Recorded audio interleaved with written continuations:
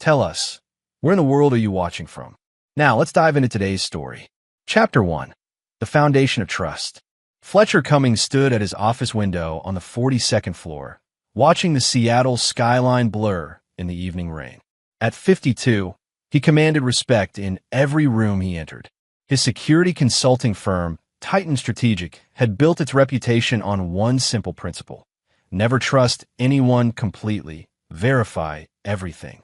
It was a philosophy that had made him wealthy beyond measure, but one he'd foolishly abandoned in his personal life. 25 years of marriage to Phyllis had seemed like a testament to true love. She was 38 when they met at a charity gala, a stunning blonde with emerald eyes who claimed to work in art curation. Fletcher had been immediately captivated by her sophistication and apparent vulnerability, a combination that had proven to be his greatest weakness. Their daughter Lindsay, now 22 and fresh out of Stanford with a degree in psychology, was the pride of Fletcher's life. She possessed his analytical mind, but had inherited what he believed was her mother's compassionate heart. Recently, she'd been helping them prepare to sell their Bellevue mansion, a task that had become necessary after Phyllis expressed her desire to downsize and travel. Fletcher's phone buzzed with a text from Phyllis, working late at the gallery again. "Don't wait up. Love you." He stared at the message, his jaw tightening. The gallery she claimed to manage had no record of her employment, something he discovered 3 weeks ago during a routine background check for their insurance renewal. That discovery had triggered a deeper investigation, one that revealed financial discrepancies he'd been too trusting to notice before.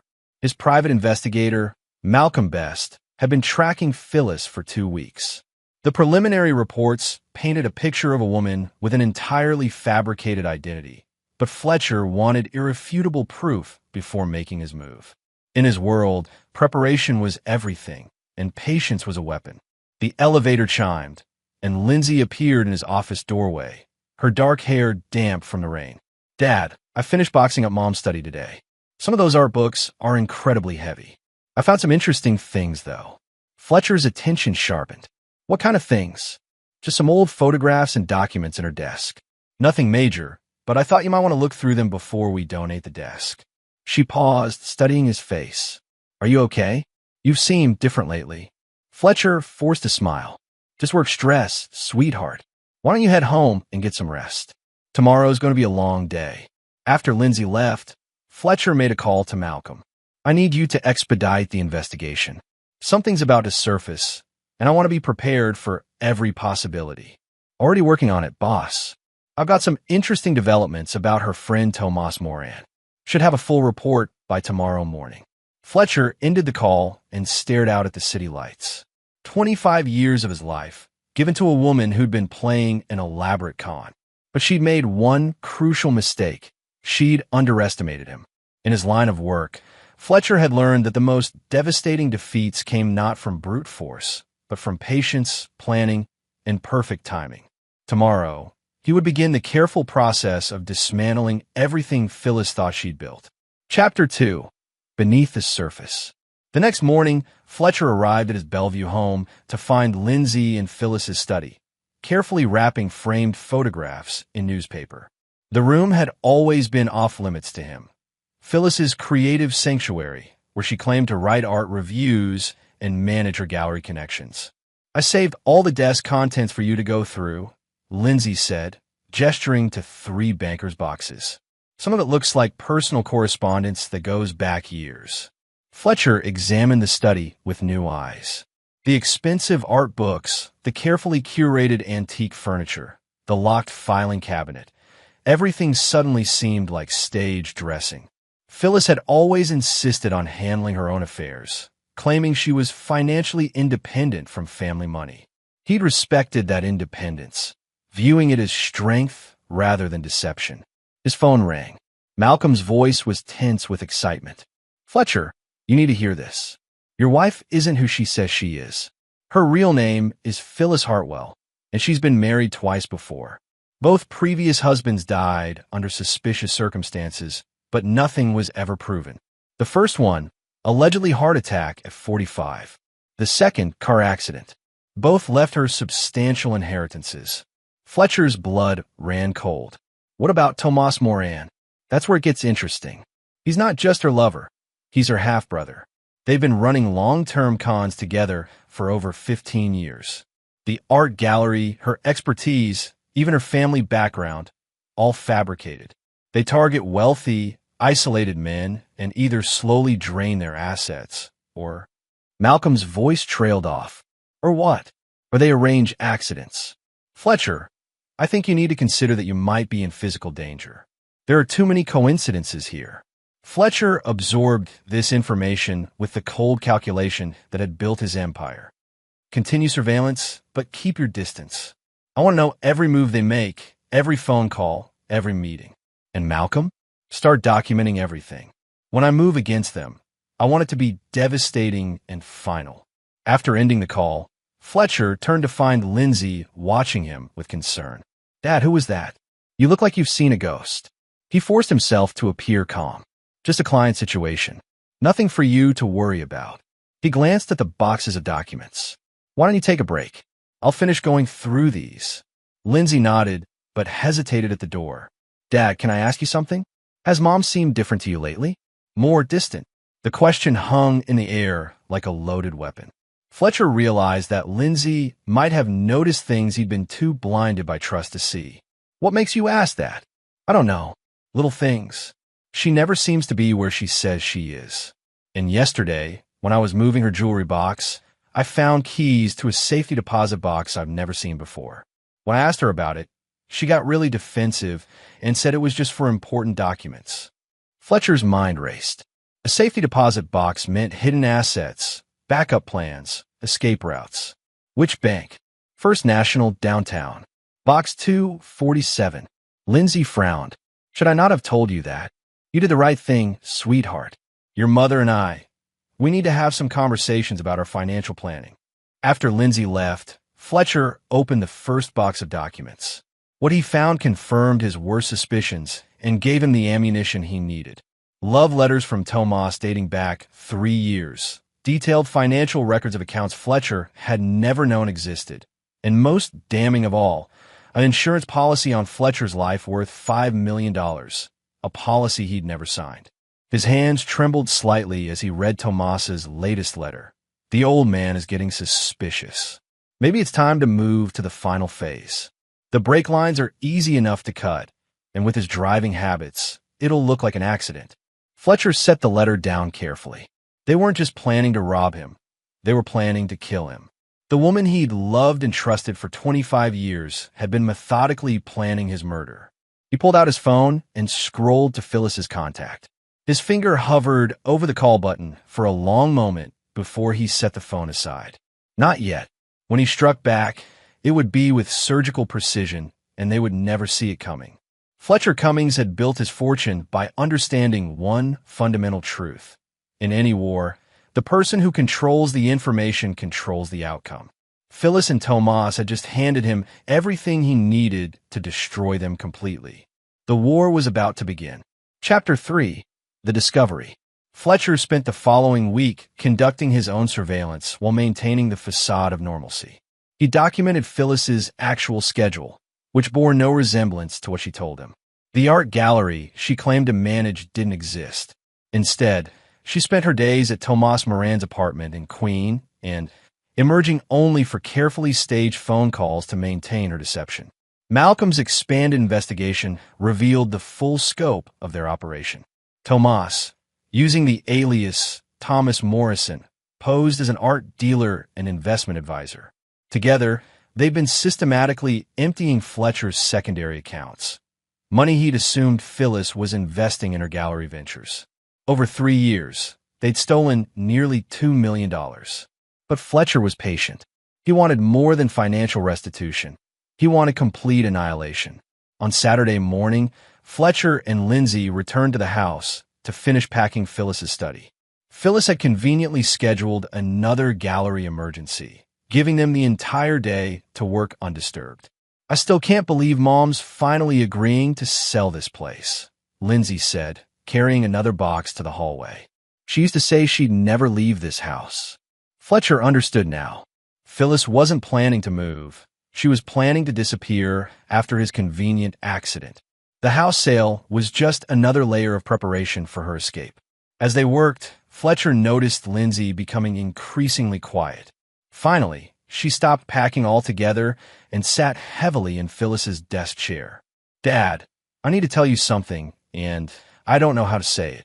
Fletcher's pulse quickened. "What is it, sweetheart?" "Yesterday, when I was at coffee with my friend Katie, I saw Mom. She was with a man I'd never seen before. They were intimate, like really intimate. And when I got closer to get a better look, I heard him call her Philly and say something about when this is all over." Fletcher felt the familiar cold rage building in his chest, but he kept his voice steady. "Did you recognize the man?" "No, but he was older, maybe your age. Dark hair, expensive suit. They seem to know each other really well." Lindsay's voice broke slightly. "Dad, I think Mom might be cheating on you." The moment had arrived sooner than Fletcher had planned, but he was ready. "Why don't we finish up here first? Then we'll talk about what you saw." They worked in heavy silence for another hour. When they reached Phyllis's desk, Fletcher pulled out the bottom drawer completely, ostensibly to make it easier to clean. As he did, a manila envelope that had been taped to the back of the drawer fell to the floor. Lindsay picked it up. "What's this?" Fletcher examined the envelope. It was thick, sealed, and labeled in Phyllis's handwriting. "Emergency Protocol, TM. Let's see what your mother's been hiding," Fletcher said grimly. As Lindsay opened the envelope, several items spilled out. A driver's license with Phyllis's photo, but the name Patricia Hartwell, a passport with the same false identity, and most shocking of all, copies of death certificates for two men Fletcher had never heard of, Charles Morrison and David Hartwell. Lindsay's hands began to tremble as she examined the documents. "Dad, this driver's license, it's Mom, but the name is wrong. And these death certificates." She looked up at Fletcher with growing horror. "Who are these men?" Fletcher knew, but he let Lindsay process the implications herself. He watched as understanding dawned in her eyes, the same sharp intelligence he'd passed down to her working through the horrifying possibilities. "These names," she whispered, "the man I saw her with yesterday." He introduced himself as Tom Morrison to the barista. Fletcher nodded grimly. "Lindsay, I need you to listen to me very carefully.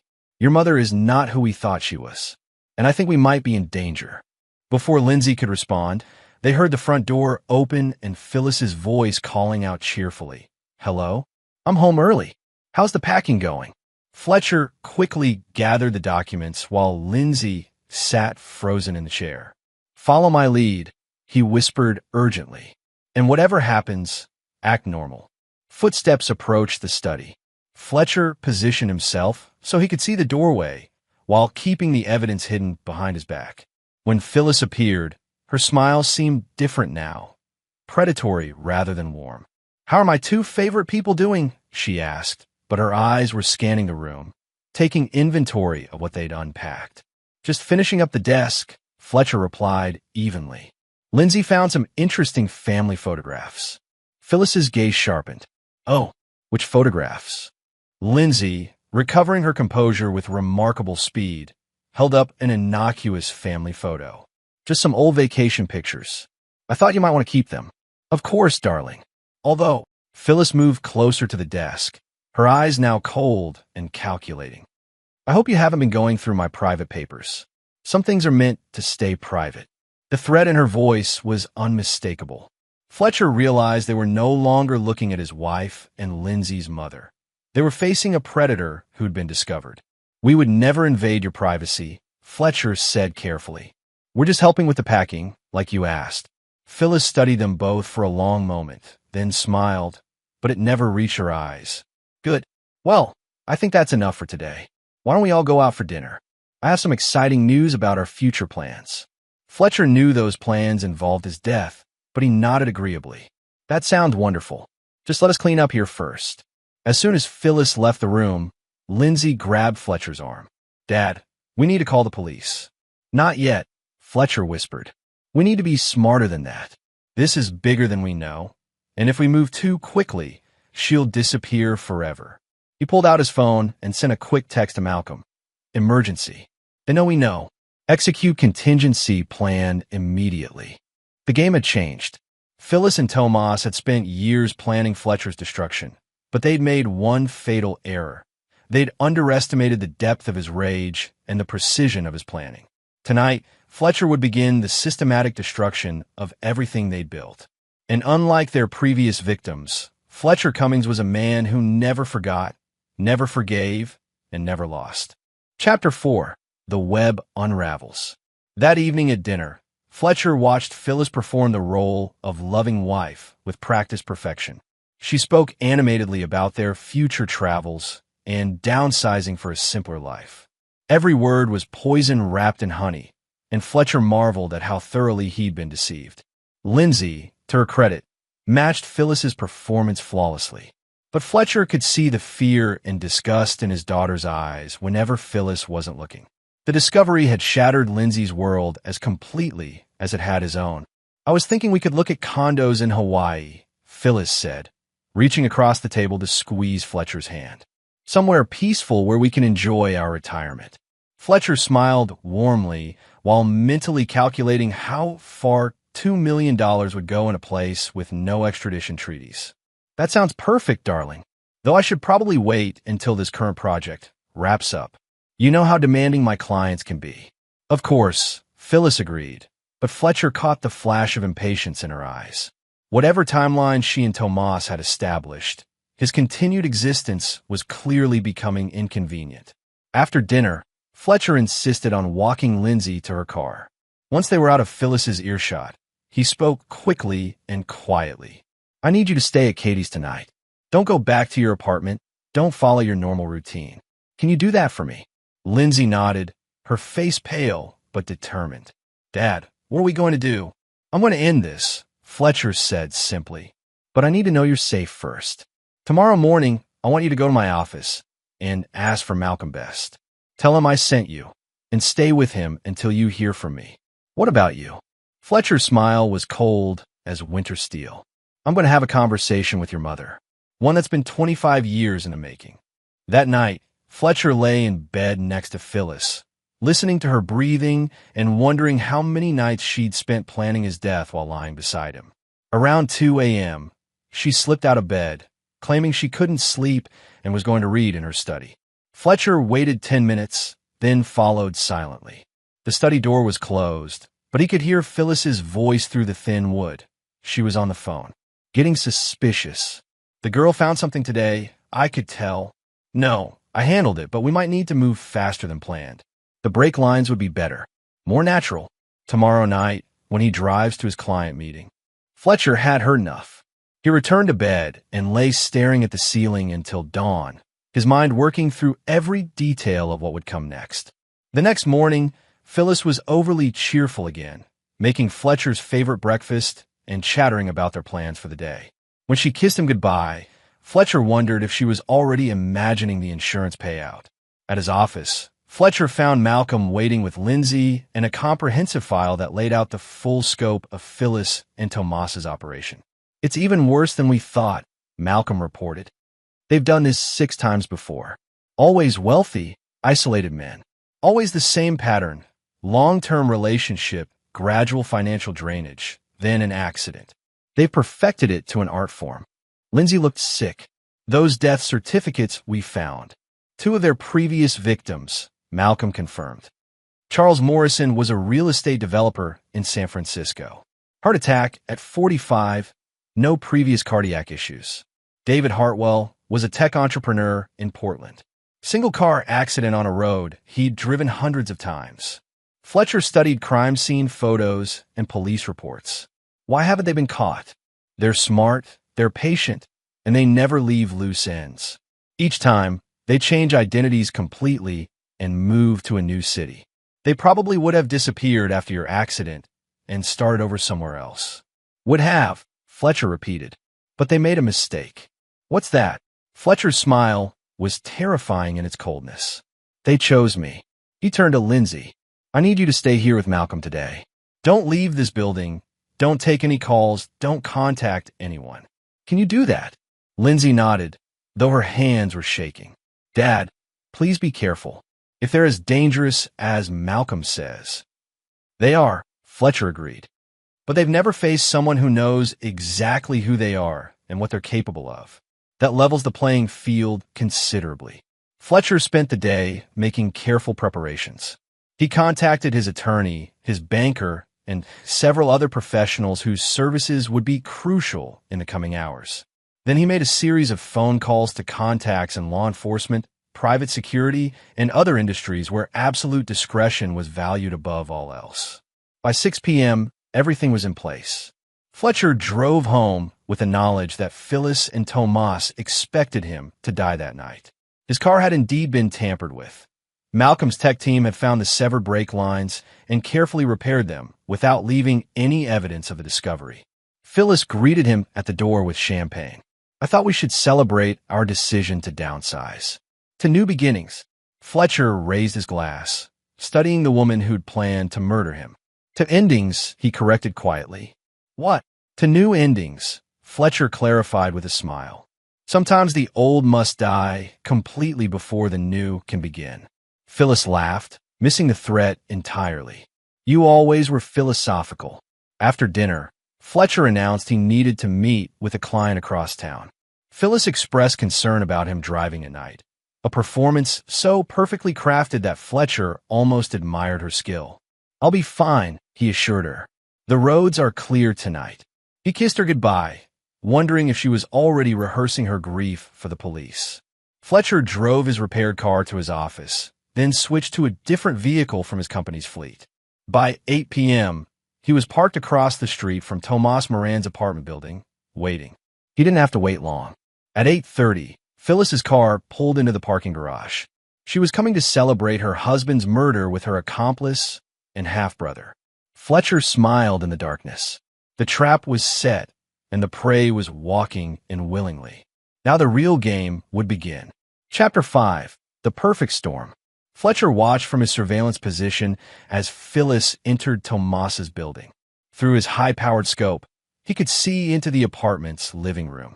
Malcolm's team had installed listening devices throughout the space during Tomas's absence the previous day, so Fletcher could hear every word of their conversation through his earpiece. "It should have happened by now," Phyllis was saying, pacing nervously across the room. The brake lines were completely severed. He couldn't have made it past the first hill. Tomas, a lean man with prematurely gray hair and cold eyes, poured 2 glasses of wine. Maybe he decided not to go to the meeting. "These things require patience, Philly. We've never failed before."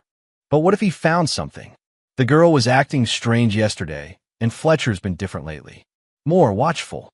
Fletcher adjusted his position, studying the man who'd been planning his death. Tomas Moran was exactly what he'd expected, a predator who'd learned to disguise himself as civilized.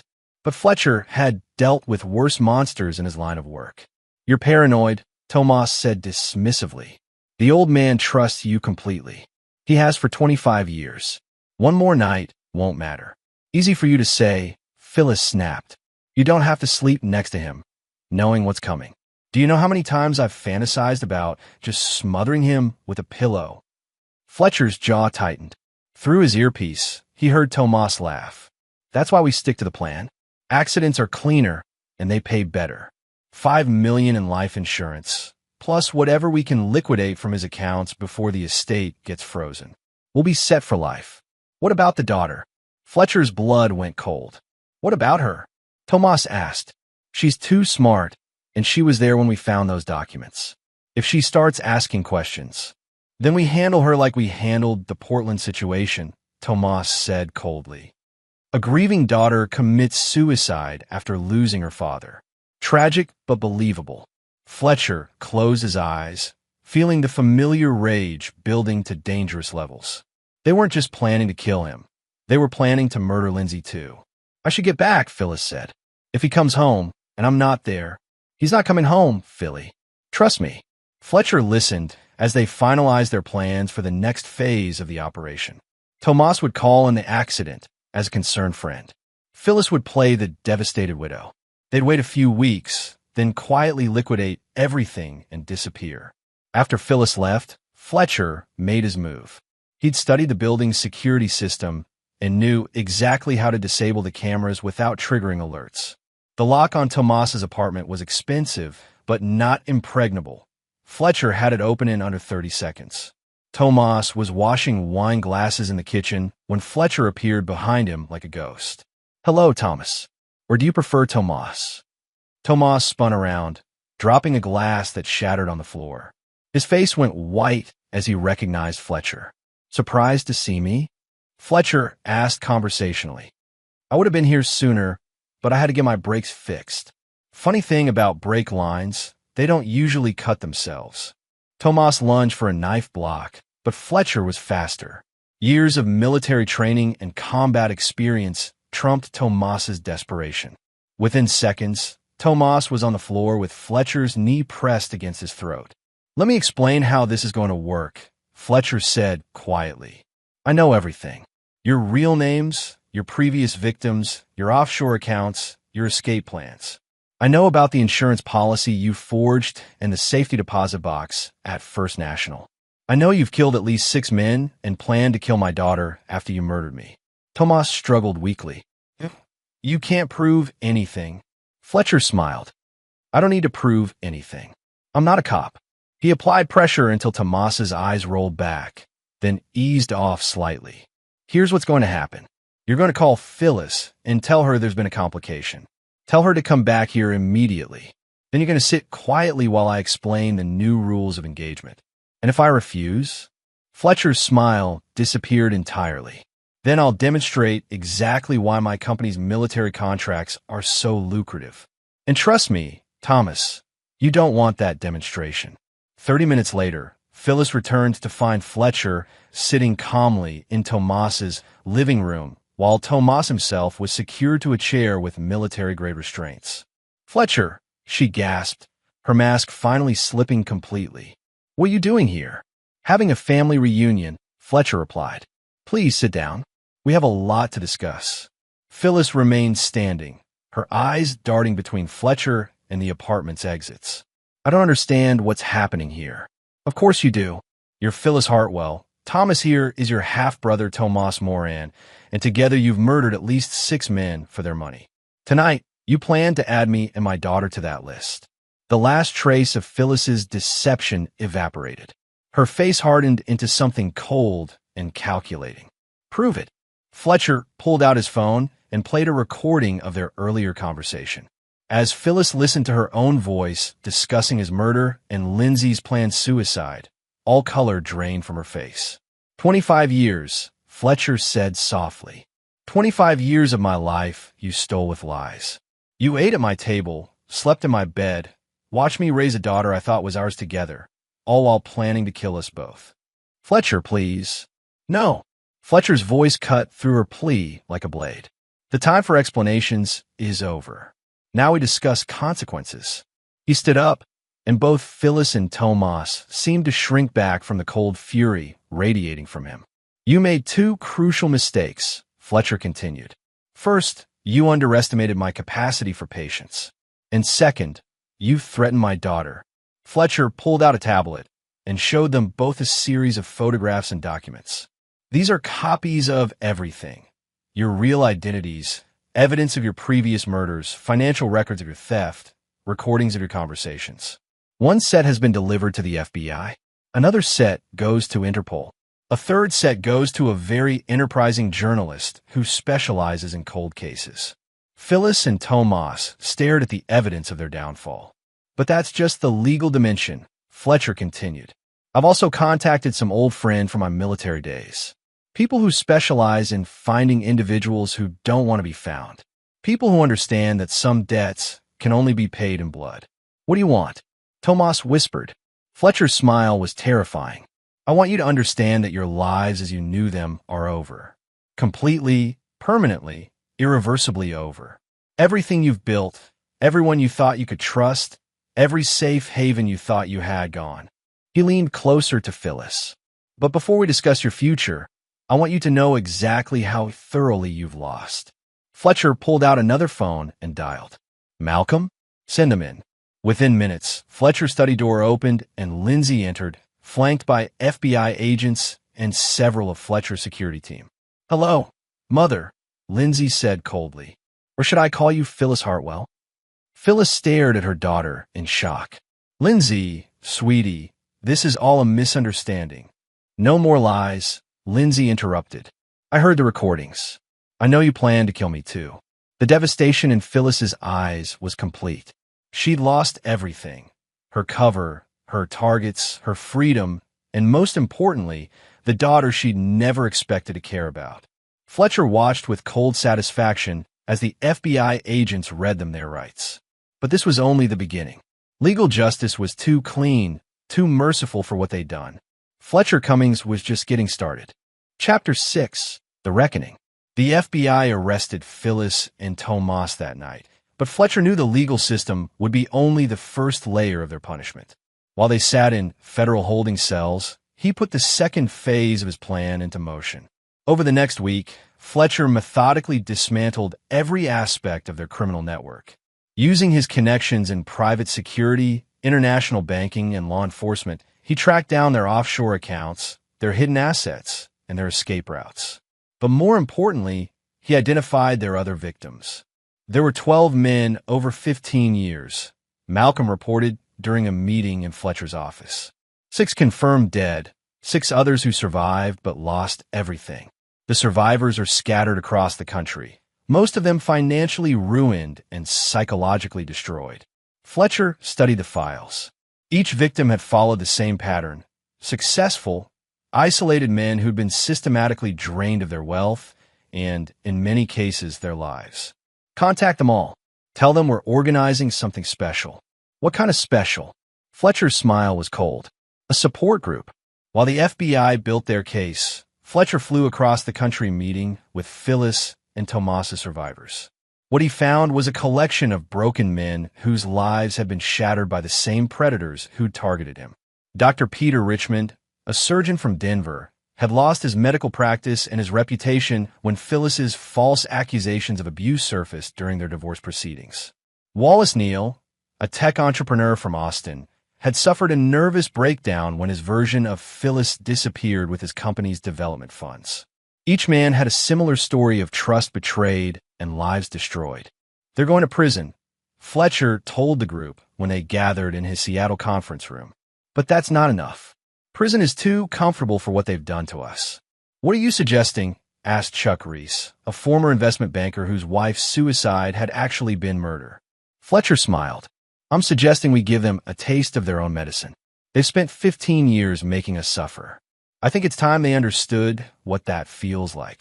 Over the next month, Fletcher orchestrated a campaign of psychological warfare that would have impressed military strategists. Using his network of contacts, he ensured that Phyllis and Tomas's every moment in prison was a calculated misery. Their cell assignments were arranged to put them in contact with inmates who'd lost family members to domestic violence, inmates who didn't appreciate con artists who targeted loving husbands. Their commissary accounts were mysteriously frozen and unfrozen at random intervals. Their legal mail was delayed, their phone privileges revoked for minor infractions, and their visitor requests denied on technicalities. But Fletcher's masterstroke was more subtle. He hired a team of psychologists and social engineers to conduct a long-term study on criminal rehabilitation. Phyllis and Tomas were selected as subjects, meaning they were subjected to daily interviews, evaluations, and experiments designed to break down their psychological defenses. "How does it feel?" Dr. Allison McCormick asked Phyllis during one session. "To know that your daughter has publicly disowned you and changed her name?" Phyllis had indeed lost Lindsay forever. After learning the truth about her mother's identity and crimes, Lindsay had legally changed her surname to her middle name, Warren, and cut off all contact.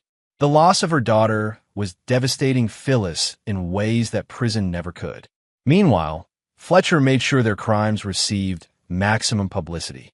He hired a documentary filmmaker to create an expose that aired on major networks.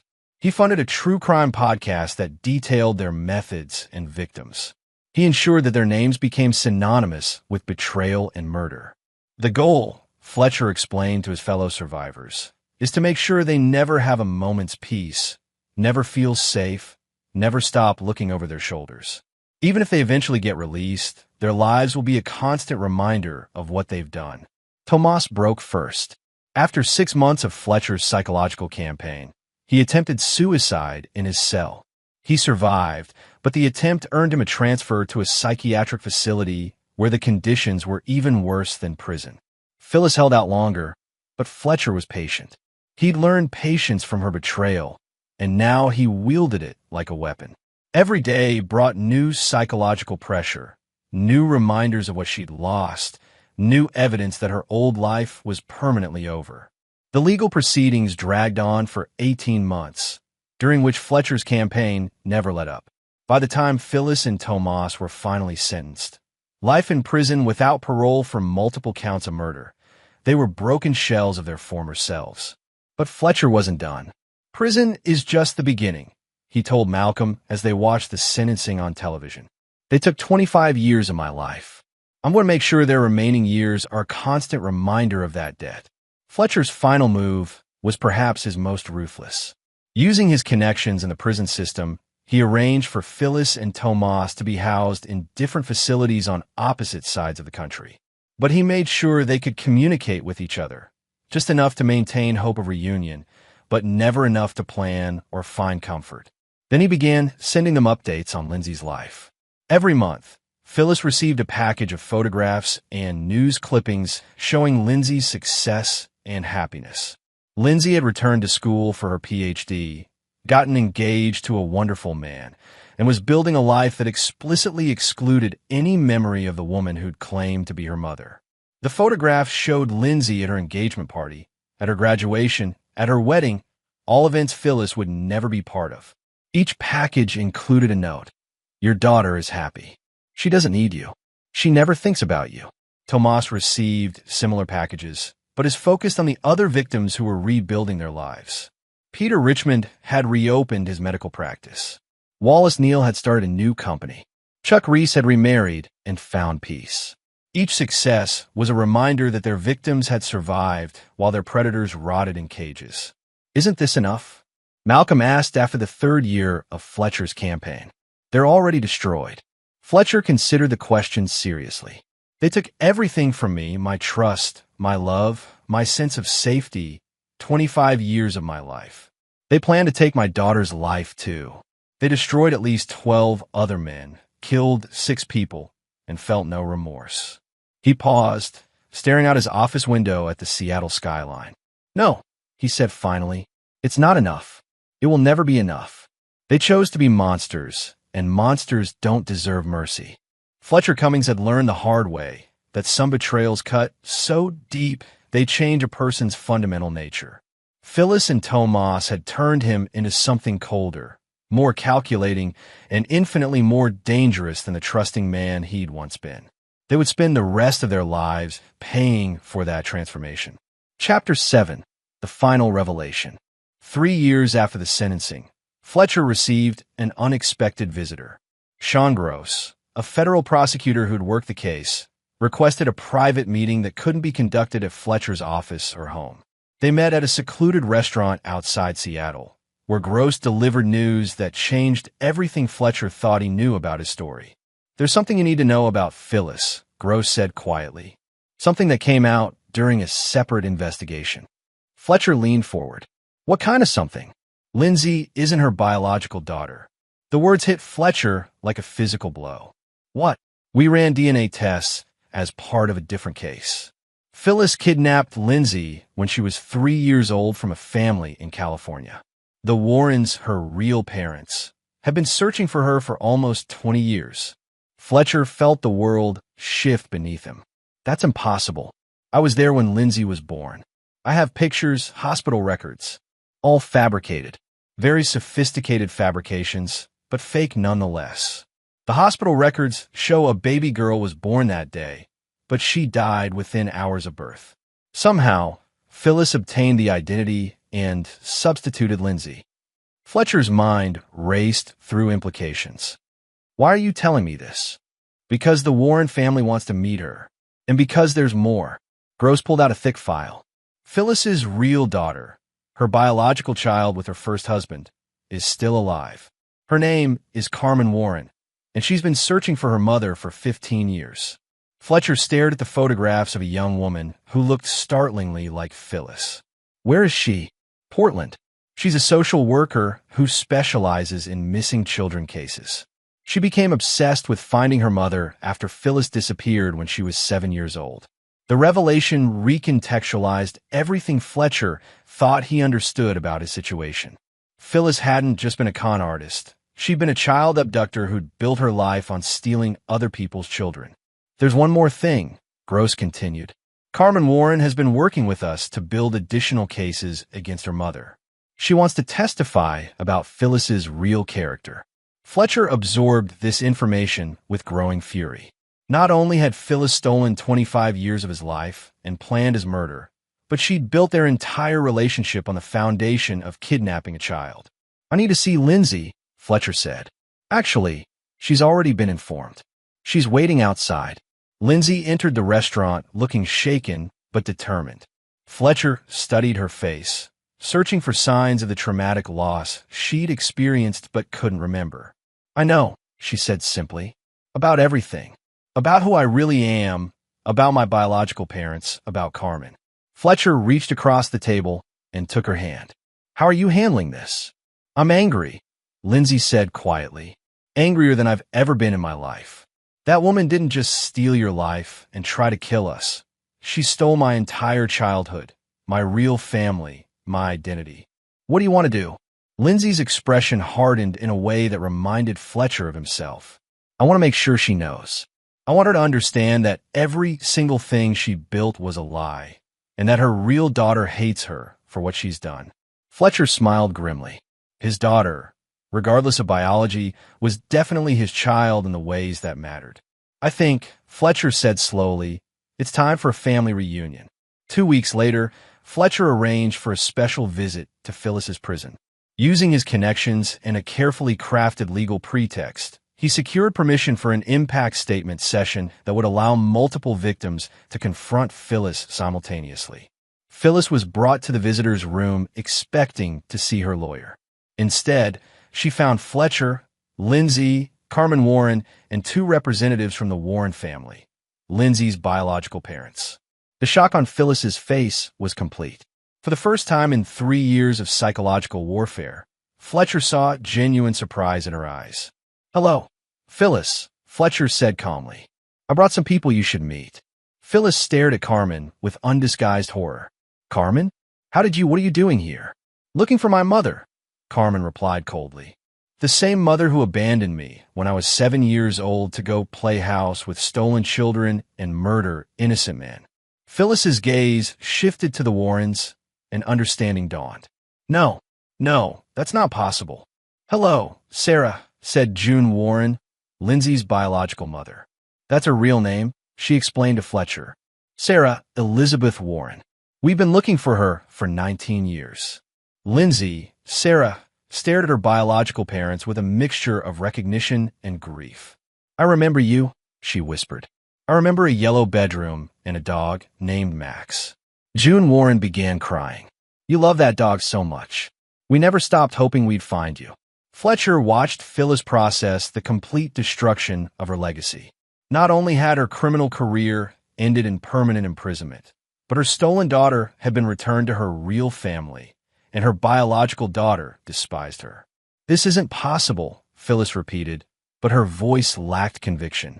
It's not only possible, Fletcher said, it's permanent. Sarah is going to rebuild her relationship with her real family. Carmen is going to testify against you in federal court. And you're going to spend the rest of your life knowing that everything you touched turned to ashes. Phyllis looked desperately at Lindsay. Sarah, please, sweetheart. I raised you. I loved you. You kidnapped me, Sarah replied with ice-cold precision. You stole me from people who actually loved me, and you used me as a prop in your murder schemes. Everything about my childhood was a lie. That's not true. It is true, Carmen interrupted. Just like everything else about you is a lie. You were never a mother to me, and you were never a mother to her. You're a thief and a murderer, and you deserve everything that's happened to you. Fletcher watched Phyllis crumble. In that moment, he realized his revenge was complete. She'd lost everything. Her freedom, her identity, her schemes, and now, most crushingly both daughters. "There's one more thing," Fletcher said as the visit ended. "Tomas received a similar visit last week. His victims' families wanted to meet him too. From what I hear, he took it about as well as you are." As they prepared to leave, Fletcher leaned close to Phyllis. 25 years, he whispered. "You owe me 25 years, and I collect my debts with interest. Every day, for the rest of your life, you'll remember this moment. Every day, you'll know that you lost completely." Phyllis stared at him with empty eyes. "I loved you." Fletcher's smile was colder than Arctic wind. "No, you didn't. You don't know what love means. But you're going to have plenty of time to learn the difference." As they walked away, Sarah took Fletcher's arm. "Thank you," she said quietly. "For what?" "For being my real father. Biology doesn't matter. You raised me, you protected me, you loved me. That makes you my dad, regardless of DNA." Fletcher felt something warm break through the ice that had surrounded his heart for 3 years. Not forgiveness. He would never forgive Phyllis and Tomas for what they'd done. But acceptance, perhaps, and the knowledge that some things survived even the deepest betrayals. "Come on," he said to both his daughters, one biological, one chosen. "Let's go home." Behind them, Phyllis was led back to her cell, where she would spend the rest of her life remembering the moment she lost everything that had ever mattered. Fletcher's revenge was complete, but more importantly, his family was finally free. Chapter 8. The Inheritance of Vengeance. 6 months after the family reunion, Fletcher discovered that his story with Phyllis and Tomas was far from over. Malcolm delivered the news during their regular security briefing, his expression unusually grim. "We have a problem," Malcolm announced, sliding a thick file across Fletcher's desk. "Phyllis and Tomas weren't working alone. There's a third partner we never identified." Fletcher opened the file to find surveillance photos of a woman in her 50s with sharp features and calculating eyes. "Who is she?" "Vera Daly, Phyllis's older sister and the actual mastermind behind their operation. She's been running logistics from outside the country for the past 15 years, managing their finances and escape routes." Fletcher studied the photographs with growing concern. "Why are we just learning about her now?" "Because she's good. Very good. She stayed completely off our radar during the investigation, and she's been smart enough to avoid any direct contact with Phyllis or Tomas since their arrest." Malcolm paused. "But she's been watching us." "What do you mean?" Malcolm pulled out a second set of photographs. "These were taken outside your office, Sarah's university, Carmen's workplace, and the Warren family home. She's been conducting surveillance on all of you for the past 3 months. Fletcher felt the familiar cold rage building. What does she want? Best guess? Revenge. Her siblings are in prison for life. Their operation is destroyed, and their assets have been seized. She's lost everything because of you." Fletcher leaned back in his chair, processing the implications. He'd spent 3 years systematically destroying Phyllis and Tomas, but he'd left a loose end that was now threatening his family. "There's more," Malcolm continued. "Vera Daly isn't just Phyllis's sister. She's a legitimate threat. Military background, special forces training, expertise in surveillance and elimination. If she's planning something against your family—" "She won't get the chance," Fletcher interrupted. "I want her location, her resources, her plans. I want to know everything about her by tomorrow morning. Already working on it." "But Fletcher, this woman is different from Phyllis and Tomas. She's not a con artist or a manipulator. She's a soldier. If you're planning to go after her the same way—" "I'm not," Fletcher said quietly. "This time, I'm going to end it permanently." That evening, Fletcher called an emergency family meeting. Sarah, Carmen, and the Warrens gathered at his Bellevue home, where Fletcher explained the new threat. "So we're still not safe?" asked June Warren, her face pale with worry. "Not yet," Fletcher admitted. "But we will be. I'm going to make sure of it." Carmen studied the surveillance photos with professional interest. "These are good quality, taken with expensive equipment. She's been planning this for months." "What would you do?" Fletcher asked her. "If I were her, I'd target the thing that hurt my family the most. In this case, that's you and everyone you care about."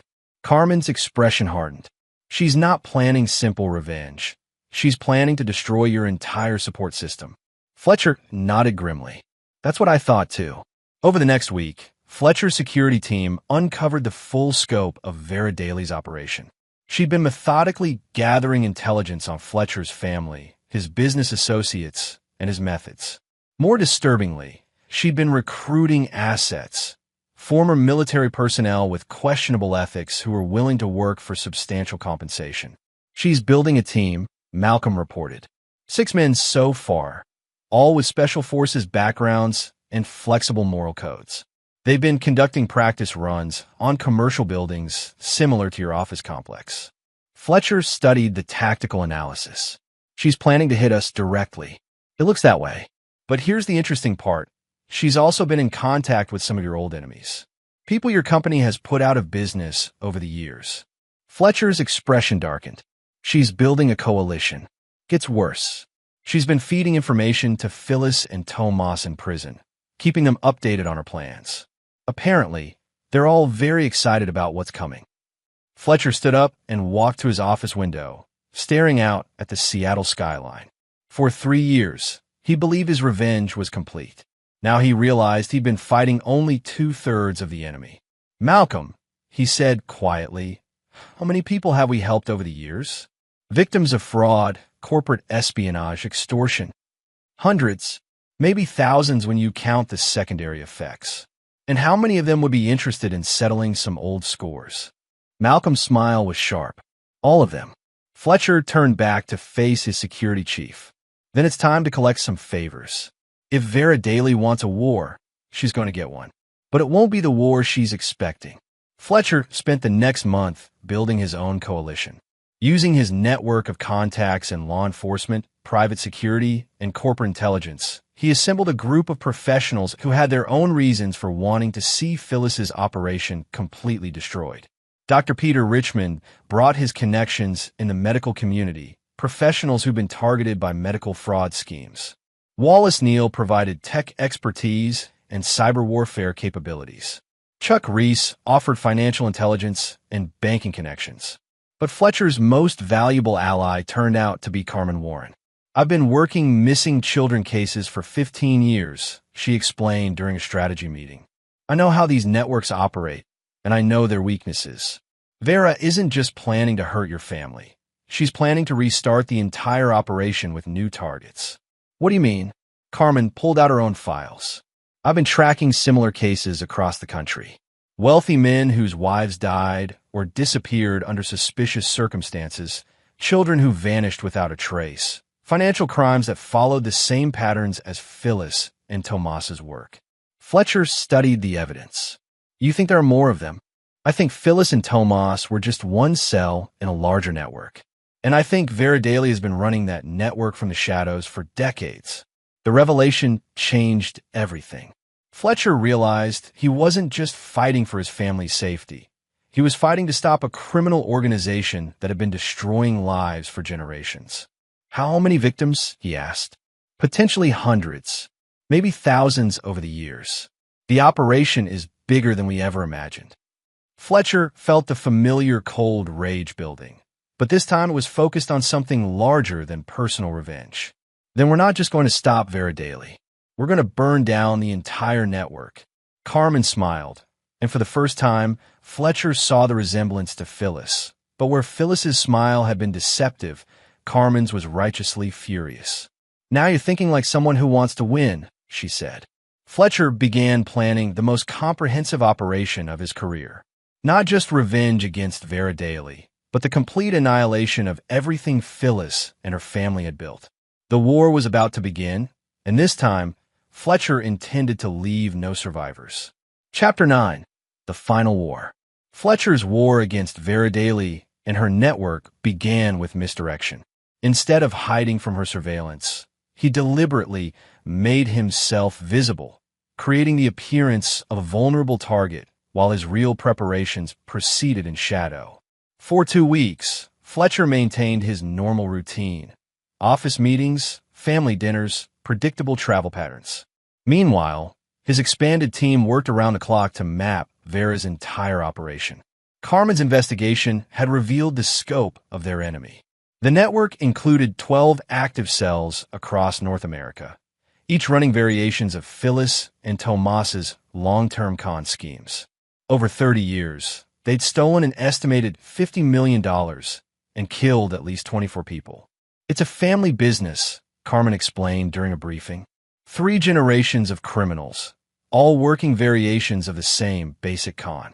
Vera has been a strategic mastermind since the 1990s. Fletcher studied organizational charts that mapped 3 decades of systematic murder. How did law enforcement miss this? Because they were smart, Malcolm replied. They never operated in the same jurisdiction twice. They changed identities frequently, and they always left enough time between operations to avoid pattern recognition. Until now, Fletcher said grimly. The plan Fletcher developed was elegant in its simplicity. Instead of trying to capture or eliminate Vera Daly, he would trick her into destroying her own network. Phase 1 began with carefully leaked intelligence. Through contacts and law enforcement, Fletcher ensured that evidence of the network's crimes reached federal investigators in multiple jurisdictions simultaneously. Within days, FBI task forces were forming in 6 different cities. But Fletcher didn't wait for the legal system to act. Phase 2 involved Sarah and the psychological warfare tactics she'd learned from watching Fletcher's 3-year campaign against her kidnappers. I'm going to visit Phyllis again, Sarah announced during a family strategy meeting. But this time, I'm going to give her something she wants. What? Fletcher asked. Hope, Sarah replied with a cold smile that reminded everyone exactly whose daughter she really was. Sarah's visit to Phyllis was carefully choreographed theater. She told Phyllis that she'd been having doubts about Fletcher, that she was beginning to remember the good times from her childhood, and that she might be willing to rebuild their relationship. But only if you help me understand the truth, Sarah said during the recorded conversation. I need to know everything about your family, your real plans, how the network operated. I need to understand who you really are. Phyllis, desperate for any connection with her stolen daughter, provided a complete confession. She detailed the network structure, identified key players, and revealed operational secrets that had been hidden for decades. But most importantly, she told Sarah exactly how to contact Vera Daly. Phase 3 was Fletcher's masterstroke. Using Phyllis's information, Sarah made contact with Vera under the pretense of being a potential recruit. She presented herself as a young woman who'd been corrupted by learning the truth about her mother's crimes and wanted to join the family business. I have access to Fletcher's security systems, Sarah told Vera during their first phone conversation. I know his routines, his weaknesses, his plans. I can give you everything you need to destroy him. Vera, hungry for revenge and convinced that Sarah was genuinely turned against Fletcher, began sharing operational details.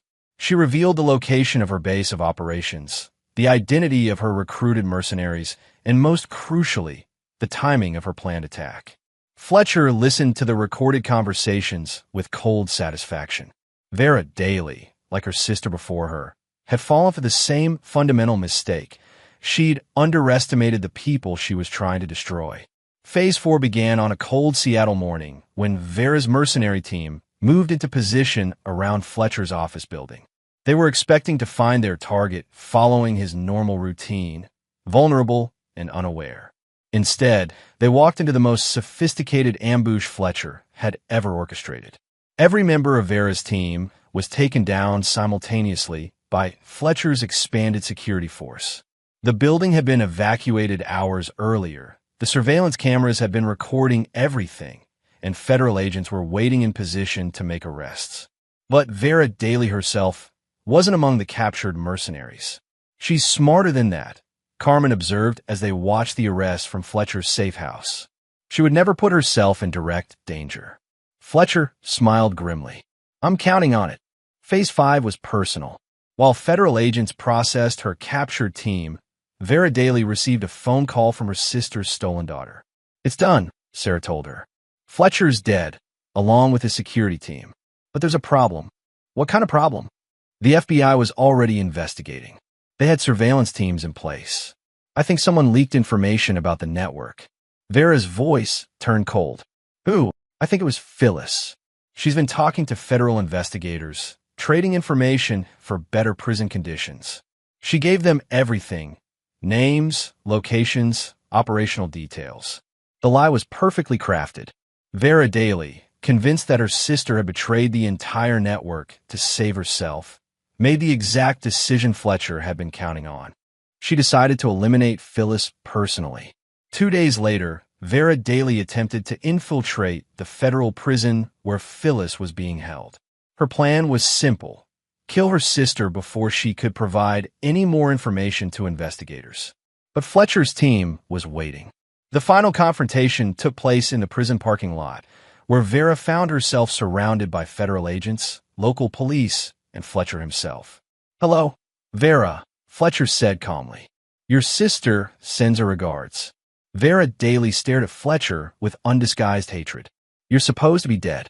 So were a lot of people your family killed over the years. The difference is I fight back." As federal agents arrested Vera Daly, Fletcher felt the satisfying completion of a plan 3 years in the making. The network that had destroyed so many lives was finally broken. But he wasn't finished. Over the following months, Fletcher used his evidence and connections to ensure that every member of the criminal network faced justice. Federal investigations in 12 cities resulted in 47 arrests. Millions of dollars in stolen assets were recovered and returned to victims' families. The legal proceedings took 2 years, but Fletcher was patient. He attended every trial, watched every sentencing, and made sure every victim's family knew that justice had finally been served. Phyllis died in prison during the second year of trials, officially of natural causes, though Fletcher suspected the psychological pressure of learning that her entire network had been destroyed might have contributed to her heart failure. Tomas lasted another 6 months before following his sister into death. His suicide note contained only 2 words: "Fletcher wins." Vera Daly received multiple life sentences without the possibility of parole. Her last words to Fletcher, spoken during the final sentencing hearing, were a promise of revenge from beyond the grave. Fletcher's response was simple: "There won't be anyone left to carry it out." Epilogue: The price of betrayal. 5 years after Vera Daly's arrest, Fletcher Cummings stood in the garden of his new home in Montana, watching Sarah play with her 3-year-old daughter. Sarah had married Carmen's brother and taken the Warren name permanently, finally reclaiming the identity stolen from her in childhood. Carmen visited frequently, having relocated to Seattle to work with Fletcher's Foundation, an organization dedicated to helping victims of long-term fraud and identifying criminal networks before they could claim new victims. The Warren parents had become Fletcher's closest friends, bonded by their shared experience of loss and recovery. June Warren often said that Fletcher had given them back their daughter, but Fletcher knew the truth was more complex. They'd all saved each other. Fletcher himself had changed in ways both subtle and profound. The betrayal had made him harder, more suspicious, less willing to trust. But it had also shown him the difference between the family you're born into and the family you choose. He'd never remarried, never again allowed anyone that level of access to his heart. Some wounds, he'd learned, don't heal. They just teach you to live differently. But watching Sarah with her daughter, seeing Carmen find peace in helping other victims, knowing that the Warren family was whole again, these things gave Fletcher a satisfaction deeper than any business success ever had. His phone buzzed with a text from Malcolm. New case. Similar pattern to the old network. Interested, Fletcher looked at his chosen family, then back at the message.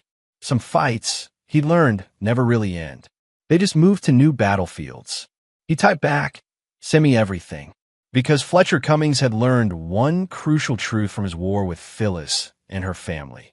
Some people exist to hurt others, and the only way to stop them is to be willing to hurt them back. He'd spent 3 years teaching Phyllis and Tomas the price of betrayal. He'd spent 2 more years dismantling their entire network. And he'd spend however many years remain teaching the same lesson to anyone else who thought they could prey on innocent people. Fletcher Cummings never forgave, never forgot, and never stopped hunting the monsters who hid among humanity. It was a hard way to live, but it was the only way he knew how to protect the people he loved. And in the end, that was enough.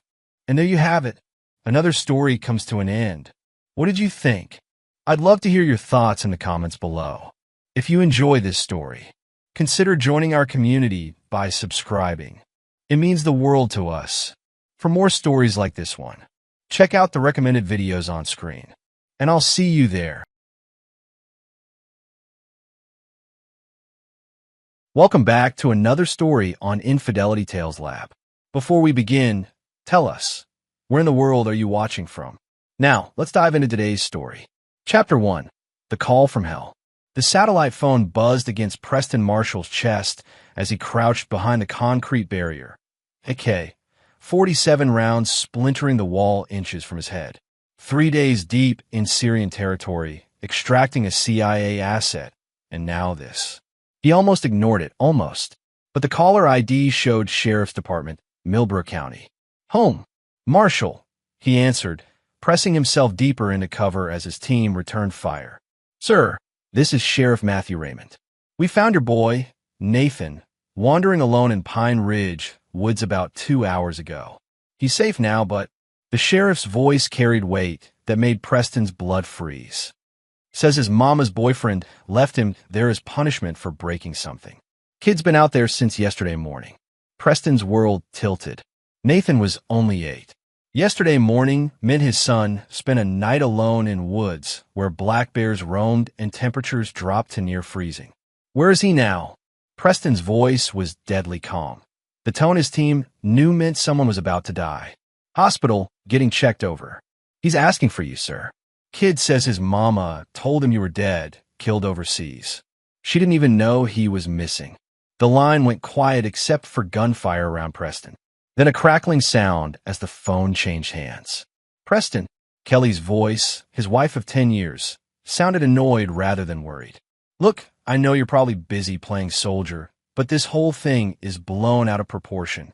Sean was just teaching Nathan some responsibility. Sean. Preston's grip tightened on the phone. Who the hell is Sean? My friend. He lives here now. Has for 6 months. Nathan broke his vintage guitar, and Sean felt the boy needed to learn consequences. So he abandoned my son in the woods? It wasn't abandonment. It was, look, honestly, Preston, maybe this is a sign. Nathan's weak, always crying, always needing help. He should have found his way back. Any son of yours should have been stronger. Her voice turned cold. Maybe he's not really yours. Maybe weak blood just can't survive like it should. The words hit Preston like physical blows. This woman, who he'd married, who'd promised to love and protect their child, was essentially saying she wished their son had died in those woods. I'm coming home, Preston said. Don't bother. We don't need you here. We're doing fine without you. The line went dead. Around Preston, the firefight continued, but he felt detached from it. His team leader, Glenn Booker, slid over beside him. Bad news from home? The worst. Preston checked his watch. How fast can we extract? Chopper's inbound, 10 minutes. Why? Preston looked at his longtime friend and teammate. Glenn had served with him through 4 deployments, saved his life twice, knew him better than anyone. Someone hurt my son. And my wife. Preston paused, the reality settling in. My wife let them. Glenn's expression darkened. He'd met Kelly, played with Nathan during their last leave.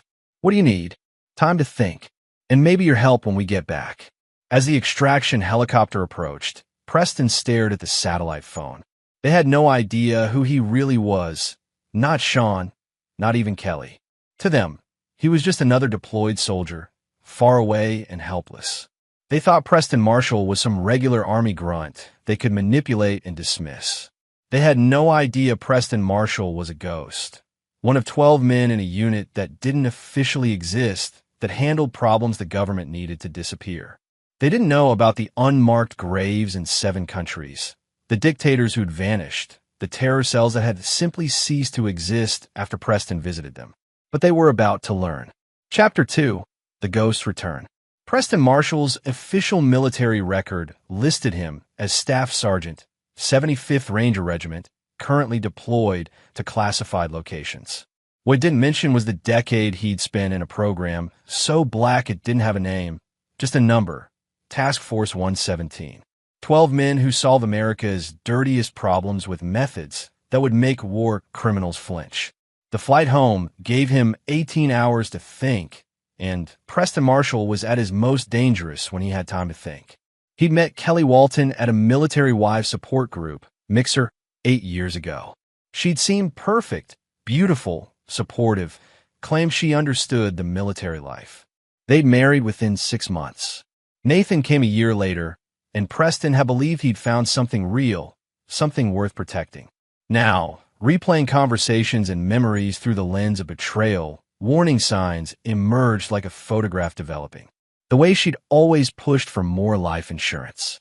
Her odd questions about his work, his teammates, his schedule. The recent insistence that he shouldn't bother calling so often. Preston's phone contained 67 missed calls from Sheriff Raymond, but none from Kelly. Not one call asking if he'd gotten the message about Nathan. Not one expression of concern for their son. Touching down at Dover Air Force Base, Preston immediately called Sheriff Raymond back. "Mr. Marshall, thank God. How soon can you get here? I'm stateside now. How's Nathan? Physically, he's fine.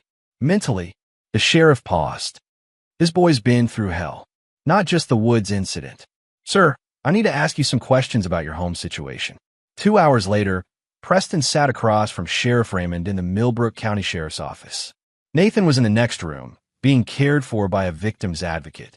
"Your son's been telling us things," Sheriff Raymond said carefully, "about this Sean character, about your wife.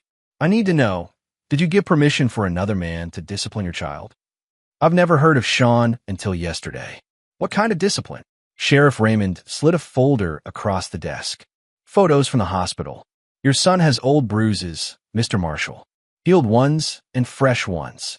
The doctors say the pattern suggests regular physical punishment over months." Preston opened the folder and felt something dark and cold settle in his chest. Nathan's small body was mapped with bruises in various stages of healing. Handprints on his arms. Belt marks on his back. "The boy's afraid to go home," Sheriff Raymond continued. "Keeps asking if his mama will be angry that he told people about the rules." "What rules?" "Sean's rules. No crying. No asking for help. No telling anyone outside the house about family business. And if Nathan broke any rules." Sheriff Raymond gestured to the photos. Preston closed the folder, his hands steady despite the rage building inside him. "Where are they now? Your wife and this Sean fellow?" "They're at your house. Been there all day." "Sir, I have to ask, did you know about any of this?" "No." Preston met the sheriff's eyes. "I've been deployed for 8 months.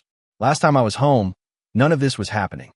We need to charge this Sean with child abuse. Potentially your wife too, for allowing it. But I need to know, are you looking for custody of your son?" Preston thought about Kelly's words on the phone. "He should have been dead. I don't want a loser's blood." "Yes, full custody. And Sheriff, I want to know everything about Sean. Everything." An hour later, Preston sat with Nathan in a small room designed to be comforting for children. His son looked thin, scared, older than his 8 years. "Daddy? Mama said you were dead." Preston knelt down to Nathan's level. "I'm not dead, son. I'm here now. Sean said soldiers like you die because you're weak. He said if I was really your son, I wouldn't be weak either." Nathan's voice was barely a whisper. "But I am weak, Daddy. I couldn't find my way out of the woods." Preston gathered his son into his arms, feeling the boy's fragile frame, the way he flinched at sudden movements. "You're not weak, Nathan. You're 8 years old. You survive a night in the woods alone. Most grown men couldn't do that. Sean says. Sean is wrong about everything." Preston pulled back to look Nathan in the eyes. "And he's never going to hurt you again. I promise you that." It was a promise Preston Marshall intended to keep, no matter what it cost. Chapter 3. Gathering Intelligence. Preston spent the night in a motel, Nathan safely sleeping beside him. By morning, he'd made 17 phone calls and learned everything there was to know about Sean Knapp. Sean Knapp, 34, originally from Detroit. Dishonorable discharge from the Army after 2 years for assault on a fellow soldier. 3 arrests for domestic violence, 2 convictions. Currently unemployed, but driving a new pickup truck and living in Preston's house, supporting himself on Kelly's nurse's salary and what appeared to be Preston's direct deposit military pay. But the most interesting detail came from Glenn Booker, who'd made some calls of his own. "Your boy Sean's been busy," Glenn reported over an encrypted call. talking to people about a military wife whose husband's got life insurance worth $500,000. Been asking around about how to contact overseas bases, how deployment notifications work. Preston felt pieces clicking into place. He's trying to figure out how to make me disappear permanently. Gets better. Your wife's been to a lawyer. Filed preliminary divorce papers 3 months ago. But here's the kicker. She listed you as missing in action, presumed dead. The picture crystallized. Kelly and Sean weren't just having an affair. They were actively working to erase Preston from existence, legally and literally. The abuse of Nathan wasn't just cruelty, it was elimination of evidence. If Nathan disappeared too, there'd be no one to contradict their story of the grieving widow whose husband and son died overseas. I need surveillance on my house, Preston told Glenn. And I need it yesterday. Already done. Russ Ward's got eyes on them. You want to know what they're doing right now? Preston checked his watch. 10 a.m. Tell me. Your wife's at work. Sean's in your house, going through your personal effects. Looks like he's boxing things up. Also looks like he's moved completely into your bedroom. Preston closed his eyes, feeling the familiar cold focus that came before a mission. Any weapons in the house? Sean's got a handgun. Carried it outside twice this morning. Seems comfortable with it. Your wife gets home at 6. They're planning something for tonight. We intercepted a text about finishing preparations. For what? Don't know yet. But Preston, Glenn's voice carried concern. These people aren't just greedy. They're dangerous.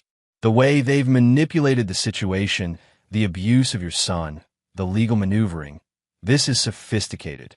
Sean might be a grunt, but someone's helping them think this through. Preston looked at Nathan, still sleeping in the motel bed. His son's face was peaceful for the first time since Preston had arrived. The boy felt safe now, protected, and Preston intended to make sure he stayed that way. I need to see them, Preston said.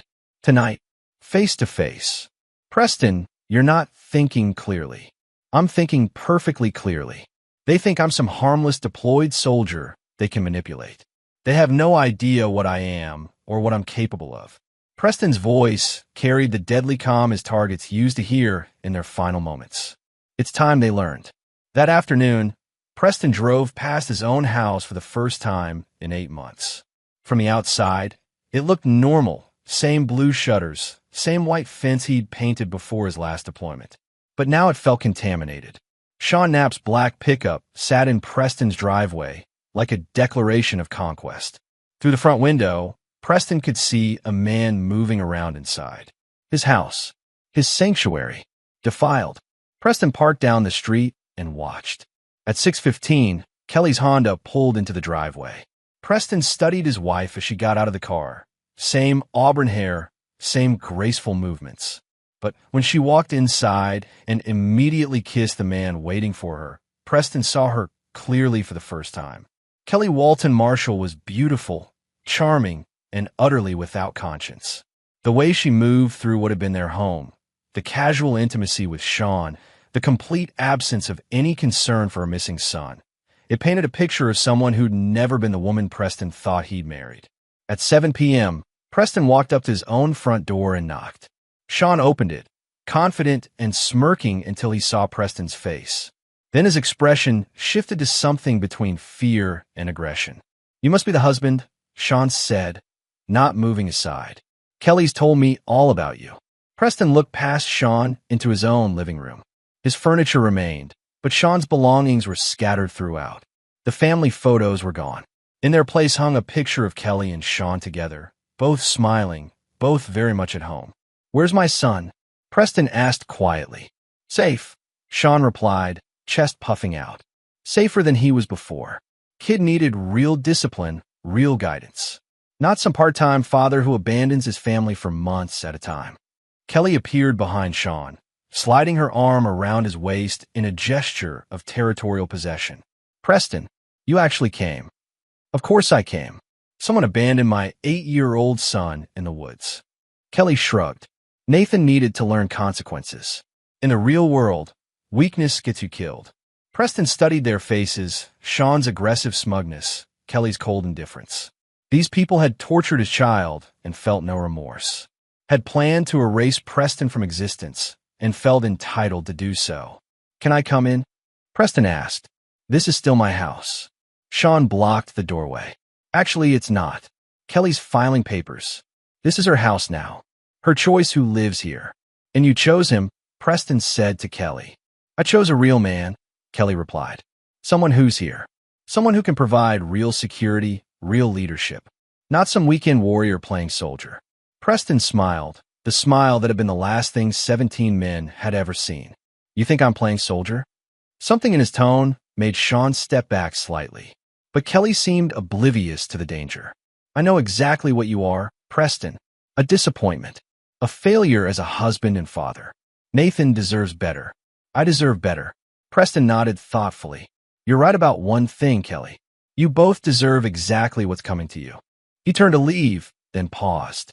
"Oh, and Sean, you might want to sleep with one eye open. The real world you mentioned? I own it." As Preston walked away, he heard the door slam behind him. But he also heard Sean's voice, sharp with new fear. "Kelly, what did you tell me about his job? Exactly what does he do overseas?" Preston smiled again as he got in his car. Let them wonder. Let them worry. The hunt had begun. Chapter 4, Building the Web. Preston Marshall hadn't survived a decade in the world's most dangerous places by being impulsive. Revenge was like any other operation. It required intelligence, planning, and precise execution. From his motel room, Preston established a command center. 3 laptops, encrypted communication gear, and a secure connection to resources that didn't officially exist. By morning, he knew more about Sean Knapp and Kelly Marshall than they knew about themselves. Sean's finances told an interesting story. Despite being unemployed, he'd made significant cash deposits over the past 6 months, always under the $10,000 reporting threshold, always in different branches. His new truck was purchased with cash. So were several expensive gifts for Kelly.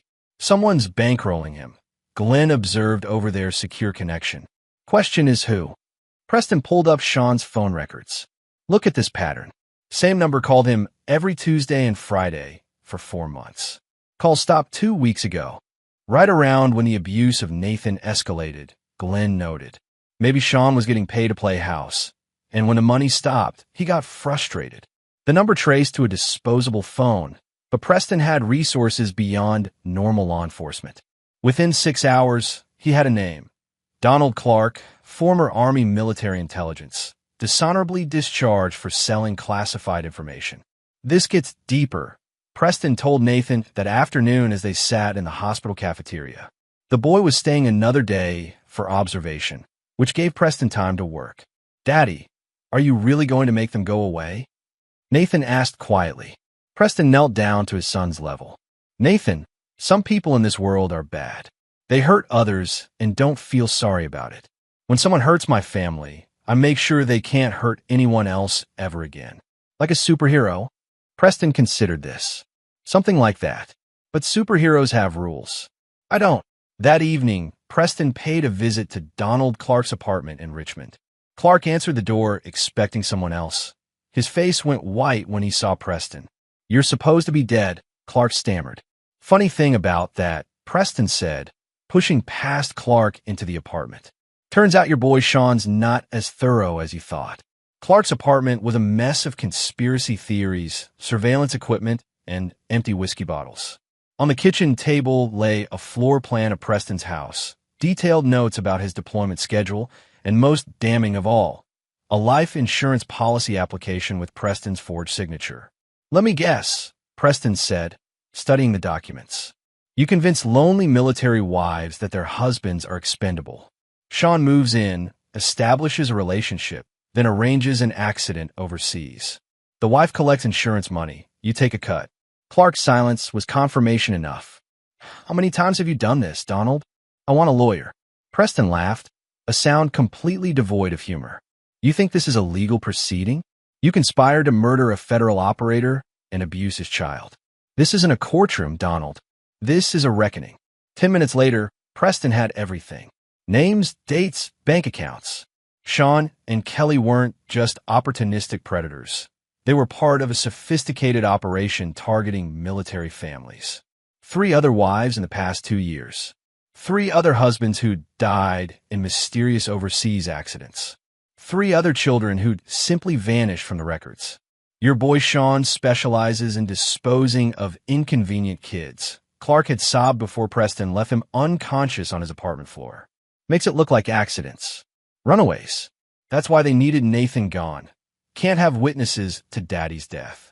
Preston sat in his car outside Clark's building, processing the magnitude of what he'd uncovered. This wasn't just betrayal. It was a systematic murder operation. His wife hadn't just chosen another man. She'd chosen to become an accessory to multiple homicides. The cold rage that had been building since Nathan's rescue crystallized into something sharper. These people had killed before. They would have killed Preston, killed Nathan, and moved on to the next family without conscience or regret. Preston made a call. Glenn, I need the team. How many? All of them. And I need them dark. No official channels, no oversight. Preston, what did you find? A cancer that needs cutting out. And I'm going to need more than a scalpel. Chapter 5, Allies and Shadows. The abandoned warehouse in Norfolk had been Task Force 117's unofficial meeting place for years. When Preston arrived at midnight, 11 men were waiting, the deadliest collection of human beings ever assembled in one room. Glenn Booker, demolitions expert who could turn a toothpick into an explosive. Marco Banks, sniper who'd once taken out 3 targets with 1 bullet. Joseph Peters, psychological warfare specialist who could break minds without leaving marks. Each man had committed acts that would horrify civilized society in service of a country that would deny their existence if captured. Gentlemen, Preston began, I need to tell you about Sean Knapp. For 30 minutes, Preston laid out the conspiracy. The murdered soldiers, the insurance fraud, the systematic targeting of military families. When he finished, the room was silent. How many children? Asked Joseph Peters. 7 that we know of. Nathan would have been the 8th. Marco Banks, a father of 3, spoke first. What do you need? I need Sean Knapp and Kelly Marshall to disappear. But first, I need them to suffer. I need them to know exactly why they're dying and who's killing them. Glenn leaned forward. This isn't official task force business. No, Preston agreed. This is personal. Anyone who doesn't want to participate. Shut up, said Eugene Diaz, their communications specialist. You think any of us would walk away from this? These bastards killed soldiers, murdered children. They're enemies of the United States. More than that, added Stanley McClure, their infiltration expert. They're predators who turned military service into a hunting ground. They made our deployments into their opportunity. Preston felt something loosen in his chest, the fear that he might have to handle this alone. These men understood. They'd all left families behind when they deployed, trusting in the system to protect what mattered most. The betrayal Kelly and Sean represented was an attack on every military family. What's the plan? Glenn asked. Preston spread a map of Millbrook County on the table. Sean thinks he's the hunter. We're going to show him what it feels like to be prey. Over the next 2 hours, they planned an operation more complex than most government-sanctioned missions. Phase 1, isolation. Cut Sean and Kelly off from outside support. Eliminate their escape routes. Make them completely dependent on each other. Phase 2, psychological pressure. Make them paranoid, fearful, uncertain of what was real. Phase 3, the revelation. Show them exactly who Preston Marshall was and what he was capable of. Phase 4, justice. What about Donald Clark? Marco asked. Clark's already handled, Preston replied. He'll spend the rest of his life in a military prison, assuming he survives long enough to get there. And Kelly? Joseph asked. She's still technically a military spouse. Preston's expression didn't change. Kelly forfeited any protection when she conspired to murder her husband and child. She's an enemy combatant now. The team dispersed at dawn, each man with specific assignments. Preston returned to the hospital to find Nathan awake and asking for breakfast. Daddy, are the bad people going away now? Very soon, son. But first, we need to make sure they can never hurt anyone else. Other kids like me? Preston nodded. Other kids exactly like you. Nathan considered this with the seriousness only children could bring to complex moral questions. Good. They shouldn't hurt kids. That afternoon, Phase 1 began. Sean's new truck developed engine trouble on his way to the store. Sugar in the gas tank, courtesy of Russ Ward's midnight visit. Sean's bank accounts suddenly showed suspicious activity, triggering fraud investigations. Eugene's expertise with financial systems. Kelly's nursing supervisor received an anonymous tip about drug theft. False, but enough to trigger an investigation that would keep her busy. By evening, Sean and Kelly were stranded at Preston's house, cut off from money and transportation, with Kelly facing suspension from work pending investigation. Preston watched from across the street as Sean paced angrily in the living room while Kelly sat at the kitchen table, talking rapidly on her phone. Even from a distance, Preston could read their body language, stress, fear, the first cracks in their confidence. His phone buzzed with a text from Glenn. Phase 1 complete. They're trapped. Preston typed back. Begin Phase 2. Chapter 6. The Pressure Mounts. The psychological campaign began at 3 a.m. Kelly woke to the sound of Nathan crying, his voice coming through the baby monitor they'd kept from when he was younger. But Nathan was safely sleeping at the hospital, miles away. Eugene's voice modulation equipment could replicate any sound, and the boy's cries echoing through the dark house sent Kelly stumbling through rooms, searching for a child who wasn't there. Sean found her in Nathan's empty bedroom, shaking. I heard him, she whispered. He was crying for help. There's no one here, Sean snapped, but Preston could see through the surveillance cameras that the man was rattled too. The next night, Sean's laptop displayed photos of Preston in full tactical gear, face painted for war, holding weapons that weren't in any public database. The photos vanished when Sean tried to save them, but the message was clear. You have no idea who you're dealing with. On the third night, Kelly's phone rang every hour from Nathan's number, the boy pleading for his mommy to come find him in the woods, lost and scared. When Kelly tried to call back, the number was disconnected. By day 4, they were barely speaking to each other. Sean had started drinking heavily. Kelly jumped at every sound. The surveillance cameras showed them checking locks obsessively, looking over their shoulders, arguing in harsh whispers. They're breaking, Glenn reported. Kelly tried to leave twice. Her car won't start. Sean called 3 different mechanics. None will come out to the house. How's their communication with outside? Severed. Sean's phone only gets calls from numbers we control. Kelly's been suspended from work. Their internet randomly cuts out. They're completely isolated. Preston felt a cold satisfaction. Sean and Kelly were experiencing a fraction of what Nathan had endured. Fear, helplessness, the knowledge that no one was coming to help. On day 5, Preston made his move. He arrived at the house in full daylight, wearing his dress uniform with every ribbon and medal earned in a decade of classified operations. He knocked politely on the front door. Sean answered, haggard and suspicious. His eyes widened when he saw Preston, not the uncertain husband from their last meeting, but a decorated special operations soldier whose very bearing radiated lethal competence. We need to talk, Preston said calmly. This time, Sean stepped aside immediately. Kelly emerged from the kitchen, stopping short when she saw Preston. You look different. I am different. Preston sat in his own living room like a conquering general. Tell me, Kelly, what did you think I did overseas? Infantry. Regular army stuff. Preston smiled. I've never been regular army. For the past 10 years, I've been part of a unit that doesn't officially exist. We handle problems that require permanent solutions. Sean found his voice. You're trying to scare us. No, Sean. I'm trying to educate you. Preston leaned back casually. Do you know how many people I've killed? The question hung in the air like smoke. 17 that I killed personally.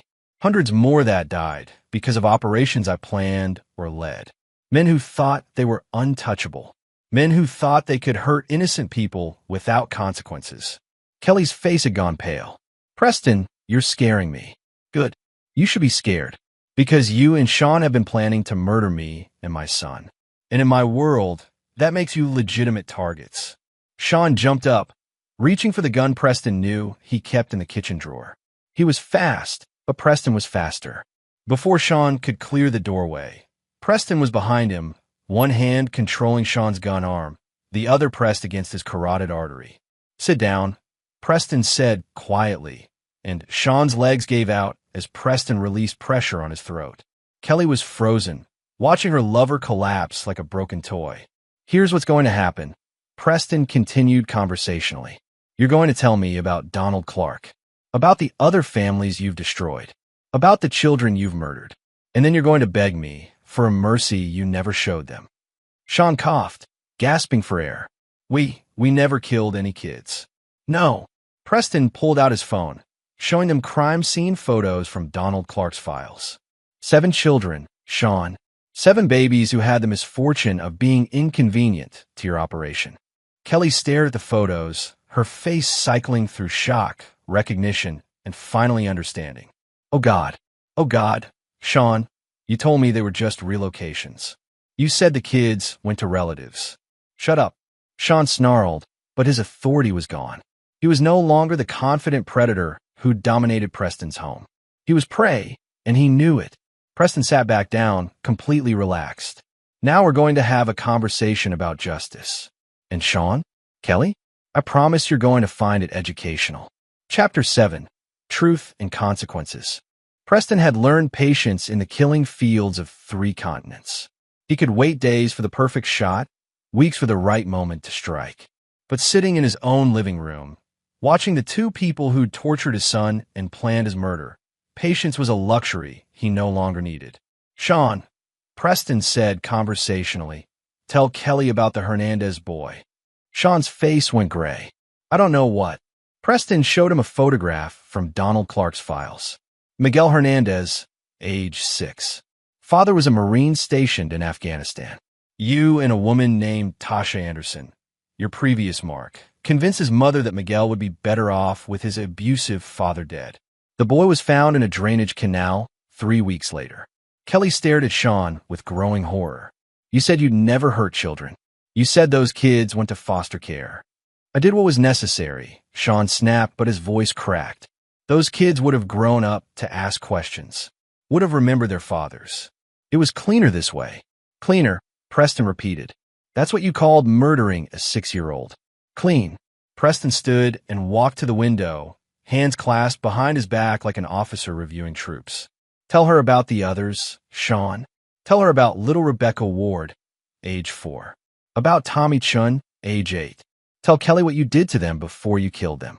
Sean's silence was answer enough. Kelly pressed her hands to her mouth, tears streaming. "You're a monster," she whispered. "Oh God, I helped a monster." "No, Kelly." Preston turned back to face them.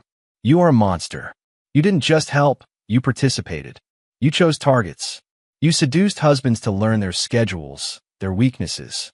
You've gathered intelligence on children to plan their disposal." Preston pulled out a recording device. "This is a conversation between you and Donald Clark, recorded 3 weeks ago. Would you like to hear yourself discussing the best way to make Nathan's death look accidental?" Kelly's composure cracked completely. "I never meant for it to go this far. I thought we'd just take the money and leave. I didn't know about the children until when?" Preston's voice was deadly quiet. "Until last month, when Sean showed me the photos. As trophies." Kelly looked at Sean with disgust and terror. "He kept pictures of them, the dead children. He said it proved he could handle any problem." Sean surged to his feet, face twisted with rage. "You weak bitch. You were happy enough to take the money. Happy enough to let me discipline Nathan when he got in the way." "Discipline," Preston repeated. "Is that what you called beating my 8-year-old son with a belt? Starving him when he cried? Abandoning him in the woods to die?" Preston moved faster than either of them could follow.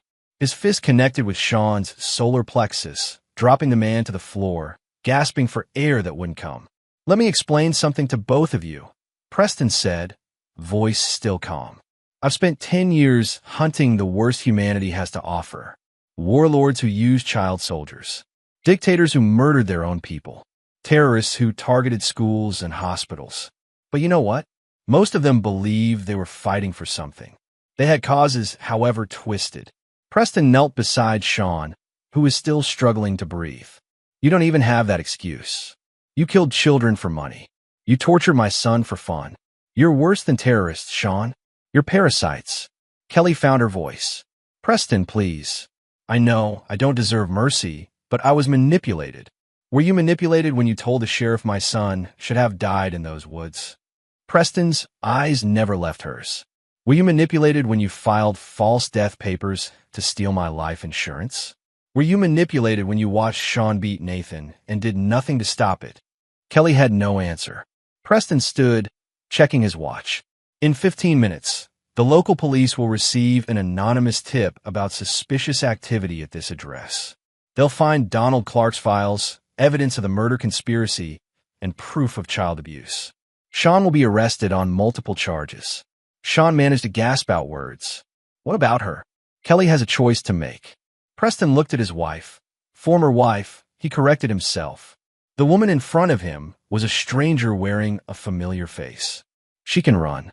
She has 15 minutes to disappear forever. New identity, new life, constant fear that one day I'll decide she's too much of a loose end. Or, Kelly whispered, or she can stay and face justice. Prison for conspiracy, child endangerment, insurance fraud. Maybe 20 years if she cooperates against the larger network. Kelly looked between Preston and Sean, understanding dawning. You're letting me choose. I'm giving you more mercy than you ever showed Nathan. More than you showed those 7 dead children. Sean struggled to his knees. You can't do this. I have rights. Preston's laugh was like breaking glass. Rights? You think this is about legal rights? He knelt down to Sean's level. This is about consequence. For 10 years, I've been the consequence for people who think they're above accountability. Preston pulled out his phone and showed Sean a video. Surveillance footage from the warehouse where 7 bodies were being prepared for transport to a remote burial site. Every person who participated in your network is already dead, Sean. Donald Clark, your financial backers, the other women who played Kelly's role in previous operations. All of them, dead. You're the last one alive. Sean's face went white. You murdered them? I executed war criminals, Preston corrected. People who targeted American service members and their families. In my world, that's an act of war. The sound of approaching sirens filled the air. Preston checked his watch again. Time's up, Kelly. What's your choice? Chapter 8. The Final Hunt. Kelly ran. Preston had expected she would.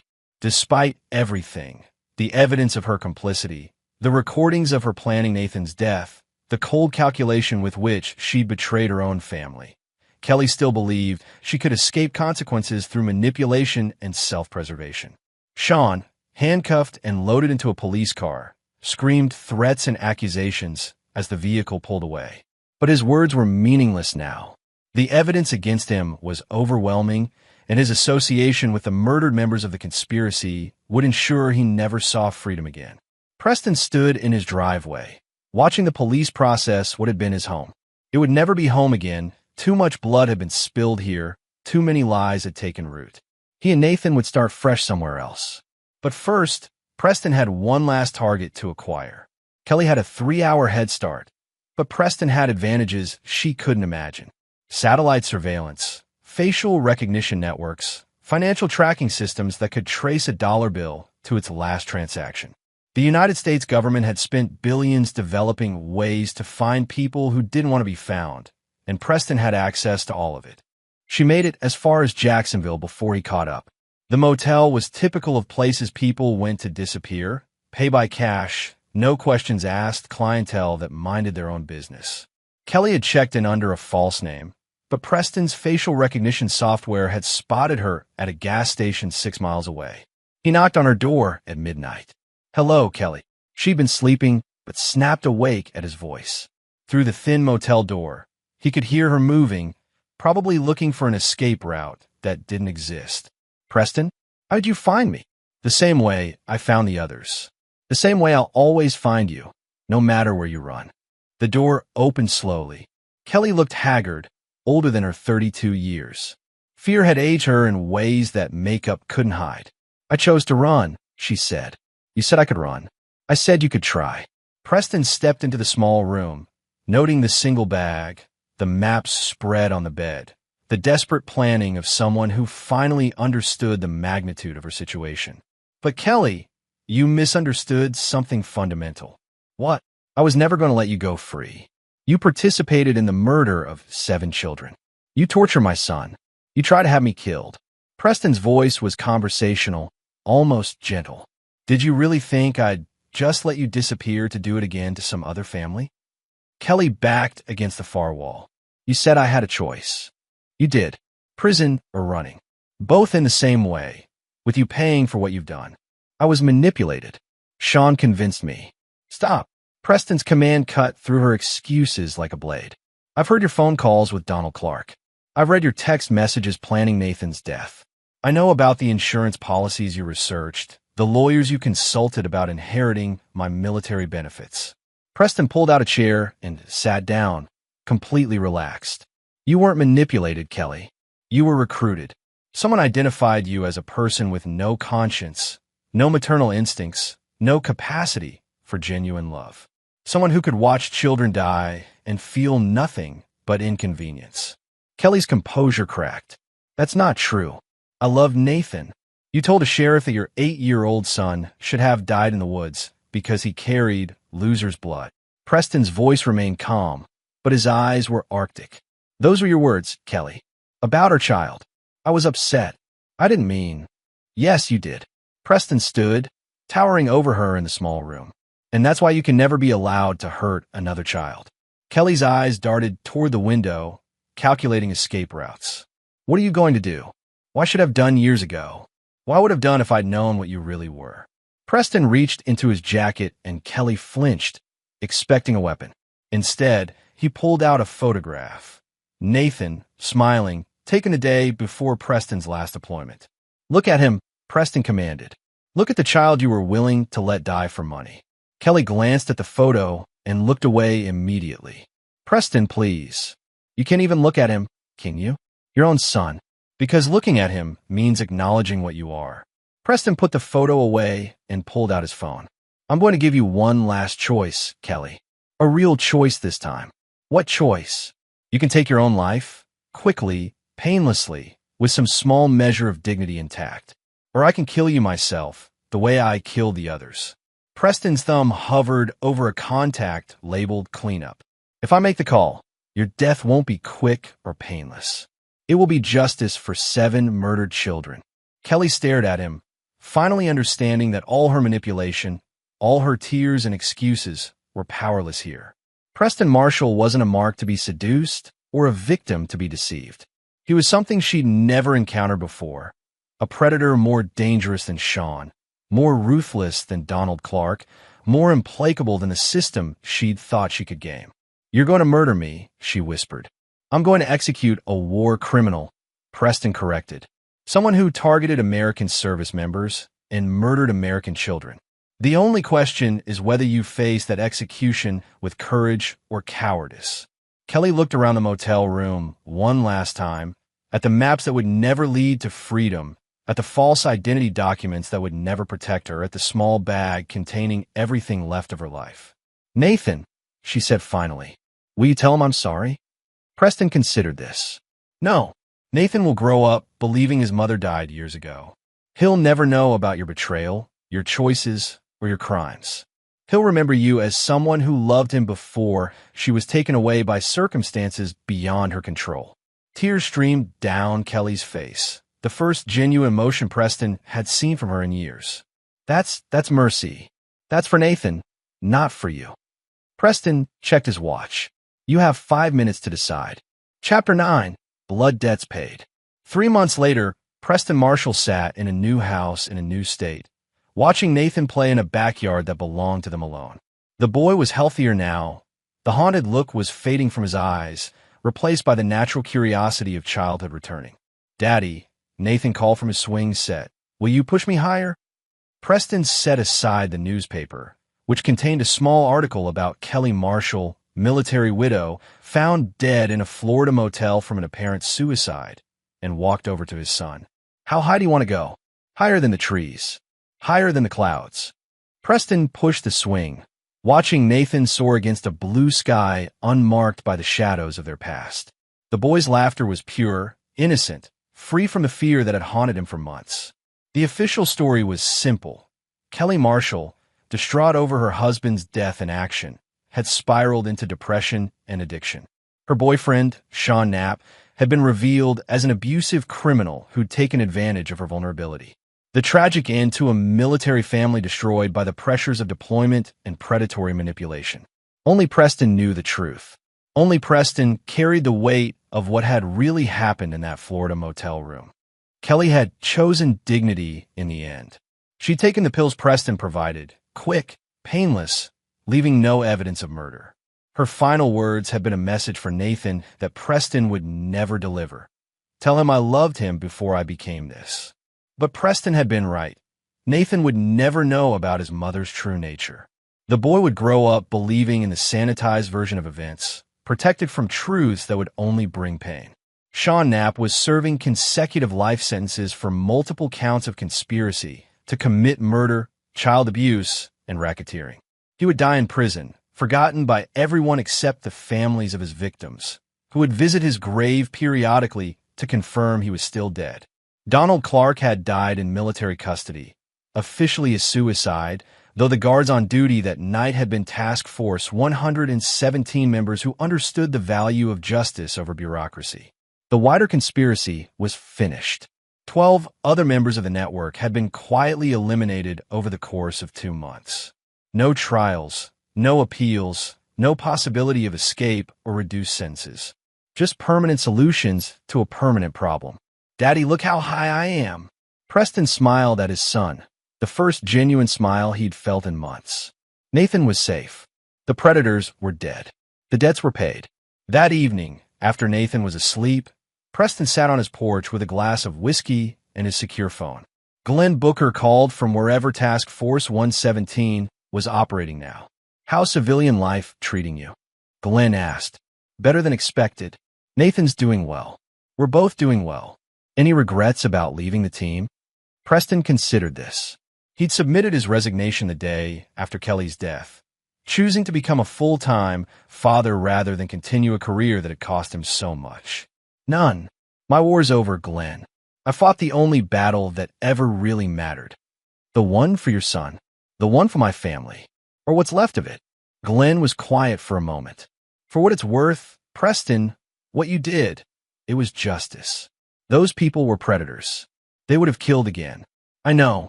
Preston watched stars emerge in the darkening sky. "But it wasn't about justice, Glenn. It was about consequences. For 10 years, I've been teaching people that actions have consequences. Sometimes the lesson is the last thing they ever learn. And now I teach Nathan how to ride a bike, how to throw a baseball, how to be strong without being cruel." Preston finished his whiskey. "How to be the kind of man who protects instead of destroys. Think you'll ever come back? To the team?"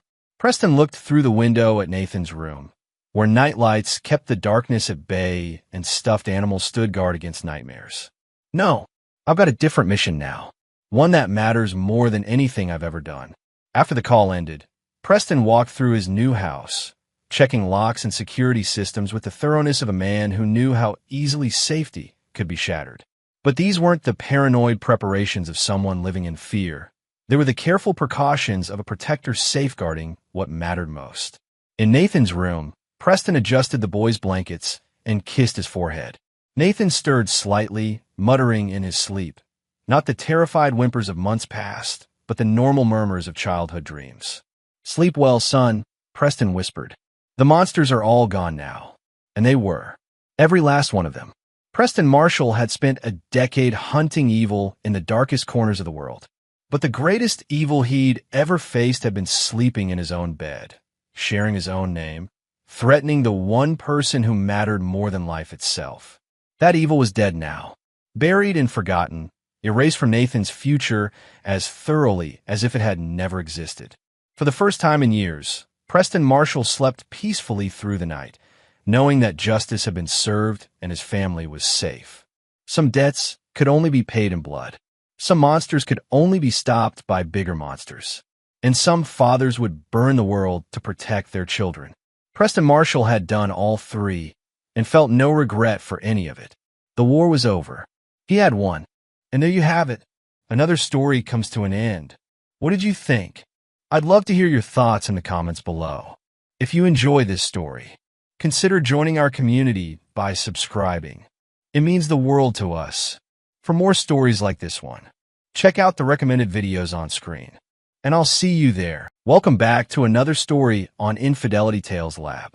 Before we begin, tell us, where in the world are you watching from? Now, let's dive into today's story. Chapter 1. Foundations Built on Lies. Lucas Smith adjusted his tactical vest one last time before stepping off the transport helicopter onto Afghan soil. The year was 2019, and this would be his final deployment as a Navy SEAL. At 35, he'd spent 15 years perfecting the art of silent elimination, strategic planning, and reading people's intentions before they even knew them themselves. His teammates called him Ghost, not because he was hard to see, but because his targets never saw him coming. 6 months later, Lucas returned home to Virginia Beach, where his wife Catherine Smith waited with their 8-year-old son, Samuel. Catherine, a stunning blonde with sharp green eyes, had been the perfect military wife during his deployments. She sent care packages, wrote letters, and maintained their suburban home with precision that would make any commanding officer proud. At 29, she'd married Lucas when she was barely 21, drawn to his quiet intensity and unwavering loyalty. Lucas had saved enough money to start his own private security consulting firm. His reputation in military circles meant clients came easily.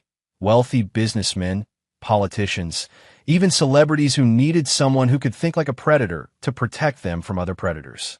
The transition to civilian life seemed seamless. Samuel was Lucas's pride. The boy had inherited his father's analytical mind and his mother's striking looks. Lucas spent weekends teaching Samuel chess, basic self-defense, and most importantly, how to read people. Trust is earned, son, Lucas would say, but once broken, it can never be fully repaired. Catherine seemed to flourish in their new life. She joined the country club, became active in Samuel's school PTA, and threw dinner parties that became legendary among Virginia Beach's social elite. Lucas noticed how easily she charmed everyone, how she could make any man feel like the most important person in the room. He'd always admired this skill, never thinking it might one day be turned against him. The first red flag came 8 months after his return. Lucas's firm was booming, requiring him to travel occasionally for high-profile clients. During a 3-day trip to protect a senator in Washington, D.C., Lucas received a call from Samuel's school. His son had been in a fight, unusual for the typically controlled boy. When Lucas returned home early, he found Catherine in the kitchen, her makeup slightly smudged, claiming she'd been at the gym. But Lucas's trained eye caught details others missed. Her workout clothes were too clean, her hair too perfect for someone who'd been exercising. More tellingly, her phone was face down on the counter, something she never did. That night, after Catherine fell asleep, Lucas did what came naturally to him. He investigated. Her phone revealed deleted text messages, carefully cleared browser history, and most damning of all, a second social media account he'd never known existed. But Lucas was patient. 15 years of military operations had taught him that the best intelligence came from watching and waiting. Lucas began documenting everything with a methodical precision that had kept him alive in war zones. Catherine's schedule, her unexplained absences, the way she'd grown distant during their intimate moments. She was covering her tracks well, but not well enough for someone trained to detect deception at the highest levels. The breakthrough came when Lucas recognized a pattern in her behavior. Every Tuesday and Thursday, Catherine claimed to have yoga classes, but Lucas discovered the studio had been closed for renovations for 3 weeks.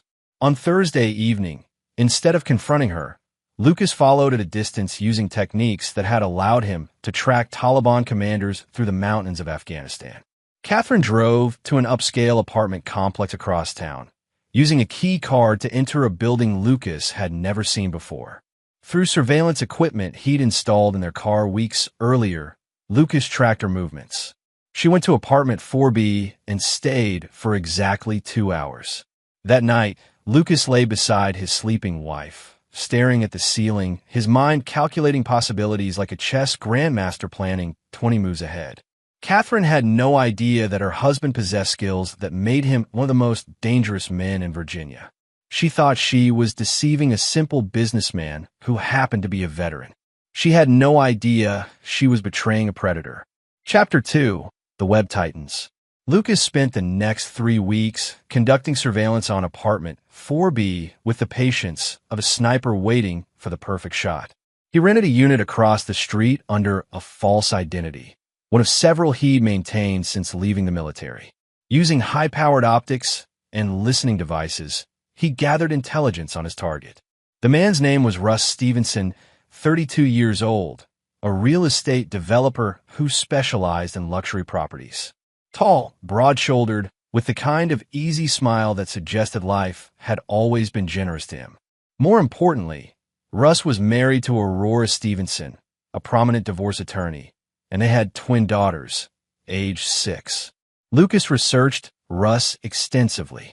Unlike Lucas, who'd earned everything through blood and sacrifice, Russ had inherited his father's construction company and parlayed it into a multi-million-dollar empire through charm and connections rather than competence.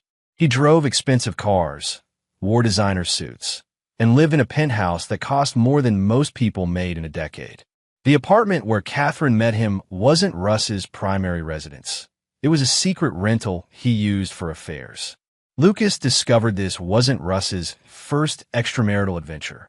The man collected married women like trophies, enjoying the thrill of stealing them from their husbands. Lucas found evidence of at least 3 other affairs in the past 2 years. But Catherine was different. Through intercepted communications, Lucas learned that Russ was planning to leave his wife for her. More disturbing were the conversations about Samuel.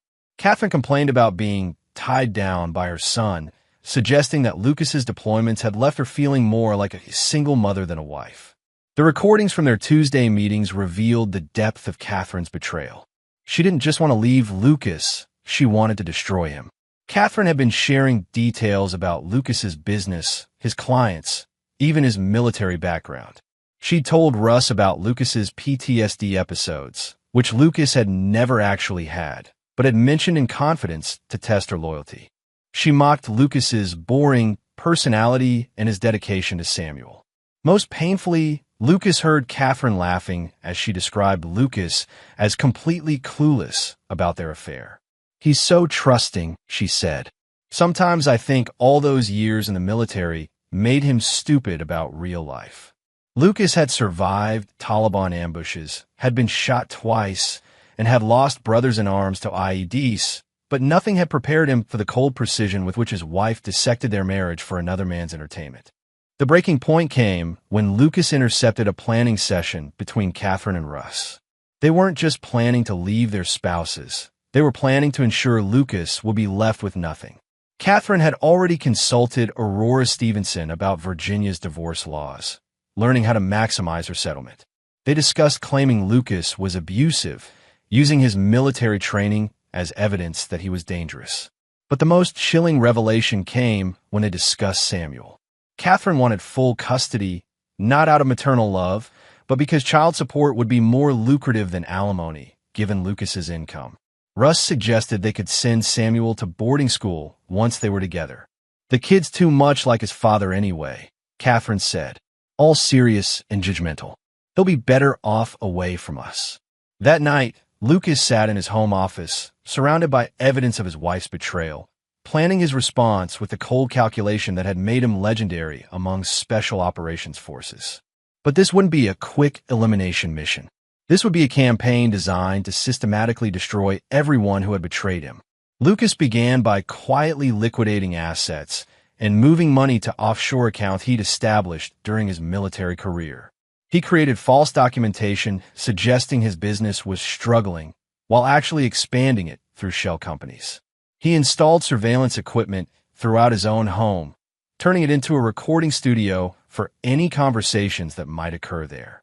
Most importantly, Lucas began researching Aurora Stevenson and the Stevenson family dynamics.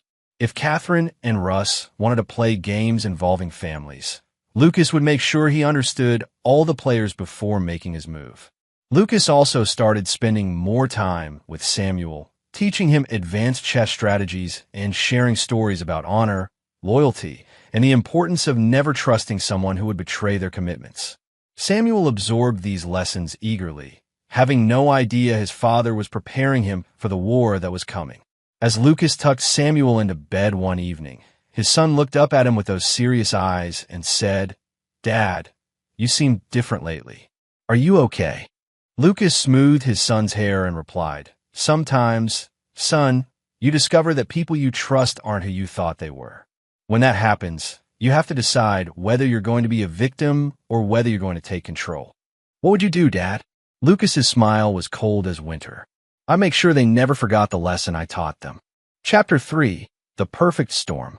3 months after discovering Catherine's betrayal, Lucas had transformed from a loving husband into a calculating strategist. His investigation had revealed that Russ and Catherine's relationship was escalating rapidly. They'd moved beyond their Tuesday and Thursday meetings to planning weekend getaways, telling their respective spouses they were attending work conferences or visiting friends. Lucas used this time to deepen his surveillance and create what military strategists called battlefield preparation. He identified every person in both their social circles, mapped their routines, and most importantly, began introducing small chaos elements into their lives to increase stress and paranoia. Russ's construction projects began experiencing mysterious delays. Permits got lost in bureaucratic red tape. Suppliers suddenly had inventory problems, and key subcontractors received better offers elsewhere. Nothing that could be traced back to Lucas, but enough to put financial pressure on Russ's empire. Lucas had learned that men like Russ became dangerous when cornered, and he wanted to see exactly how his wife's lover handled adversity. Meanwhile, Lucas played the role of the oblivious husband perfectly. He brought Catherine flowers, complimented her cooking, and made love to her with the same passion he'd always shown, all while recording every conversation and documenting every lie. Catherine's confidence grew with each successful deception, making her careless. The first major escalation came when Lucas discovered that Catherine and Russ had moved beyond planning to leave their spouses to actively sabotaging their marriages. Catherine had been creating situations designed to make Lucas look unstable or violent. She'd started arguments in public places, then claimed to friends that Lucas had anger management issues. She'd even gone so far as to photograph a bruise on her arm, which Lucas knew came from her overly aggressive tennis instructor, and saved it in a private folder labeled evidence. But Catherine's most dangerous move was involving Samuel in her schemes. She'd started encouraging their son to confide in her about any concerning behavior from his father. She asked leading questions about whether Daddy ever scared him, whether he'd ever seen Daddy lose his temper, whether Daddy kept any weapons in the house. Lucas realized that his wife wasn't just planning to leave him. She was preparing to destroy his relationship with his son and potentially have him arrested for domestic violence. The cold calculation behind this strategy revealed a side of Catherine that Lucas had never suspected existed. Lucas's response was to begin documenting Catherine's real behavior. He installed motion-activated cameras throughout their home and recorded her phone calls. The footage revealed a woman who was emotionally distant from Samuel, often ignoring him for hours while texting with her lover. When Samuel asked for help with homework or wanted to share something about his day, Catherine dismissed him with increasing frequency. More damning were the recordings of her phone calls with friends, where she openly discussed her plans to take Lucas for everything he's worth and her excitement about her new life with Russ. In one particularly chilling conversation, she laughed about how easy it would be to manipulate the divorce proceedings because everyone always believes the wife in these situations. Lucas also discovered that Aurora Stevenson was not as ignorant of her husband's affairs as everyone believed. Through careful surveillance, he learned that Aurora knew about Russ's infidelities but stayed married for the financial security and social status. She'd been quietly building her own case for divorce, gathering evidence of Russ's affairs to ensure she received the maximum settlement. This revelation gave Lucas an idea that would form the centerpiece of his revenge strategy. If Aurora was already planning to destroy Russ, and Catherine was planning to destroy Lucas, Perhaps it was time to introduce these two predators to each other and let them do what came naturally. Lucas arranged for Aurora to accidentally discover evidence of Russ's affair with Catherine by leaving carefully placed clues that would lead her to the secret apartment. He ensured that Aurora would find documentation proving not only the affair, but also Russ and Catherine's plans to leave their respective spouses. The explosion was immediate and devastating. Aurora confronted Russ with divorce papers and a lawsuit that would freeze all his assets pending investigation of his business practices. She also sent Catherine a message that made it clear she knew about the affair and was prepared to make Catherine's life miserable. But Lucas's masterstroke was yet to come. He realized that Catherine and Russ, now facing the collapse of their respective marriages simultaneously, would become desperate. Desperate people made mistakes, and Lucas was counting on them to make one big enough to justify the final phase of his plan. That mistake came when Catherine approached her lover with a proposal that Lucas recorded through the surveillance equipment in their secret apartment. Facing Aurora's lawsuit and the potential loss of everything, Russ was receptive when Catherine suggested they eliminate their primary obstacles. What if something happened to Lucas? Catherine asked. An accident, maybe? He does dangerous work, travels to meet with shady clients. It wouldn't be that unusual. Russ's response chilled Lucas to the bone. I know people who could make that happen. Professional people. But it would cost us. I have access to Lucas's accounts, Catherine replied. And once he's gone, I'll inherit everything, including his life insurance. We could pay them and still have enough to start over anywhere we want. Lucas now had recorded evidence of his wife and her lover plotting his murder. But instead of going to the police, Lucas smiled for the first time in months. He'd spent his entire adult life learning how to hunt the most dangerous predators on Earth. Now it was time to show Catherine and Russ what a real predator looked like. Chapter 4. The Art of War. Lucas spent the following weeks allowing Catherine and Russ to believe their murder plot was moving forward, while actually controlling every aspect of their conspiracy. Through carefully placed intermediaries, he fed them information about hitmen willing to take the job, complete with fake references and fabricated success stories. Lucas was essentially hiring himself to kill himself, creating an elaborate theater where he controlled all the actors. The hitmen Catherine and Russ eventually contacted were Lucas's former special operations colleagues, Tommy Norman and James Archer, who'd left the military to start their own security consulting firm.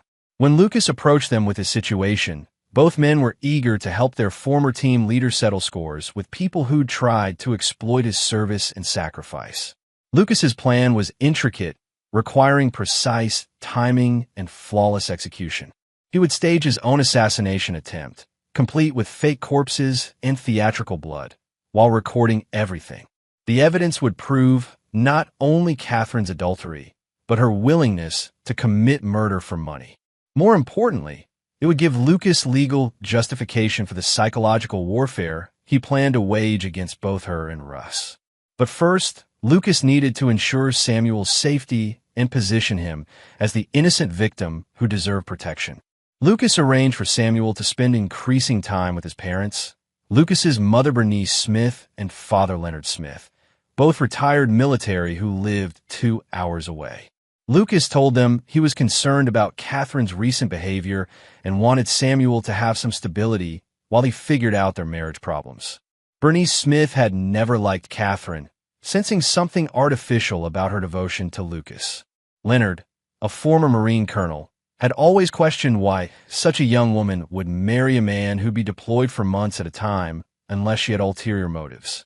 When Lucas shared selected evidence of Catherine's betrayal, without revealing his full plan, both parents agreed to keep Samuel safe and testify on Lucas's behalf if needed. Meanwhile, Lucas used his network of contacts to learn everything possible about the men Catherine and Russ were trying to hire. He discovered they'd reached out to Floyd Hendricks, a known criminal who specialized in making murders look like accidents. Hendricks was currently under federal investigation for 3 unsolved cases, making him desperate enough to take risks for the right price. Lucas's military intelligence background allowed him to intercept communications between Hendricks and Russ. The plan they developed was crude but effective. Lucas would be murdered during a stage home invasion, with Catherine positioned as a terrified victim who'd barely escaped. Samuel would be at his grandparents' house, giving Catherine an alibi for sending him away for his safety. The timeline was set for the following Friday night. Catherine had arranged for Samuel to spend the weekend with his grandparents, claiming she and Lucas needed time to work on their marriage. Lucas would be killed, Catherine would inherit everything, and after a suitable period of mourning, she and Russ would start their new life together. But Lucas had rewritten their script entirely. On Wednesday, Lucas met with Tommy and James to finalize their role in the operation. Both men had been present when Lucas received news of Catherine's pregnancy years earlier, had celebrated with him when Samuel was born, and had genuinely believed Lucas had found the perfect military wife. Learning about her betrayal had triggered their protective instincts for their former teammate.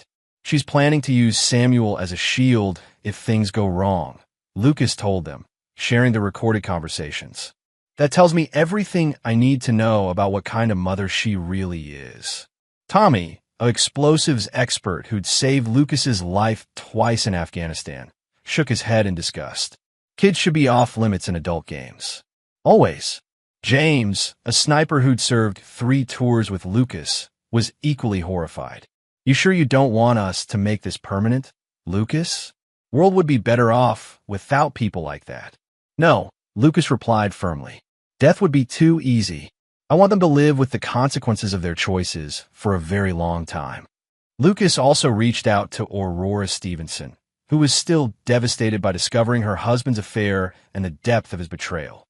Lucas presented himself as a fellow victim who discovered his wife's infidelity through his security work. He shared selected evidence of the affair and offered Aurora a partnership in ensuring both Russ and Catherine faced maximum consequences for their actions. Aurora, a skilled attorney who specialized in high-conflict divorces, was intrigued by Lucas's resources and his methodical approach to gathering evidence. She agreed to help, particularly when Lucas showed her recordings of Russ discussing their twins as financial obligations that would be eliminated once he started his new life with Catherine. He actually said he wished we'd never had children, Aurora whispered, tears in her eyes.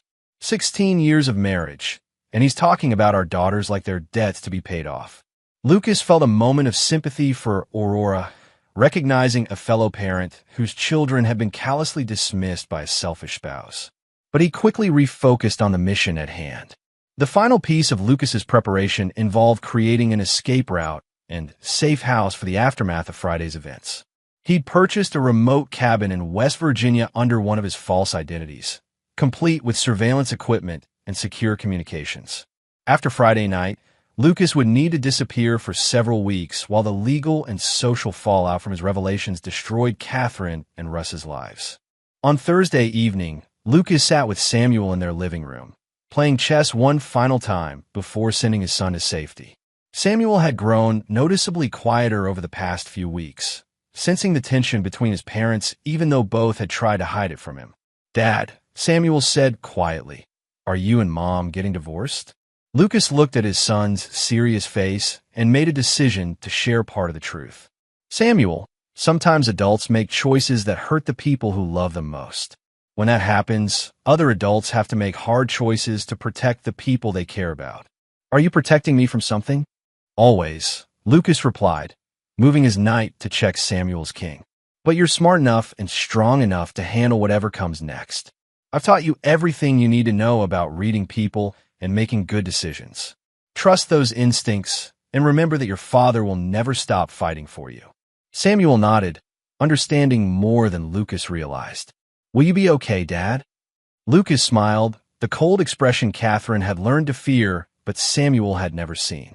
"Your father knows how to handle people who try to hurt his family, son. I'll be more than okay." Friday morning arrived with perfect clarity, and Lucas began the final day of his marriage to Catherine Smith. Chapter 5, Predator and Prey. Friday morning began with an unusual tenderness between Lucas and Catherine. She made his favorite breakfast, kissed him goodbye with what seemed like genuine affection, and reminded him she'd be home by 6 for their date night. Lucas played his part perfectly, acting like a man completely unaware that his wife was counting down the hours until his murder. Lucas spent the day making final preparations and positioning his people. Tommy and James were already in place at the house across the street, equipped with night vision equipment and recording devices that would capture every moment of the evening's events. Aurora was standing by with legal documentation that would be filed the moment Lucas gave the signal. Most importantly, Lucas had prepared a series of recordings and documents that would be automatically released to media outlets, law enforcement, and social media if anything went wrong with his plan. Catherine and Russ's conspiracy would be exposed regardless of what happened to Lucas personally. At 3 p.m., Lucas confirmed that Samuel was safe with his grandparents, then began the process of staging his own death. He'd spent weeks preparing fake blood, arranging furniture to suggest a struggle, and creating evidence that would support the narrative Catherine and her accomplices expected. At 4 p.m., Floyd Hendricks and his partner, a violent criminal named Hugo Bender, arrived at the predetermined location to collect their payment and receive final instructions from Russ. Lucas watched through surveillance as Russ handed over $50,000 in cash and provided detailed information about the house layout, security system, and Lucas's evening routine. "Make it look like a robbery gone wrong," Russ instructed. "And remember, his wife might be there. She's part of this, so don't hurt her, but make sure she looks like a victim who barely escaped." Hugo laughed. "We've done this before, pretty boy. Your wife will be traumatized but unharmed, and your problem will be permanently solved." What none of them knew was that Lucas had replaced Hugo and Floyd with Tommy and James earlier that morning. The real criminals were currently unconscious in a storage facility, where they would remain until federal agents, whom Lucas had already contacted, arrived to arrest them for their previous crimes. At 5:30 p.m., Catherine returned home, visibly nervous but trying to maintain her normal routine. Lucas greeted her with a kiss and suggested they order dinner from their favorite restaurant. Catherine agreed, though Lucas noticed her checking her phone constantly and jumping at every sound. "Everything okay?" Lucas asked innocently. "Just tired," Catherine replied. "Maybe we should make it an early night." Lucas smiled. "Actually, I have a surprise for you tonight. Something I think will change our lives forever." Catherine's face went pale, but she managed a nervous laugh. "Oh, really? What kind of surprise?" "You'll see," Lucas said, settling into his chair to wait for the show to begin. At exactly 7:15 p.m., the front door exploded inward as two figures in ski masks burst into the house.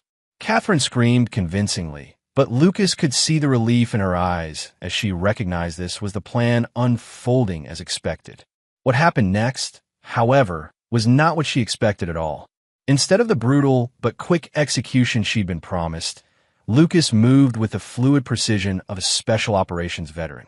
In less than 10 seconds, both intruders were on the ground, with Lucas standing over them in a combat stance that would have been terrifying if Catherine had realized it was real.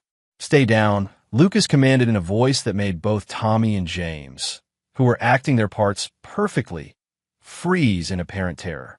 Lucas zip-tied their hands behind their backs, then removed their ski masks to reveal faces Catherine didn't recognize. Her confusion was obvious as she realized these weren't the men Russ had hired. "Who are you?" she whispered. Before anyone could answer, one of the phones on the floor buzzed with an incoming text message. Lucas picked it up and read the message aloud. "My son is in his room. Use him as a shield if you have to." Catherine's face went white as she realized her own words were being read back to her. Lucas looked at her with an expression of complete disgust. "Your son," he repeated quietly. "Use him as a shield?" "Lucas, I don't understand what's happening," Catherine stammered. Lucas picked up the phone and typed a response. "Your husband is gone. What to do with the boy?" The reply came almost immediately. "Finish him." Lucas held the phone so Catherine could see her own response, watching as she realized her entire plan had been exposed. The color drained from her face as the magnitude of her situation became clear. "Ow," she whispered. "I'm a Navy SEAL," Catherine, Lucas said quietly. "Did you really think you could run a covert operation against someone who spent 15 years hunting terrorists for a living?" Lucas walked to the window and signaled across the street. Within moments, Aurora Stevenson's car pulled into the driveway. Lucas had arranged for her to witness Catherine's willingness to sacrifice Samuel, knowing that as a mother and an attorney, she would be the perfect witness to Catherine's true character. No, Catherine breathed, recognizing Aurora immediately. Oh yes, Lucas replied. Aurora and I have been comparing notes about your plans. She's particularly interested in your suggestion that Samuel could be used as a human shield. Aurora entered the house, her face a mask of controlled fury. You disgusting creature, she said to Catherine. A child. You were willing to let them use a child as a shield. Lucas helped Tommy and James to their feet, removing their restraints. Both men shook their heads in disgust as they looked at Catherine. We've heard some sick things in our time, Tommy said, but planning to sacrifice a kid to cover your tracks? That's a new low, lady. Catherine finally found her voice. This isn't legal. You can't prove anything. Lucas smiled and pressed a button on his phone. Immediately, Catherine's voice filled the room. My son is in his room. Use him as a shield if you have to. I can prove everything, Lucas said quietly. Every phone call, every text message, every meeting with Russ, every conversation about killing me and using our son as collateral damage. I have recordings of you planning my murder, Catherine, but more than that, I have recordings of you discussing Samuel like he's disposable. Catherine sank into a chair, finally understanding that she wasn't the hunter in this situation. She'd been the prey all along. What do you want? She whispered. Lucas's smile was colder than anything Catherine had ever seen. I want you to understand that there are consequences for betraying people who love you. But we're not done yet. There's still one more person who needs to learn that lesson. Lucas picked up one of the ski masks and headed for the door. Time to go collect your boyfriend. Chapter 6. The Hunter's Moon. Lucas drove toward the predetermined meeting spot where Russ was waiting to hear confirmation of his success. Catherine sat in the passenger seat, her hands zip-tied, a ski mask over her head, playing the role of captive. Aurora followed in her own car, while Tommy and James trailed at a distance to provide security. The plan was simple but devastating. Lucas would convince Russ that the murder had been successful, then reveal the truth about his own survival and the evidence he'd gathered. Russ would learn that his life was about to be destroyed not by an enemy, but by his own choices. Russ had chosen to wait in the parking lot of an abandoned shopping center, confident that he was about to become a wealthy man with no obstacles to his new life. He'd already prepared a romantic evening for Catherine, complete with champagne and plans to celebrate their freedom. Lucas pulled up beside Russ's Mercedes, keeping Catherine's face hidden behind the ski mask. Russ's window was down, and his excitement was obvious as he leaned out to get confirmation. Is it over? Russ asked eagerly. Lucas pulled off the ski mask, revealing his very much alive face. For both of you it is. The look of shock and terror on Russ's face was worth every moment of preparation Lucas had invested in this operation. Russ tried to start his car and flee, but Lucas had disabled the engine earlier in the day. Get out, Lucas commanded in the voice that had made Taliban commanders surrender without firing a shot. Russ stumbled out of his car, his legs shaking with fear and confusion. How? You're supposed to be dead. Disappointing, isn't it? Lucas replied. Turns out hiring hitmen to kill a professional killer is harder than you thought. Lucas dragged Catherine out of his car and removed her ski mask, revealing her tear-stained face to her lover. Tell him, Catherine. Tell him how this all went wrong. He knew, Catherine whispered. He knew everything. All along. Aurora's car pulled up, and she stepped out with a manila folder full of legal documents. Hello, husband, she said to Russ with icy calm. I have some papers for you to sign. Russ looked between his wife and his mistress, finally understanding that his world was collapsing around him. Aurora, I can explain. Explain what? Aurora interrupted. Explain how you planned to have Lucas murdered so you could run away with his wife? Explain how you were willing to let them use an 8-year-old boy as a human shield? Explain how you've been stealing from our daughter's college funds to pay for this woman's spa treatments. Lucas had provided Aurora with evidence of all of Russ's financial manipulations, including his theft from his own children's education accounts to fund his affair with Catherine. Or maybe, Aurora continued, you'd like to explain to our daughters why Daddy thought they were financial obligations that he was looking forward to abandoning. Russ's face went white as he realized how much they knew. You can't prove any of this. Lucas held up a recording device. Want to bet? Lucas pressed play, and Russ's voice filled the parking lot. What if something happened to Lucas? An accident, maybe. Then Catherine's voice. I have access to Lucas's accounts. And once he's gone, I'll inherit everything. Finally, Russ again. I know people who could make that happen. Professional people. Lucas let the recording continue for several minutes, watching as Russ realized that every detail of their conspiracy had been captured. When it finished, the silence was deafening. Here's what's going to happen, Lucas said quietly. Aurora is filing for divorce and taking everything you own. The federal authorities are arresting your actual hitmen right now, and they're going to testify that you hired them to commit murder. I'm filing for divorce from Catherine and seeking full custody of Samuel based on evidence that she was willing to endanger his life. But most importantly, Lucas continued, you're both going to disappear from Virginia Beach and never contact my son or me again.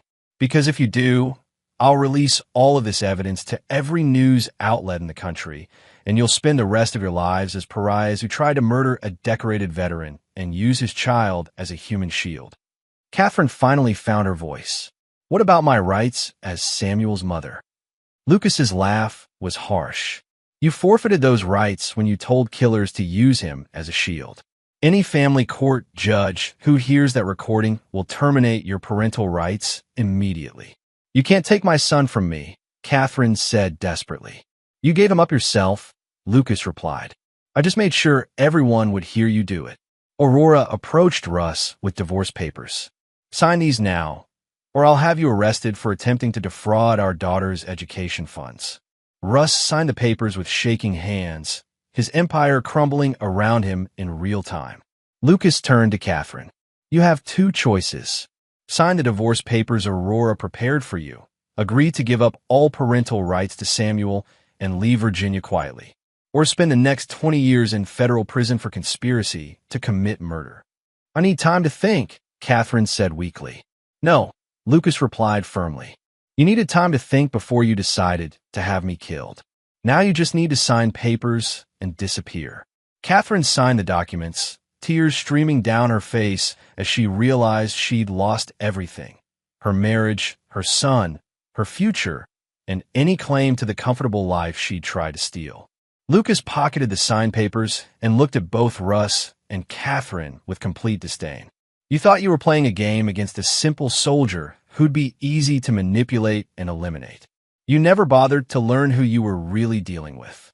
Now you know, Lucas said, walking back toward his car. And now you'll live with the consequences for the rest of your lives. As Lucas drove away, leaving Russ and Catherine stranded in the abandoned parking lot with their shattered dreams, he felt the satisfaction of a mission completed successfully. But more than that, he felt the peace that came from protecting his son from people who had been willing to sacrifice him for money. The hunt was over. Justice had been served, and Samuel would grow up knowing his father would always fight for him, no matter what predators emerge from the shadows. Chapter 7. Aftermath and Reckonings. 2 weeks after the confrontation in the parking lot, Lucas sat in his lawyer's office reviewing the finalized divorce decree and custody agreement. Catherine had not contested any of the terms, having been advised by her attorney that fighting a man with recordings of her planning murder and child endangerment would be both futile and financially devastating. Leonard Bishop, Lucas's attorney and a former military lawyer, shook his head as he reviewed the evidence Lucas had gathered. In 30 years of practice, I've never seen a case where the evidence was this comprehensive. You documented everything. I had good teachers, Lucas replied. When you're hunting people who want to kill you, you learn to be thorough. Samuel had returned from his grandparents' house the previous week to find his mother gone and his father eager to explain the situation age-appropriately. Lucas told his son that Catherine had made choices that meant she couldn't be part of their family anymore, but that Samuel would always be loved and protected. Samuel, with the emotional intelligence that had always impressed Lucas, seemed to understand more than he let on. She wasn't acting like she loved us anymore, he said quietly. I could tell. Lucas was proud of his son's perceptiveness, but also sad that a child had to learn such harsh lessons about adult betrayal. Some people change, son, but your father will never change when it comes to protecting you. The legal consequences for Russ and Catherine continued to unfold throughout the following months. Aurora's divorce proceedings had revealed extensive financial misconduct in Russ's business dealings, leading to investigations by both state and federal agencies. The evidence Lucas had provided about the murder conspiracy had been turned over to law enforcement, though both Russ and Catherine had fled Virginia before they could be arrested. Floyd Hendricks and Hugo Bender, the actual hitmen, had been arrested and charged with multiple federal crimes. In exchange for reduced sentences, both men provided detailed testimony about Russ's solicitation of murder services, creating a federal case that would follow Russ wherever he tried to hide. Aurora had proven to be a formidable ally in ensuring Russ faced maximum consequences. Her legal skills, combined with Lucas's intelligence-gathering abilities, had created a systematic destruction of everything Russ had built through his inherited privilege and corrupt practices. He's living in a studio apartment in Florida now, Aurora reported during one of their regular coordination calls, working as a car salesman under his real name because he can't get legitimate employment anywhere else. The federal charges follow him everywhere. Lucas felt no sympathy for Russ's downfall. What about his daughters? They're with me full-time now, and they're better off, Aurora said. Honestly, Russ was never much of a father anyway. They barely notice he's gone except that there's less tension in the house. Lucas understood that feeling. Samuel had actually seemed happier and more relaxed since Catherine's departure, confirming Lucas's suspicion that his son had been affected by the toxic atmosphere more than anyone realized. The most satisfying development came when Lucas learned that Catherine was living with her sister in Oregon, working as a waitress and struggling to make ends meet. Her brief taste of luxury with Russ had ended when he could no longer afford to support her, and she discovered that men weren't lining up to rescue a woman known for betraying her military husband and endanger her child. Lucas also learned that Catherine had tried to contact Samuel through social media, but the boy had blocked her immediately and reported the contact to his father. Samuel's loyalty wasn't based on Lucas's manipulation, but on his own clear understanding of who had protected him and who had been willing to sacrifice him. I don't want to talk to her, Samuel told Lucas matter-of-factly. She made her choice. Lucas was struck by his son's wisdom and maturity, but also saddened that Samuel had been forced to grow up so quickly. Still, Lucas was proud that he'd raised a boy who could recognize betrayal and respond appropriately. 6 months after the confrontation, Lucas received an unexpected visitor at his security consulting office.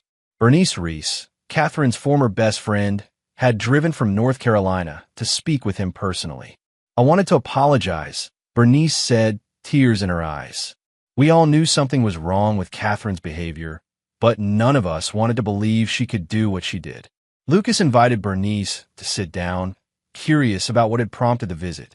She called me last week, Bernice continued.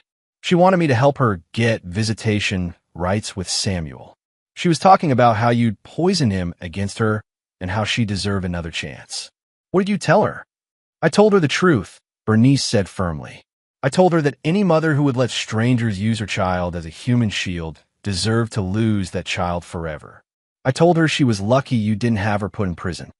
Lucas appreciated Bernice's honesty and loyalty. How is she handling that? Not well, Bernice admitted.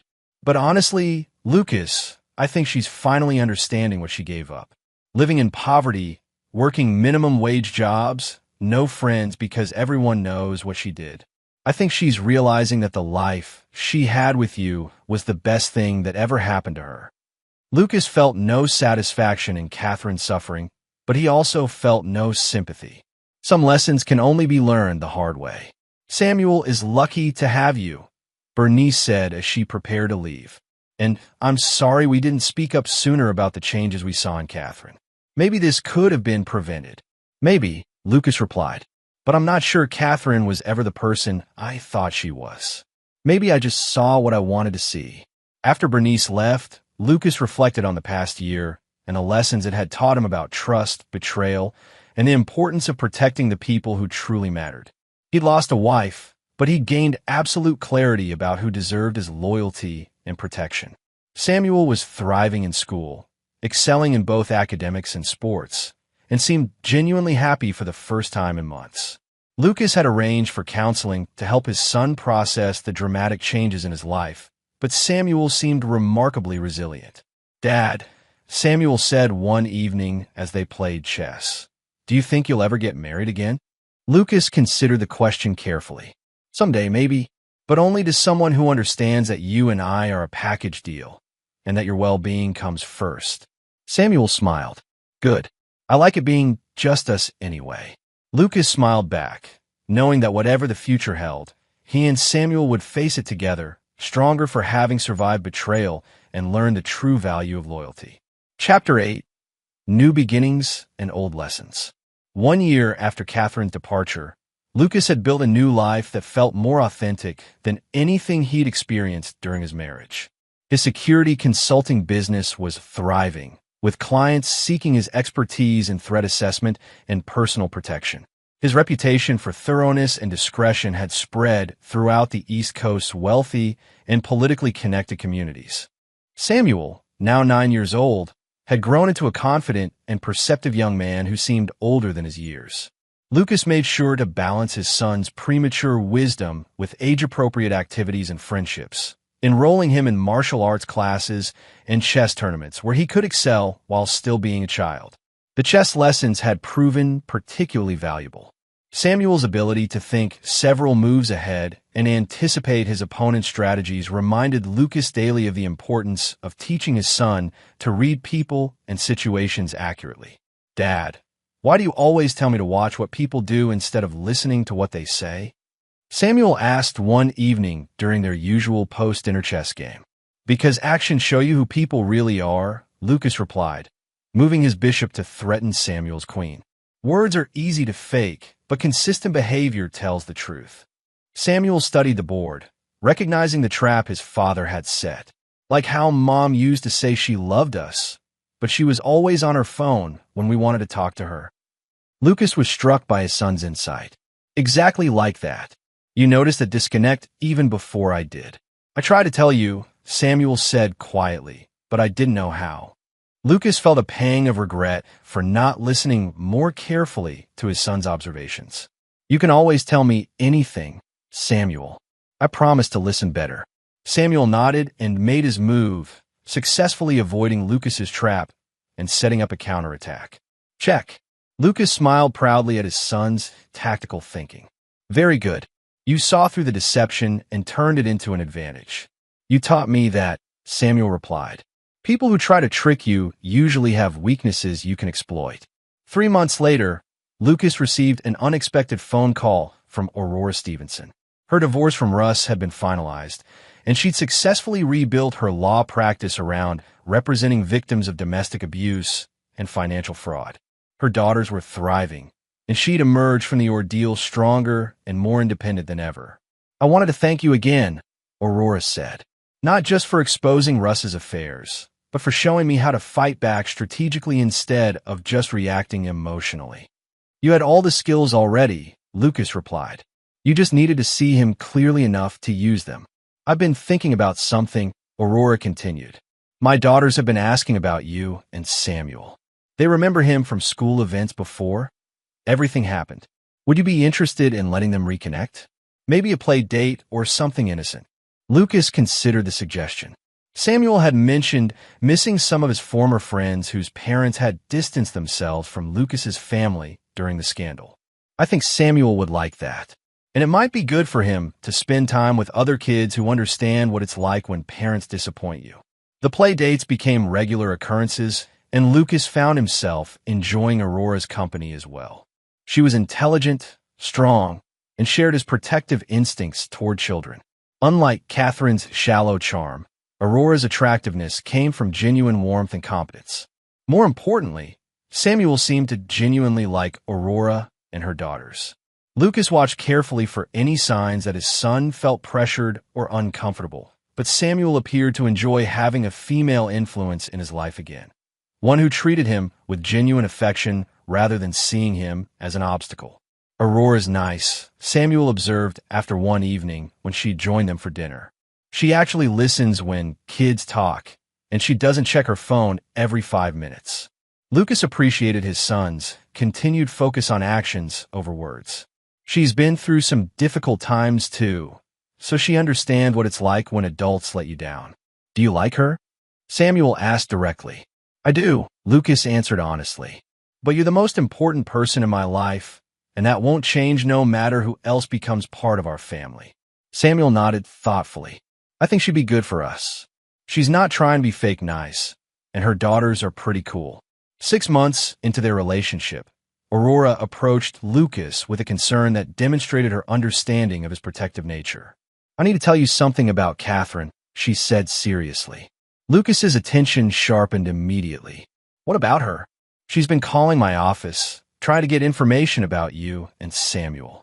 She claims she wants to make amends and reconnect with her son. Lucas felt the familiar cold calculation settle over him. What did you tell her?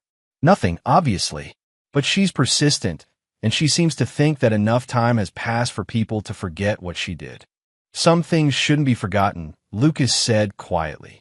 Aurora reached across the table and took his hand. I'm not suggesting you let her back into Samuel's life. I'm suggesting we need to be prepared for her to escalate her attempts. Lucas appreciated Aurora's strategic thinking and her use of the word we when discussing threats to his family. What do you recommend? Document everything. Every call, every attempt at contact. And make sure Samuel knows what to do if she approaches him directly. Lucas had already prepared Samuel for this possibility, but Aurora's legal expertise helped them refine their protective strategies. They developed protocols for different scenarios and made sure both Samuel and Aurora's daughters understood how to respond to unexpected contact from Catherine or Russ.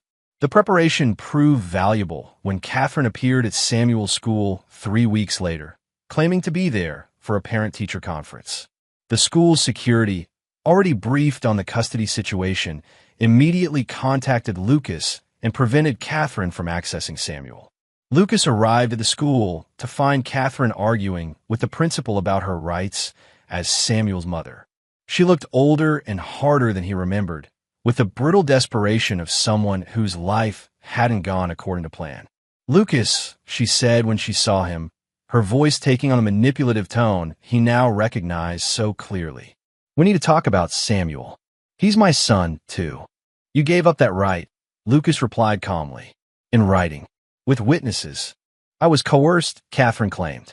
You threatened me. Lucas smiled coldly. I recorded you planning my murder and agreeing to let strangers use our son as a human shield. There was no coercion involved. The principal, who had been briefed on the situation, escorted Catherine off school property while Lucas collected Samuel from his classroom. His son seemed unshaken by the incident, having been well prepared for this possibility. Was that her? Samuel asked matter-of-factly. Yes. Did you see her? No, but I could tell something was happening from how the teachers were acting, Samuel replied. I'm glad she didn't get to talk to me. I don't have anything to say to her. Lucas was proud of his son's composure and clear thinking. Samuel had internalized the lessons about loyalty, betrayal, and consequences without becoming bitter or fearful. That evening, Aurora helped Lucas document the incident and file the necessary legal papers to strengthen the restraining order against Catherine. As they worked together to protect their children, Lucas realized that his relationship with Aurora was built on a solid foundation of shared values and mutual respect that his marriage to Catherine had always lacked. She's not going to give up easily, Aurora observed as they reviewed the security footage from school. Neither am I, Lucas replied. And now she's not just threatening my son, she's threatening our family. Aurora smiled at his use of the word our, understanding that Lucas had fully committed to protecting not just Samuel, but everyone he'd chosen to include in their circle of trust. The war with Catherine wasn't over, but Lucas was confident that this time he was fighting alongside someone who understood the stakes and possessed the skills to help him win. Chapter 9, Final Justice.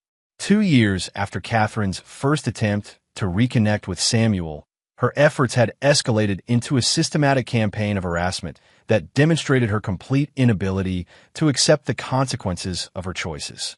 She'd hired private investigators to track Lucas and Samuel, attempted to contact Samuel through fake social media accounts, and even tried to manipulate Samuel's classmates' parents into providing information about his daily routine. Each attempt was documented, recorded, and added to the growing file that Aurora maintained with legal precision. Catherine's behavior had progressed from desperate to obsessive to genuinely threatening, justifying increasingly severe legal responses. The breaking point came when Catherine attempted to kidnap Samuel from his martial arts class. She'd waited in the parking lot until Lucas stepped inside to speak with the instructor, then approached Samuel as he walked to their car. "Samuel, honey, it's Mommy," she said, reaching for his arm. "I missed you so much. Come with me so we can talk." Samuel, now 11 years old and trained in both self-defense and threat recognition, immediately stepped back and spoke loudly enough for other parents to hear. "I don't know you. My father told me never to go anywhere with strangers." The public nature of Samuel's rejection and the way other parents immediately moved to protect him created a scene that left Catherine exposed and humiliated. But more importantly, it provided witnesses to her attempted kidnapping. Lucas emerged from the building to find Catherine being restrained by 3 other fathers while Samuel stood safely behind them, completely calm and in control of the situation. "She tried to make me go with her," Samuel reported to his father with the clinical precision Lucas had taught him. "I told her I don't know her and asked for help." Lucas felt pride in his son's perfect execution of their safety protocols, but also a cold fury at Catherine's willingness to traumatize Samuel in her desperate attempt to reclaim a relationship she destroyed. "Ma'am, you need to leave now," one of the other fathers said to Catherine. "We've already called the police." Catherine looked at Lucas with a mixture of desperation and hatred. "He's my son. You can't keep him from me forever." "Watch me," Lucas replied quietly. When the police arrived, they found a clear case of attempted kidnapping by someone who had no legal custody rights and was violating multiple restraining orders. Catherine was arrested on the spot, finally facing criminal consequences for her years of harassment. Aurora, who had rushed to the scene when Lucas called her, documented everything for the legal proceedings that would follow. As an experienced attorney, she knew this incident would provide the evidence needed to permanently end Catherine's ability to threaten Samuel. "This is going to federal court," Aurora told Lucas as they watched Catherine being placed in the police car. "Kidnapping across state lines, violating federal restraining orders, stalking a minor. She's looking at serious prison time." Lucas felt no satisfaction in Catherine's arrest, only relief that Samuel would finally be safe from her increasing desperation. "How long?" 5 to 10 years minimum, Aurora replied. "And when she gets out, she'll be a convicted felon with a record of child endangerment. No family court in the country would give her custody rights." Samuel, who had been remarkably composed throughout the incident, finally showed his age when he looked up at Lucas with tears in his eyes. "I did what you taught me, right?" Lucas knelt down and hugged his son tightly. "You did everything perfectly, Samuel. You kept yourself safe and got help from trusted adults. I'm so proud of you." "I don't want to see her again," Samuel said quietly. "You won't have to," Lucas promised. "She made her choices, and now she has to live with them." 3 months later, Catherine pled guilty to federal kidnapping charges in exchange for a 7-year sentence. Her attorney had advised her that fighting the charges would likely result in a much longer prison term, given the extensive documentation of her harassment campaign and the eyewitness testimony from the attempted kidnapping. Lucas attended the sentencing hearing with Aurora and Samuel, wanting his son to see that justice had consequences for people who threatened their family. Samuel listened quietly as the judge detailed Catherine's crimes and explained why her behavior required significant punishment. "The court finds that the defendant has shown a pattern of escalating criminal behavior and complete disregard for her child's well-being," the judge stated. "Her willingness to traumatize her own son in pursuit of her selfish goals demonstrates a fundamental unfitness for parenthood." When given the opportunity to address the court, Catherine attempted one final manipulation, claiming she was a victim of Lucas's psychological warfare and that she'd only been trying to reconnect with her son. The judge was unimpressed. "Ms. Smith, You had multiple opportunities to pursue legal remedies if you believed your custody rights had been unjustly terminated. Instead, you chose to stalk, harass, and ultimately attempt to kidnap a child. Your actions speak louder than your words. After the sentencing, Lucas, Samuel, and Aurora walked out of the courthouse together, finally free from the shadow that had hung over their family for 3 years. "Is it really over?" Samuel asked. "It's really over," Lucas confirmed. "By the time she gets out of prison, you'll be an adult who can make your own decisions about whether you want any contact with her." Samuel considered this. "I don't think I will. People who try to hurt you once will usually try again." Lucas was struck by his son's wisdom and his clear understanding of the lessons they'd learned together. "That's very smart thinking, Samuel." 6 months later, Lucas and Aurora were married in a small ceremony attended by close friends and family. Samuel served as Lucas's best man, and Aurora's daughters were her bridesmaids. The ceremony was held in the backyard of their new home, a larger house that could accommodate their blended family. During his wedding speech, Lucas reflected on the journey that had brought them together. "I used to think that trust was something you gave freely until someone proved they didn't deserve it. Now I understand that trust is something you build carefully with people who earn it through consistent actions." He looked at Aurora, then at Samuel and the girls. "This family is built on the foundation of people who chose each other and who prove every day that they deserve each other's loyalty and protection." Aurora's vows included a promise to Samuel that demonstrated her understanding of Lucas's priorities. "Samuel, I promise to be a stepmother who earns your respect through my actions, not my title. Your father's love for you is one of the things I admire most about him, and I will never ask him to choose between us because I know you will always come first." Samuel smiled at Aurora's words, having learned to value people who understood their place in his father's hierarchy of loyalties.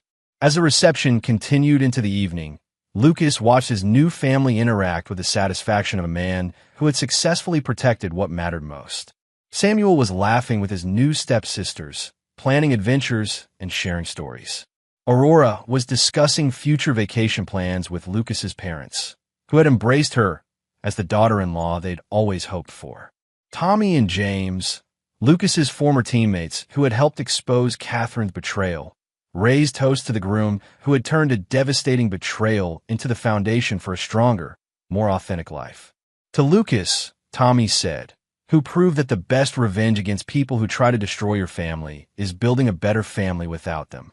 Lucas raised his glass in response, looking around at the faces of people who had earned their place in his life through loyalty, sacrifice, and genuine care for each other. "To second chances," Lucas replied, "and to the wisdom to recognize the difference between people who deserve them and people who don't." As the evening wound down, Samuel approached his father with a question that showed how much he'd grown. "Dad, do you think she'll ever understand what she lost?" Lucas considered the question carefully. "Maybe, son, but that's not our concern anymore. Our concern is appreciating what we have and protecting it from people who would try to take it away." Samuel nodded, understanding that the lessons they'd learned together about loyalty, betrayal, and consequences would serve him well throughout his life. Lucas looked around at his new family, built on the ashes of the old one, and felt the deep satisfaction of a mission completed successfully. He'd protected his son, punished those who had betrayed them, and found people worthy of his trust and protection. The war was over, justice had been served, and the family that remained was stronger for having survived the testing. As Lucas tucked Samuel in a bed in their new home, his son asked one final question. "Dad, would you do it all again? Fight that hard to protect us?" Lucas smiled and smoothed his son's hair. "Every time, Samuel. Every single time."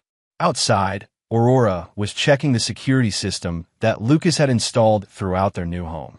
She understood that a man who had learned to protect his family from betrayal would never stop being vigilant about their safety. But this time, Lucas wasn't protecting his family alone. This time, he had a partner who understood the value of loyalty and the price of betrayal. This time, they were ready for anything. And there you have it. Another story comes to an end. What did you think? I'd love to hear your thoughts in the comments below. If you enjoy this story, consider joining our community by subscribing. It means the world to us. For more stories like this one, Check out the recommended videos on screen. And I'll see you there. Welcome back to another story on Infidelity Tales Lab. Before we begin, tell us, where in the world are you watching from? Now, let's dive into today's story. Chapter 1. The Foundation. Dean Harrington had built his life on three principles: loyalty, protection, and precision. At 38, he carried himself with the quiet confidence of a man who had seen combat in two theaters and survived by being smarter, faster, and more ruthlessly determined than his enemies. His scarred hands, earned defusing IEDs in Afghanistan, now worked as a demolitions consultant for construction companies across Nevada, but those same hands had once been capable of taking apart more than just buildings. The house in Henderson was Dean's fortress, a modest two-story with reinforced security that most visitors assumed was simple paranoia. In reality, every camera, every motion sensor, every redundant lock system had been installed by a man who understood that threats could come from anywhere, at any time.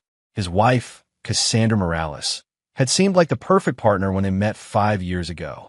Beautiful, charming, and from a prominent local family that owned several successful restaurants throughout Las Vegas. Her father, Ramon Mercado, was a respected businessman who had built his empire from nothing. Her mother, Beatrice Moyer, came from old Vegas money and brought social connections that opened doors for Ramon's expanding business. Dean's son from his first marriage, 12-year-old Nicholas Cooper Harrington, had been the light of his life since his ex-wife died in a car accident 4 years earlier. The boy was intelligent, curious, and had inherited Dean's mechanical aptitude along with his late mother's gentle nature. When Dean married Cassandra, he believed he was giving Nicholas the stable family environment every child deserved. That belief was about to be shattered in the most devastating way possible. The first warning sign came during a family dinner at the Mercado house 3 months ago.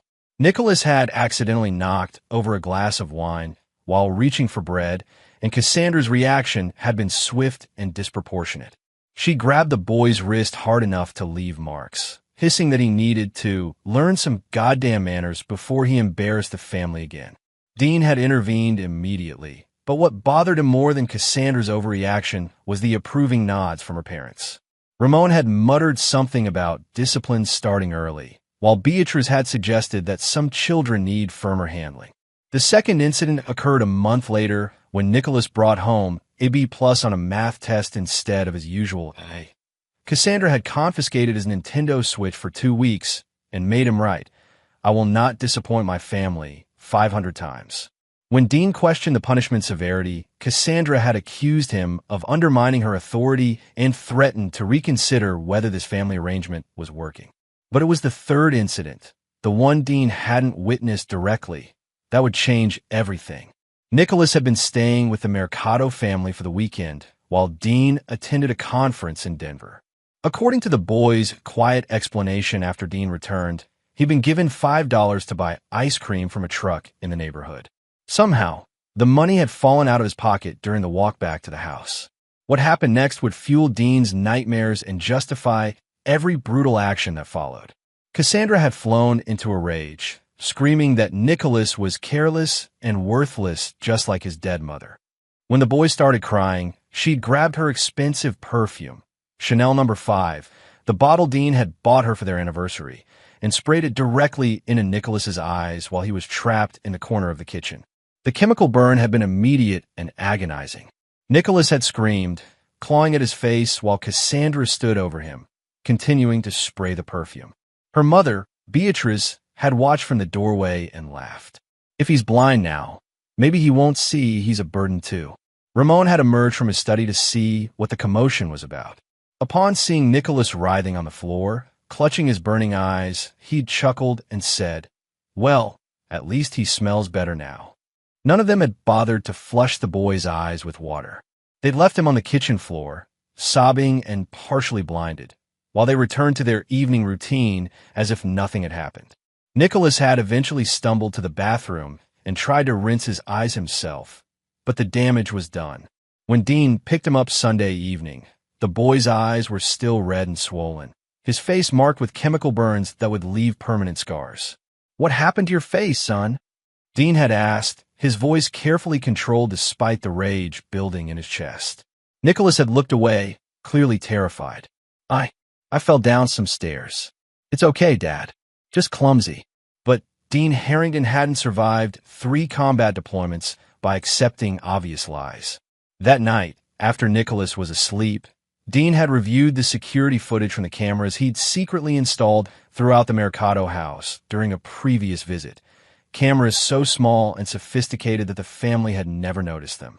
What he saw on those recordings transformed Dean from a loving husband and father into something far more dangerous. The 15 minutes of footage showing his son's torture would be burned into his memory forever. But more importantly, they would serve as evidence for the systematic destruction he was about to unleash. As Dean sat in his home office, watching Cassandra sleep peacefully in their bed through the monitor, he began making a list.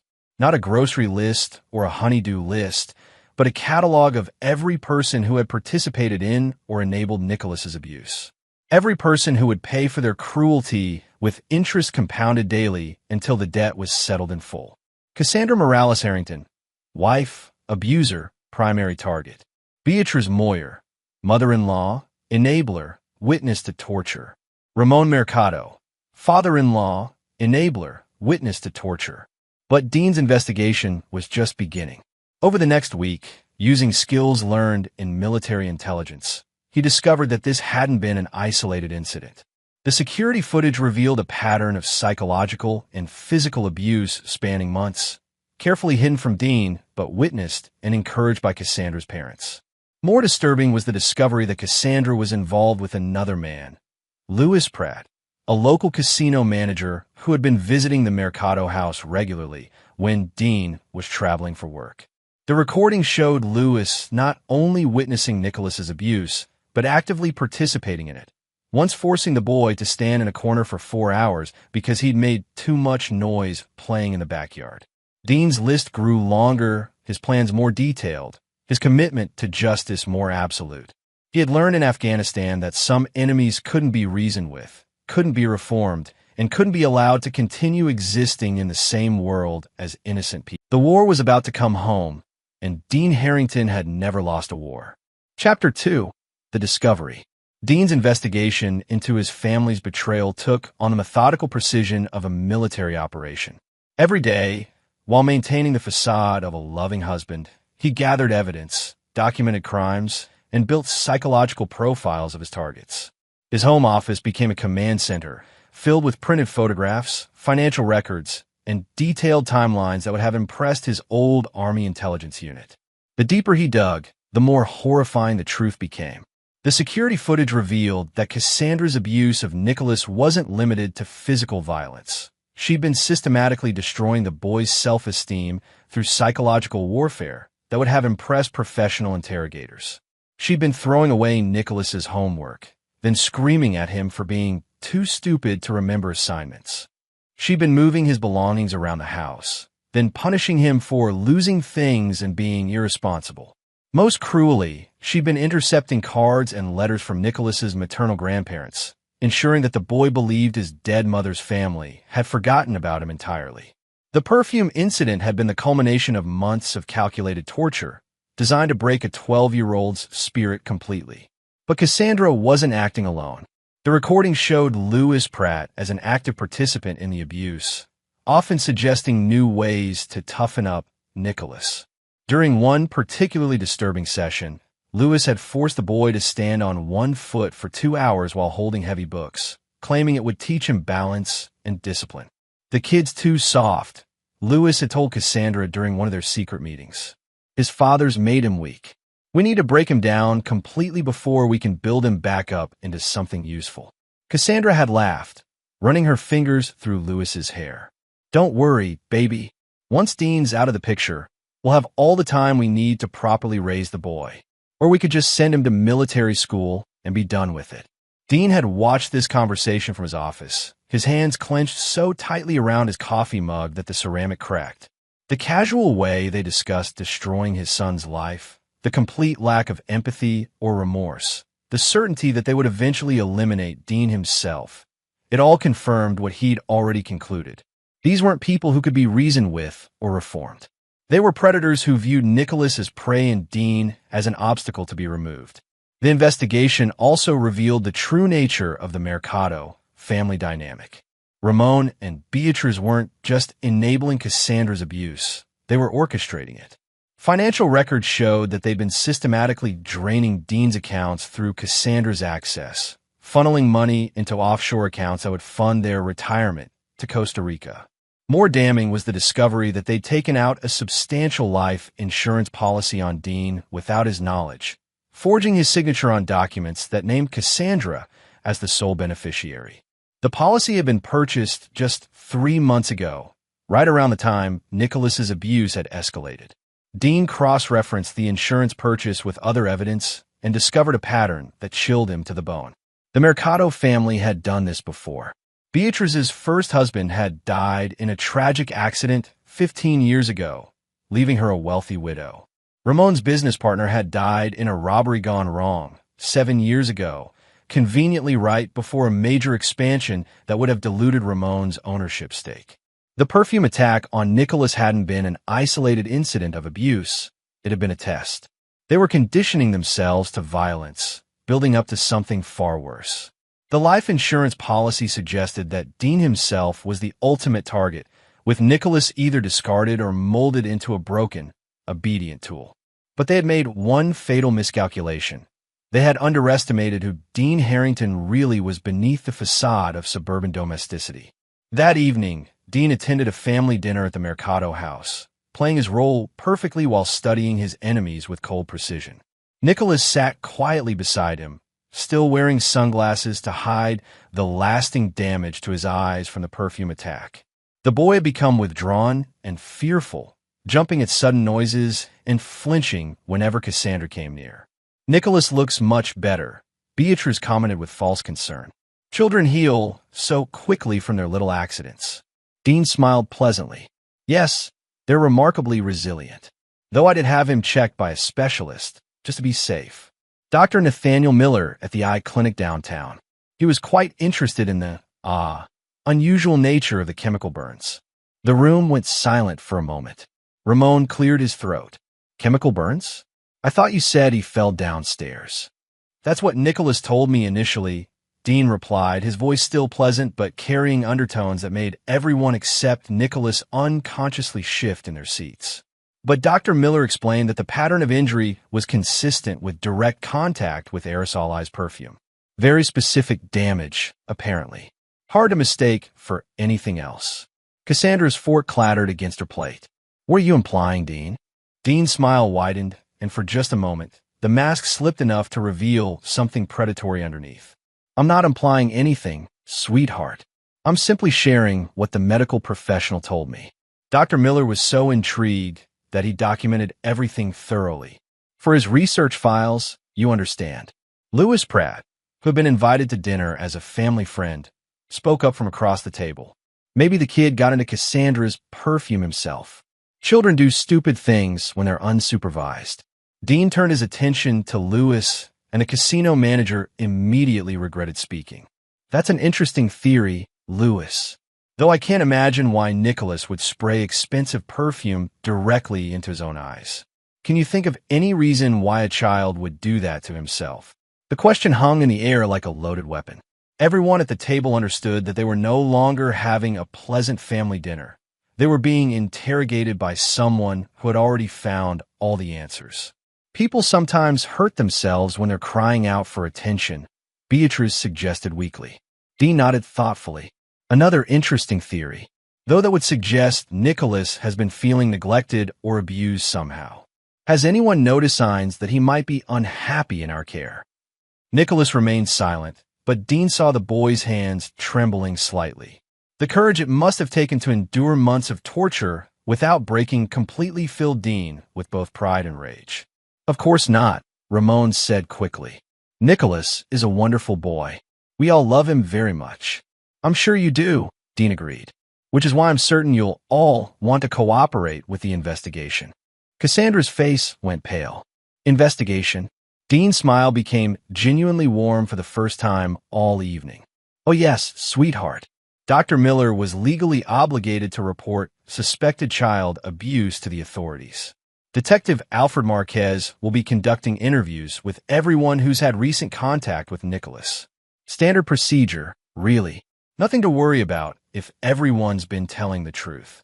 The lie came easily, delivered with the casual confidence of a man who had spent years deceiving enemies in life-or-death situations.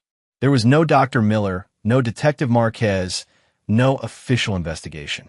But his targets didn't know that, and their guilty consciences would do most of Dean's work for him. As the evening progressed, Dean watched his enemies squirm, each one clearly calculating how much the others knew and whether they could be trusted to maintain the conspiracy of silence. By the time he and Nicholas left for home, Dean was satisfied that the psychological pressure was already beginning to fracture their unity. Phase 1 of his operation was complete. Now it was time to begin the real work. Chapter 3. The Preparation. Dean's transformation from suburban father to tactical operative happened gradually, like a snake shedding its skin. During the day, he maintained his routine, dropping Nicholas at school, attending work meetings, playing the role of concerned husband investigating his son's accident. But his nights belonged to preparation, planning, and the meticulous construction of a trap that would destroy his enemies completely.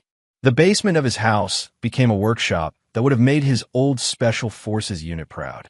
Dean had always been mechanically gifted, but now he applied those skills toward creating tools of psychological warfare. Hidden cameras smaller than coins, listening devices that could be concealed in everyday objects, recording equipment that could capture conversations from 3 rooms away. But Dean's most important preparation was psychological. He studied his targets like a predator learning the habits of prey, identifying weaknesses, mapping relationships, understanding the dynamics that held their criminal conspiracy together. Cassandra was vain and insecure, dependent on her parents' approval but resentful of their control. She craved validation and luxury, using her relationship with Lewis as both rebellion against her parents and escape from her marriage to Dean. Her weakness was her need to be the center of attention. She couldn't resist bragging about her schemes or documenting her success on social media. Lewis Pratt was a mid-level casino manager with delusions of grandeur and a gambling addiction that kept him perpetually in debt. He viewed his relationship with Cassandra as a path to financial security through her family's wealth, but he was also skimming money from the casino to fund his poker habit. His weakness was greed. He would risk everything for the promise of easy money. Ramon Mercado was the architect of the family's criminal activities, but his success had made him overconfident and careless. He believed his money and connections made him untouchable, which led him to leave digital trails that a more cautious criminal would have eliminated. His weakness was pride. He couldn't resist taking credit for his cleverness. Beatrice Moyer was the most dangerous of the group because she was the most intelligent, but she was also the most dependent on maintaining her social status. Her cruelty toward Nicholas came from a pathological need to control and dominate others, but she was terrified of public humiliation. Her weakness was reputation. She would sacrifice anyone to protect her standing in Las Vegas society.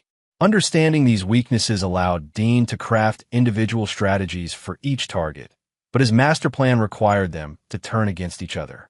He began by planting seeds of suspicion and paranoia, using their own criminal tendencies against them.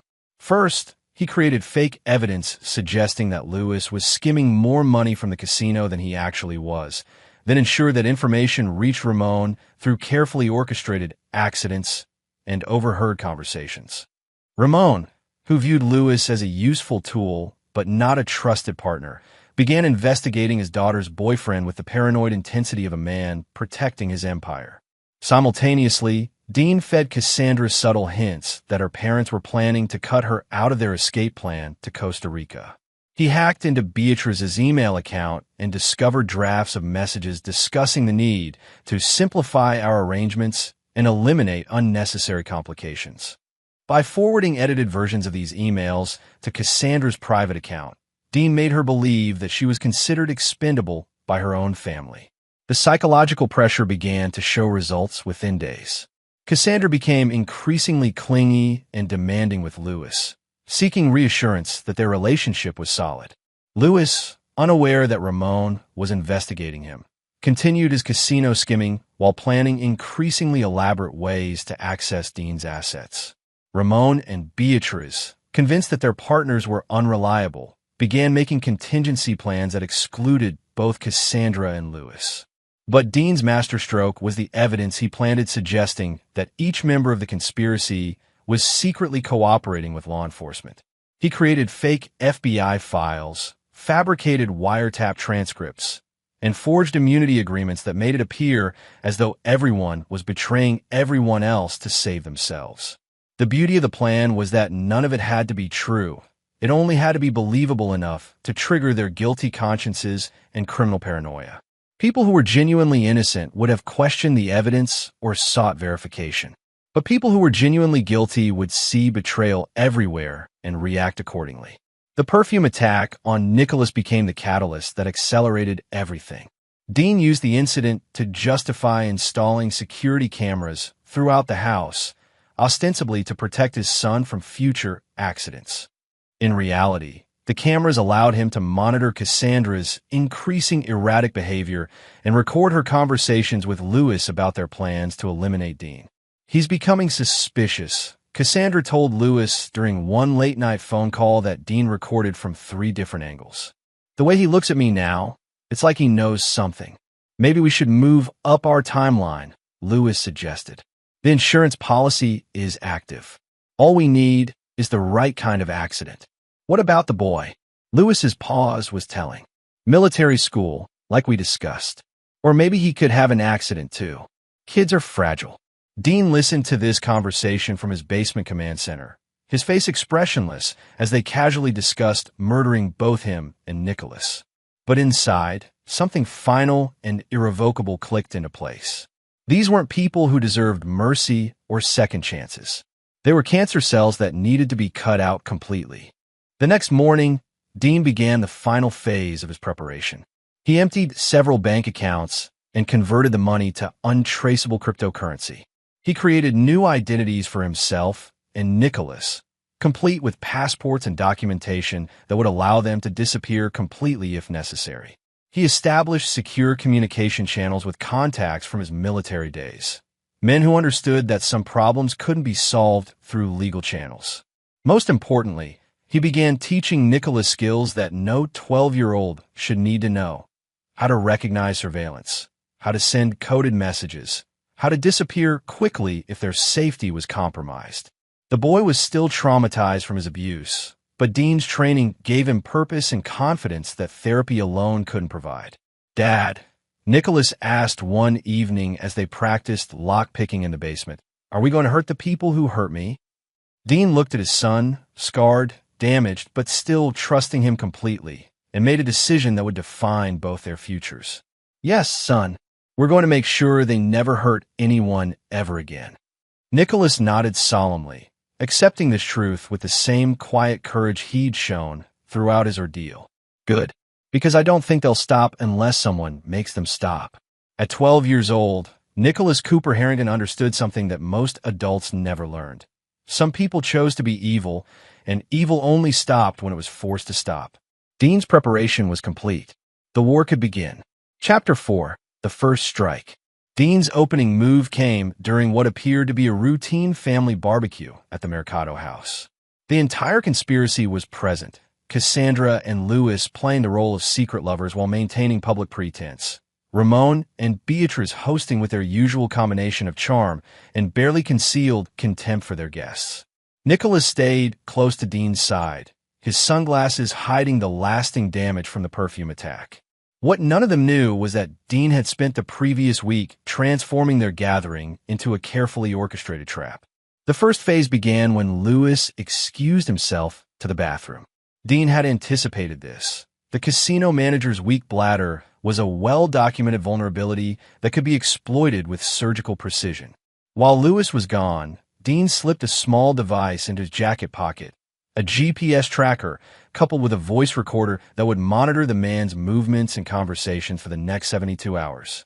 "Lewis seems nervous today," Dean commented to Ramon as they stood by the grill. "Is everything all right at the casino?" Ramon's eyes flickered with suspicion, exactly the reaction Dean had been cultivating for weeks.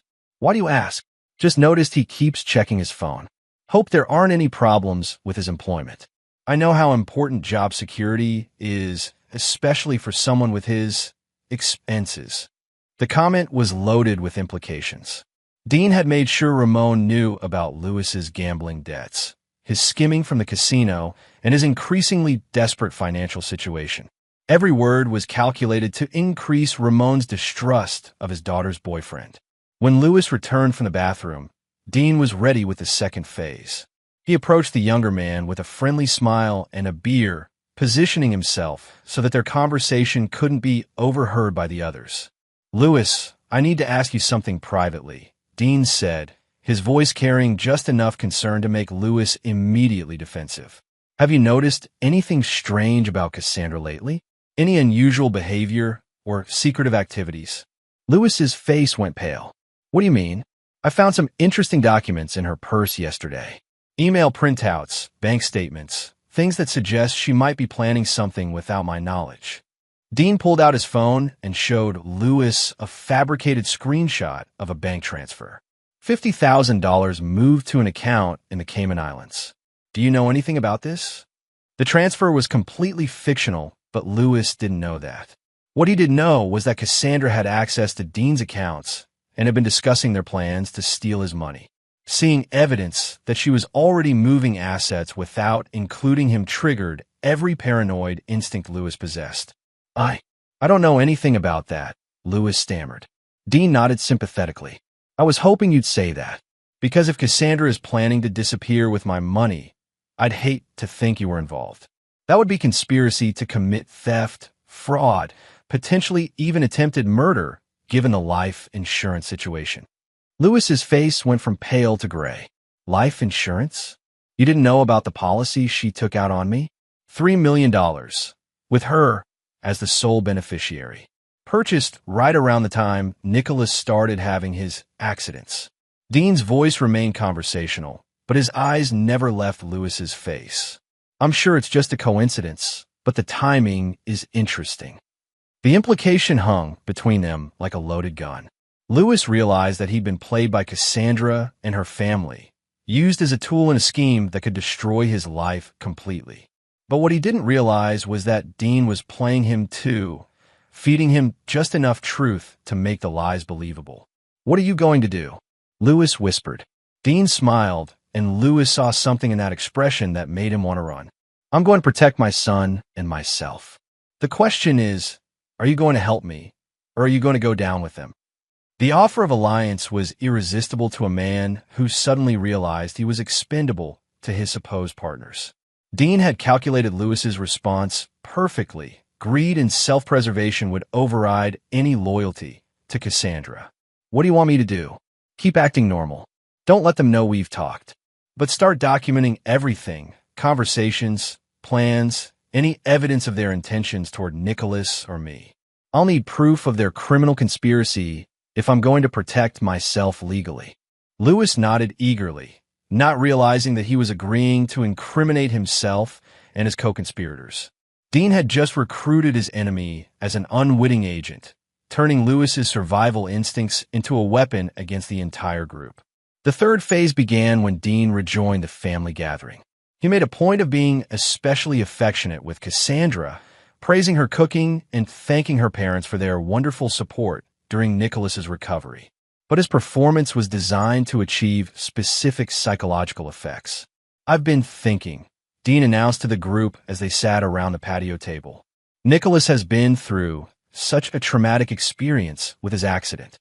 Maybe we should plan a special family vacation to help him recover. Somewhere tropical, maybe Costa Rica."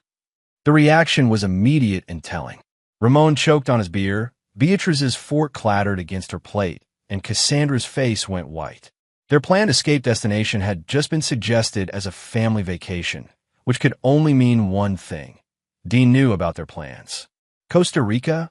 Beatrice managed to ask. "It's supposed to be beautiful this time of year," Dean continued cheerfully. "Perfect for a family looking to start over, maybe even relocate permanently if they found the right opportunity." The words were chosen with surgical precision. Every member of the conspiracy was now wondering how much Dean knew and whether their communications had been compromised. The paranoia that Dean had been cultivating for weeks exploded into full-blown panic. "That sounds expensive," Ramon said carefully. Dean's smile widened. "Oh, don't worry about the cost. I've been moving some investments around, liquidating assets. I want to make sure our family has everything we need for whatever the future brings." The implication was clear. Dean was also moving money offshore, which meant he either knew about their plans and was trying to beat them to it, or he was planning something of his own that required liquid assets. Either possibility terrified them. As the evening wound down, Dean made sure to hug each member of the conspiracy warmly, whispering private comments that increased their individual paranoia. To Cassandra, "I know we haven't been as close lately, but I want you to know that I'll always protect what's mine." To Ramon, "Thank you for always treating Nicholas like your own grandson. Some people aren't as understanding about stepchildren." To Beatrice, "I'm so glad Nicholas has recovered from his accident. It would have been terrible if there had been permanent damage." Each comment was designed to suggest that Dean knew more than he was saying, that he was aware of their individual roles in Nicholas's abuse, and that he was preparing to take action. By the time Dean and Nicholas left for home, the conspiracy was fracturing under the weight of suspicion and fear. Dean had successfully turned them against each other without firing a shot or making an overt threat. Now he just had to wait for them to destroy themselves. But he wouldn't wait long. The GPS tracker in Lewis's pocket was already transmitting data. The voice recorder was capturing panic conversations between the conspirators, and Dean's master plan was entering its most lethal phase. The first strike had been psychological warfare. The next strike would be far more personal. Chapter 5. The Trap Springs. The recording device Dean had planted on Lewis proved more valuable than expected. Within 24 hours, it captured a series of conversations that provided the final evidence Dean needed to justify what came next. The first conversation occurred between Lewis and Cassandra at 2:17 a.m., when Lewis called in a panic after Dean's revelations at the barbecue. He knows Cassandra. He knows about the money, the insurance policy, everything. "Calm down," Cassandra hissed into the phone. "You're paranoid. Dean doesn't know anything." Then explain the Costa Rica comment. Explain how he knew about the life insurance. "Your husband isn't stupid, and we've been treating him like he is." There was a long pause before Cassandra responded. "Maybe it's time to accelerate our timeline." "What are you talking about?" "The accident. Instead of waiting for the perfect opportunity, we create one. This weekend, when Dean takes Nicholas camping like he always does. A tragic fire, carbon monoxide poisoning, something that eliminates both problems at once." Lewis's sharp intake of breath was audible on the recording. "You're talking about murdering a child." "I'm talking about removing obstacles to our future," Cassandra corrected coldly. "Nicholas is damaged goods anyway. Those burns on his face aren't healing properly. He'll never be normal." The casual way she discussed murdering her stepson crystallized everything Dean had suspected about his wife's true nature. But the recording got worse. The second conversation occurred the next morning between Cassandra and her mother, Beatrice. "Lewis is getting cold feet about the boy," Cassandra reported. "He thinks we should just focus on Dean and send Nicholas to boarding school." "Lewis doesn't understand that witnesses are liabilities," Beatrice replied with the cold calculation of a professional criminal. "The boy has already seen too much, knows too much. He could cause problems later. So we proceed as planned." "We proceed as planned." A tragic camping accident that claims both father and son. Very sad, but these things happen. The insurance money will ease our grief considerably. The third and most damning conversation occurred between Ramon and an unknown male voice that evening. "The arrangements are in place," the stranger said. "Carbon monoxide canisters, delayed release mechanism, remote detonation if necessary. It will look like a faulty camp stove. Very common cause of camping fatalities. And there won't be any evidence linking back to us. None. The equipment will be completely destroyed in the explosion. Your son-in-law and his boy will just be another tragic statistic." Dean listened to these recordings in his basement command center, his face expressionless as his family calmly planned his murder and that of his son. The evidence was now incontrovertible. They weren't just abusive opportunists. They were calculating killers who viewed Nicholas as nothing more than a witness to be eliminated. The camping trip they referenced was real. Dean took Nicholas into the mountains every few months, partly for bonding time, but mostly to maintain skills that his military background demanded. The isolated campsite they used was accessible only by hiking trail, with no cell phone coverage and no witnesses for miles in any direction. It would be the perfect place for an accident. But Dean had no intention of being a victim. Instead, he was going to turn their murder plot into the instrument of their own destruction. That evening, Dean sat Nicholas down for a conversation that no father should ever have to have with his 12-year-old son. Nicholas, I need to tell you something very serious. The people who hurt you are planning to hurt us both permanently. Do you understand what that means? Nicholas nodded solemnly. Despite his age, the boy had seen enough evil to understand that some threats were existential. They want to kill us. Yes. And tomorrow night, when we go camping, they're going to try. But we're not going to let that happen. Dean pulled out a detailed topographical map of the camping area, marked with positions, escape routes, and tactical considerations that would have impressed his old Special Forces unit. Here's what we're going to do. The next evening, Dean and Nicholas loaded their camping gear into the truck and drove toward the mountains, just like they had a dozen times before. But this time, their packs contained more than sleeping bags and trail mix. Dean had equipped them both with night vision goggles, encrypted communications devices, and emergency supplies that could sustain them for a week in the wilderness. More importantly, Dean had spent the afternoon rigging the campsite with his own surprises, motion sensors, hidden cameras, and several devices that would turn the hunters into the hunted. They arrived at the trailhead at sunset and hiked the 3 miles to their usual camping spot, a clearing beside a small stream that provided water and concealment. Dean set up their tent exactly where he always did, but he and Nicholas wouldn't be sleeping in it. Instead, they established a secondary position 200 meters away, hidden in dense undergrowth with clear sight lines to the campsite. From this concealed position, they could monitor anyone who approached their sleeping location. The attack came at 3:17 a.m., just as Dean had predicted. 3 men in dark clothing approached the campsite with military precision, carrying equipment that included the carbon monoxide canisters Ramon had arranged. They moved like professionals, confirming Dean's suspicion that the Mercado family had hired actual killers rather than attempt the murders themselves. Dean watched through night vision as the assassins placed their devices around the tent, setting up what would appear to be a tragic accident caused by a faulty camp stove. The carbon monoxide would kill silently, leaving bodies that appear to have died peacefully in their sleep. But the tent was empty except for sleeping bags stuffed with camping gear. Dean and Nicholas were safely hidden, documenting everything through multiple camera angles while preparing for Phase 2 of their counterattack. When the assassins activated their murder device and retreated to a safe distance to ensure the accident was successful, Dean triggered his own surprise. The campsite exploded in a brilliant flash of light and sound as his flashbang grenades detonated simultaneously, disorienting the killers and temporarily blinding them.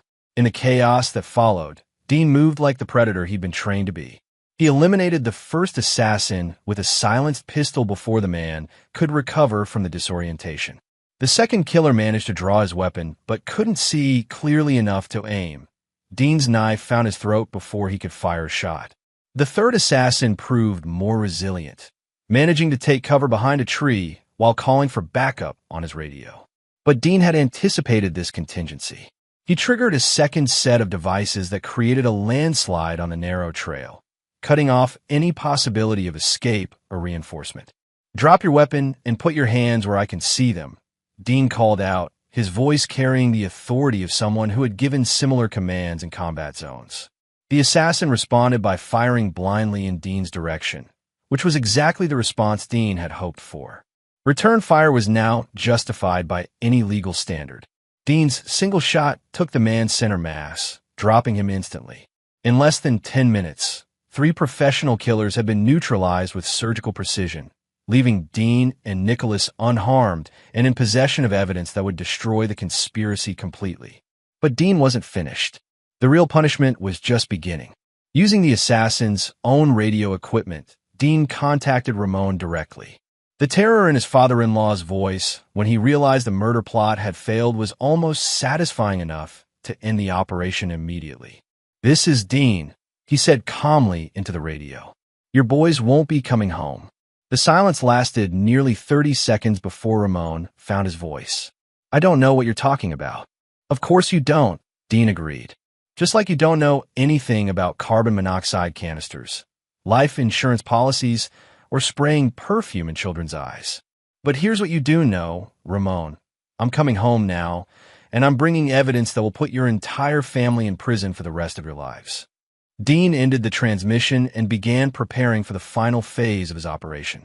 The camping trip had been a trap, but not for him. Now it was time to spring the larger trap he'd been building for months. By morning, Ramon Mercado, Beatriz Moyer, Cassandra Morales Harrington, and Louis Pratt would understand what it meant to declare war on Dean Harrington. They would also understand why he never lost. Chapter 6. The Reckoning begins. Dean and Nicholas returned from their camping trip at dawn, their truck pulling into the driveway of a house that would soon become a battleground. The three dead assassins remained in the mountains, their bodies positioned to suggest a violent confrontation between rival criminal organizations. Dean's military training had taught him that sometimes the best cover story was the one that law enforcement wanted to believe. But the physical cleanup was secondary to the psychological warfare Dean was about to unleash. The camping attack had been Ramon's desperation play, a final attempt to eliminate witnesses and claim the insurance money. Its failure meant the conspiracy was now trapped, with nowhere to run and no choice but to face the consequences of their actions. Dean's first stop was the bank, where he withdrew the remaining funds from all accounts that Cassandra could access.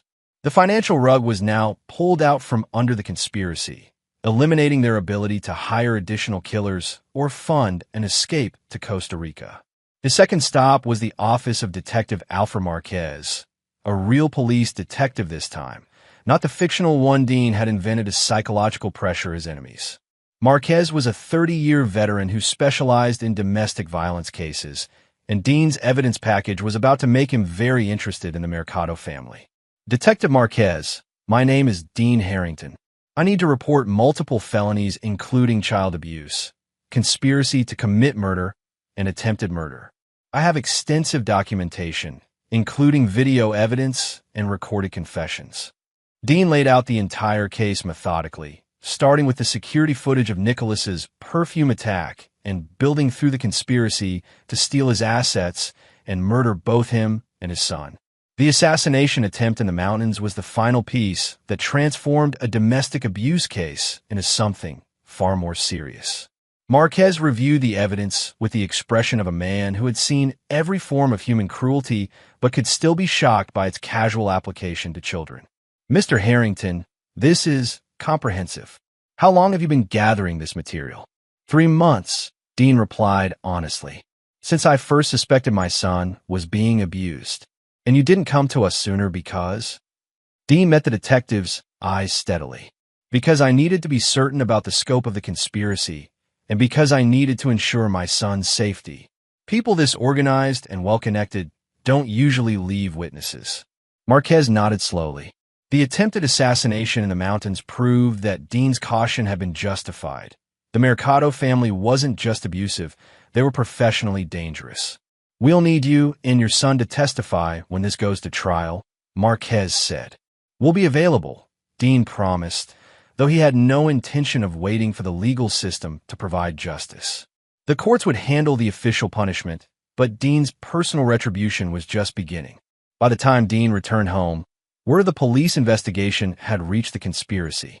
His phone was buzzing with panic calls from Cassandra, demanding to know what he'd told the authorities and threatening to make him regret his betrayal of the family. Dean let the calls go to voicemail while he prepared for the confrontation he knew was coming. Cassandra would arrive within the hour, probably accompanied by Louis and possibly her parents. They would be desperate, cornered, and dangerous, exactly the state Dean needed them in for the final phase of his operation. He sent Nicholas to stay with trusted neighbors, ostensibly for the boys' protection, but actually to ensure there would be no witnesses to what happened next. Then he settled in to wait, checking his weapons one final time. Cassandra arrived first, using her key to enter the house she still legally shared with Dean. She was disheveled and wild-eyed, clearly unraveling under the pressure of knowing that her entire world was about to collapse. "What did you tell them?" she screamed the moment she saw Dean sitting calmly in his living room chair. "What lies did you make up about our family?" Dean smiled, and Cassandra took an involuntary step backward. "I told them the truth, sweetheart. About Nicholas's abuse, about your affair with Lewis, about the life insurance policy, about your parents' criminal history, about the 3 men you sent to kill us last night." "You can't prove anything," Cassandra said, but her voice lacked conviction. Dean pulled out his tablet and played a clip from the security footage. Cassandra spraying perfume directly into Nicholas's eyes while her mother laughed in the background. The sound of his son's screams filled the room, and Cassandra's face went white. "I can prove everything," Dean said quietly. "Every act of abuse, every criminal conspiracy, every murder plot. The only question now is whether you want to face the consequences with dignity or whether you want to make this harder on yourself." Lewis arrived 10 minutes later, followed shortly by Ramon and Beatrice. The entire conspiracy was now gathered in Dean's living room, facing the man they had underestimated so catastrophically. The terror in their eyes was everything Dean had hoped for, but it was just the beginning. "The police have everything," Dean informed them conversationally. "Videos, audio recordings, financial records, testimony from the surviving assassin you hired." "There were no survivors," Ramon interrupted, then immediately realized his mistake. Dean's smile widened. "Interesting that you would know that, Ramon. Almost like you were in communication with them during the operation." The trap was perfect. Ramon had just confessed to knowledge of the assassination attempt on recording equipment that Dean had hidden throughout the house. Every word they spoke was being documented for future use. "What do you want?" Beatrice asked, her composure finally cracking. "Money? We can pay you whatever." "I don't want your money," Dean interrupted. "I want justice for my son, and I want you to understand what it feels like to be helpless while someone destroys everything you care about." He pulled out a small remote control and pressed a button. Throughout the house, screens activated, showing live feeds from security cameras positioned throughout the Mercado family properties. Their restaurants, their homes, their business offices, all under surveillance, all compromised.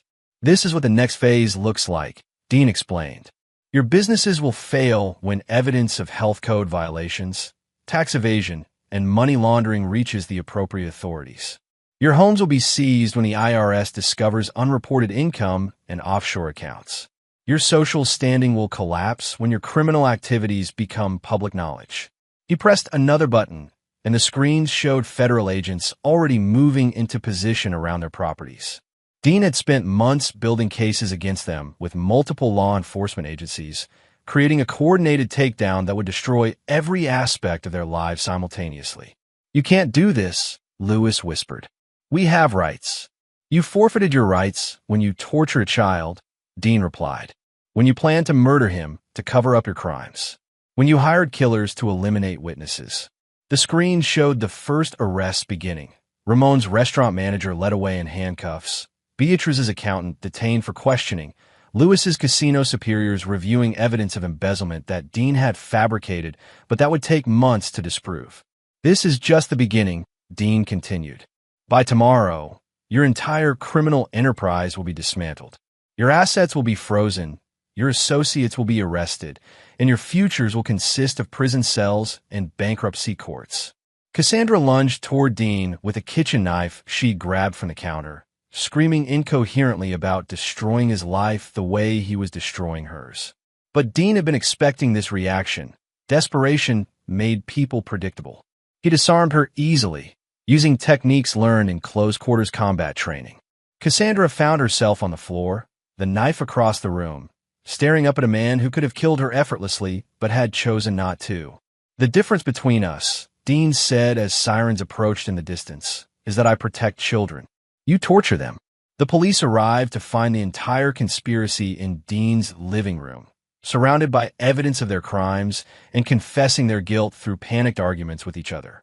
Detective Marquez made the arrest personally, ensuring that each member of the conspiracy understood that their crimes against Nicholas had made this a personal mission for the entire police department.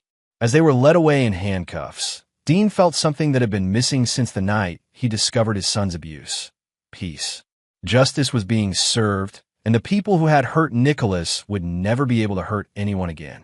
But Dean's revenge was far from complete.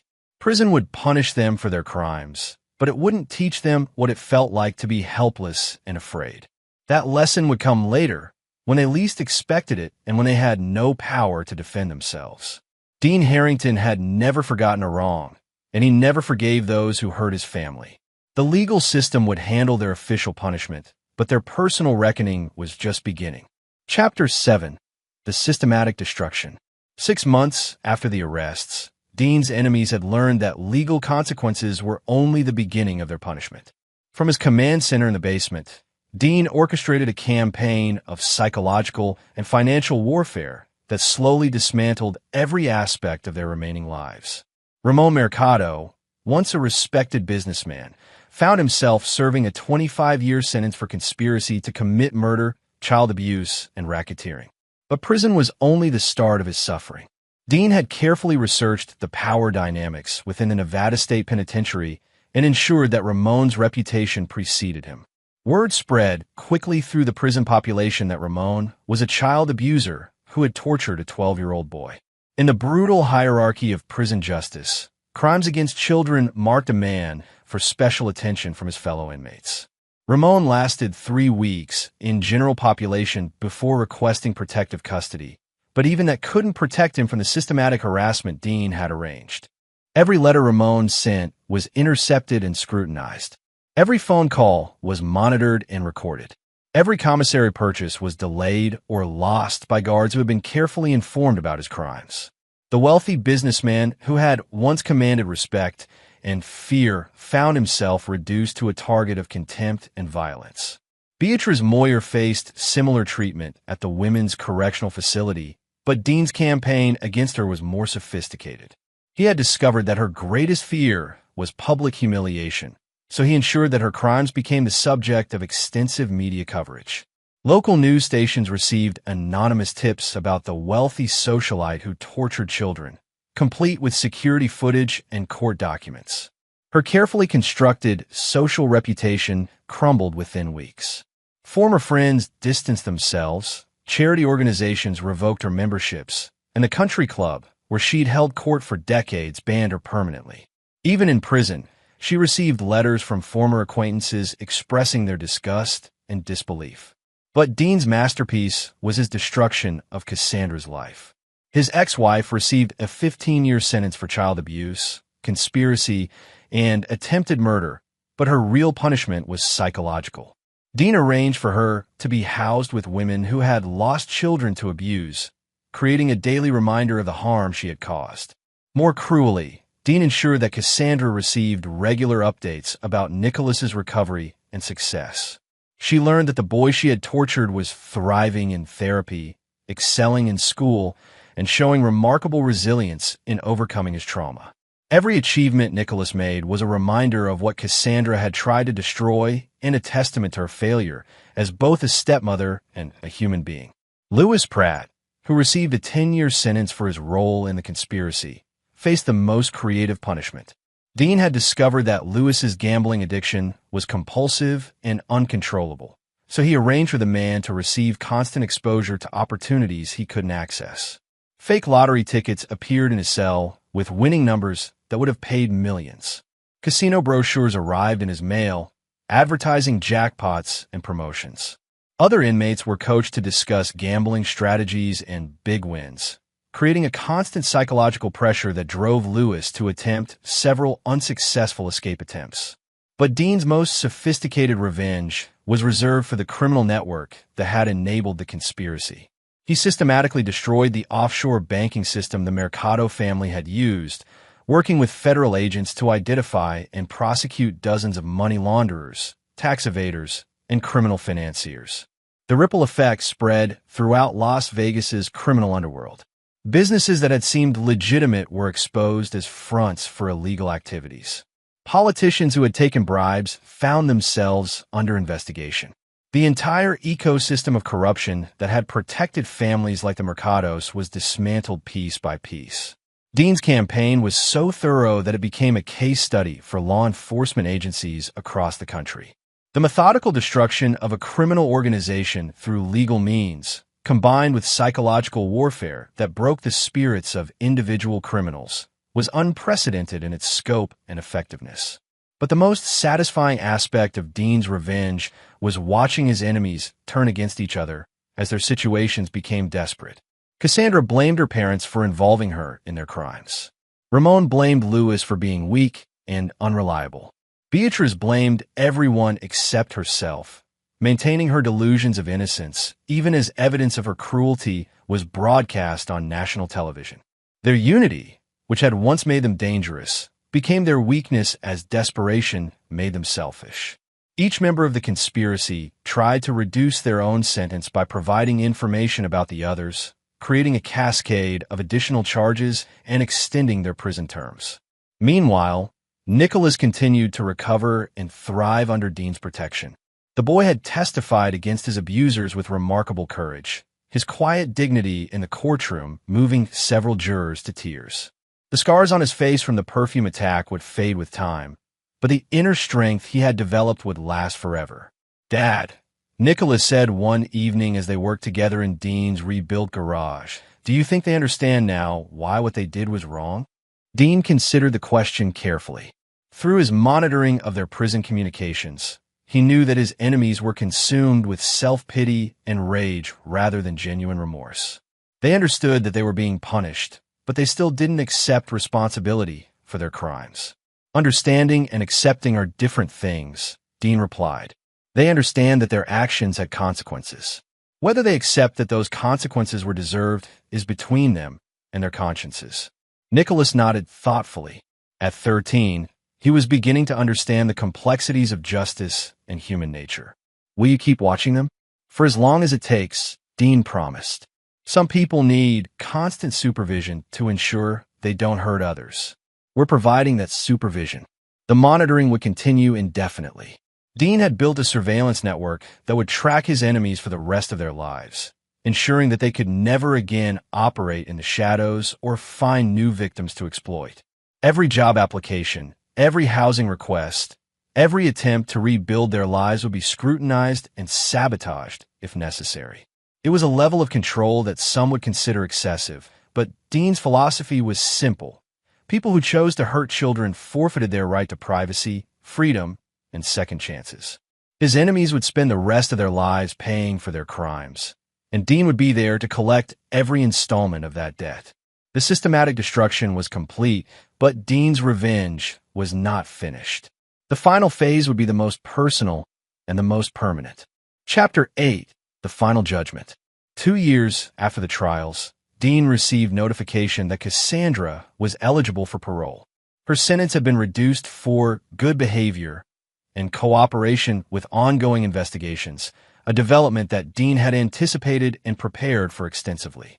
The parole hearing was scheduled for a Thursday morning in Carson City, and Dean made sure to attend as the victim's guardian and primary witness. He brought Nicholas, now 14 and remarkably composed for someone who had endured such trauma at a young age. Cassandra looked older, worn down by prison life and the psychological pressure Dean had maintained throughout her incarceration. Her hair was graying, her face lined with stress, and her once confident demeanor had been replaced by nervous anxiety. The parole board consisted of 5 members who had reviewed extensive files on Cassandra's crimes and her behavior in prison. Dean had made sure they received detailed reports about her lack of genuine remorse, her attempts to minimize her role in Nicholas's abuse, and the ongoing danger she represented to children. "Ms. Morales," the board chairman began, "you've served 2 years of a 15-year sentence for child abuse, conspiracy to commit murder, and attempted murder. Your application for parole claims that you've been rehabilitated and pose no further threat to society. Would you like to address the board?" Cassandra stood, her hands shaking slightly as she read from a prepared statement that had clearly been written by her lawyer. "I deeply regret my actions and the harm I caused to Nicholas. I participated in therapy, anger management, and parenting classes during my incarceration. I understand now that my behavior was wrong, and I'm committed to rebuilding my life as a productive member of society." The words were hollow, rehearsed, and completely unconvincing to anyone who knew Cassandra's true nature. Dean had recorded hundreds of hours of her phone calls from prison, documenting her continued attempts to blame others for her situation and her complete lack of empathy for Nicholas's suffering. "Mr. Harrington," the chairman continued, "as the victim's guardian, would you like to make a statement regarding Ms. Morales' request for parole?" Dean stood, his presence commanding the attention of everyone in the room. "Thank you, Chairman Rodriguez. I have several concerns about releasing Ms. Morales at this time." He pulled out a thick folder containing transcripts of Cassandra's recorded conversations, psychological evaluations that revealed her ongoing narcissistic tendencies, and evidence of her attempts to contact Nicholas through intermediaries despite court orders prohibiting such contact. "Ms. Morales has demonstrated a pattern of manipulative behavior throughout her incarceration," Dean continued. "She has attempted to circumvent no-contact orders, has shown no genuine remorse for her crimes, and continues to view herself as a victim rather than a perpetrator." He played a recording of Cassandra's most recent phone conversation, in which she described Nicholas as that little brat who ruined my life and expressed her intention to make them all pay once she was released. The effect on the parole board was immediate. The recorded evidence of Cassandra's ongoing hostility toward her victim and her lack of rehabilitation was damning. Her lawyer's face went pale as he realized that his client had been recorded admitting to continued criminal intent. Furthermore, Dean continued, "Ms. Morales remains part of a criminal organization that specifically targeted children for abuse. Her parents, Ramon Mercado and Beatriz Moyer, are serving lengthy sentences for their roles in this conspiracy. Her former accomplice, Louis Pratt, has also shown no signs of genuine rehabilitation." Dean presented evidence that the conspiracy was still active even from prison, with the various members communicating through coded messages and attempting to coordinate their eventual revenge against Dean and Nicholas. "The safety of my son must be the primary consideration in this decision," Dean concluded. "Ms. Morales has demonstrated that she remains a clear and present danger to Nicholas specifically and to children generally. I respectfully request that her parole be denied and that she serve her full sentence." Nicholas then stood to address the board, his quiet dignity and obvious trauma creating a powerful contrast to Cassandra's hollow claims of rehabilitation. "I still have nightmares about what she did to me," Nicholas said simply. "The scars on my face will fade, but the memory of her spraying perfume in my eyes while her mother laughed will never go away. I don't think she's sorry for what she did. I think she's only sorry she got caught." The parole board deliberated for less than 30 minutes before returning with their decision. Cassandra's request for early release was denied unanimously, with the recommendation that she not be eligible for another parole hearing for at least 5 years. Cassandra's reaction was immediate and violent. She screamed at Dean across the courtroom, calling him a liar and a manipulator, threatening to destroy him and Nicholas when she eventually gained her freedom. Her outburst was recorded by court stenographers and added to her file as evidence of continued instability and dangerousness. As she was led away in handcuffs, Dean felt a profound sense of satisfaction. The legal system had worked exactly as he had planned, ensuring that his enemies would remain in prison for years to come. But the parole hearing was only the beginning of the final phase. Dean had spent 2 years preparing for Cassandra's eventual release, whenever it might occur, and his preparations went far beyond legal proceedings. That evening, Dean met with a group of men who shared his background in military special operations. They were now private security contractors, but they remembered their oath to protect the innocent and had volunteered their services for a unique long-term assignment. "Cassandra Morales will eventually be released," Dean told the group. "When that happens, she'll attempt to locate and harm my son. I need to ensure that she's under constant surveillance from the moment she leaves prison until she violates her parole conditions or commits a crime that puts her back inside permanently." The contractors nodded their understanding. They had all seen what criminals like Cassandra were capable of, and they shared Dean's philosophy that some threats required permanent monitoring. "What about the others?" asked Dale Santana, a former Marine sniper who specialized in long-range surveillance. Ramon and Beatrice will serve at least 20 years, Dean replied. Lewis might get out in 8 with good behavior. All of them will require monitoring, but Cassandra is the primary threat. The surveillance network Dean established was comprehensive and invisible. When his enemies were eventually released, they would find themselves living in a world where every move was watched, every communication monitored, and every attempt to harm innocent people immediately countered. It was a form of justice that the legal system couldn't provide, permanent, personal, and perfectly tailored to the specific threat each criminal represented. Dean's revenge was nearly complete, but he understood that true justice required vigilance for as long as his enemies drew breath. They had chosen to wage war against his family, and Dean would ensure that war continued until every threat was permanently neutralized. Some people deserved second chances. Others deserved constant supervision to ensure they never got the opportunity to hurt anyone again. Chapter 9. The Eternal Watch. 5 years later, Dean Harrington stood in the backyard of his new home, watching 18-year-old Nicholas graduate from high school as valedictorian. The scars on the young man's face had faded to thin white lines, barely visible unless someone looked closely. More importantly, the psychological scars had healed through years of therapy, love, and the absolute security that came from knowing his father would never let anyone hurt him again. Nicholas had grown into a remarkable young man, intelligent, compassionate, and possessed of an inner strength that impressed everyone who met him. He planned to study engineering at MIT in the fall, following in his father's technical footsteps while forging his own path forward. "Dad," Nicholas said as they cleaned up after the graduation party, "I got a letter from the parole board yesterday. They want me to provide a victim impact statement for Cassandra's next hearing." Dean nodded. He'd received the same notification and had already begun preparing his response. "What do you want to tell them?" Nicholas considered the question carefully, displaying the thoughtful nature that had served him well throughout his recovery. "I want to tell them that I'm not afraid of her anymore, that I've built a good life despite what she did to me. But I also want them to know that she's still dangerous to other children." "That's exactly what you should tell them," Dean agreed. What neither of them mentioned, but both understood, was that Cassandra's parole status was irrelevant to their actual security. Dean's surveillance network had evolved over 5 years into something that would have impressed intelligence agencies. Every member of the original conspiracy remained under constant observation, their communications monitored, their movements tracked, their associates investigated. Ramon Mercado had died in prison the previous year, killed by fellow inmates who had finally grown tired of his arrogance and entitlement. Dean had received notification of the death with cold satisfaction, one threat permanently eliminated. Beatrice Moyer remained in prison, her health declining rapidly as the stress of incarceration and social disgrace took its toll. Her projected release date was still 15 years away, assuming she survived that long.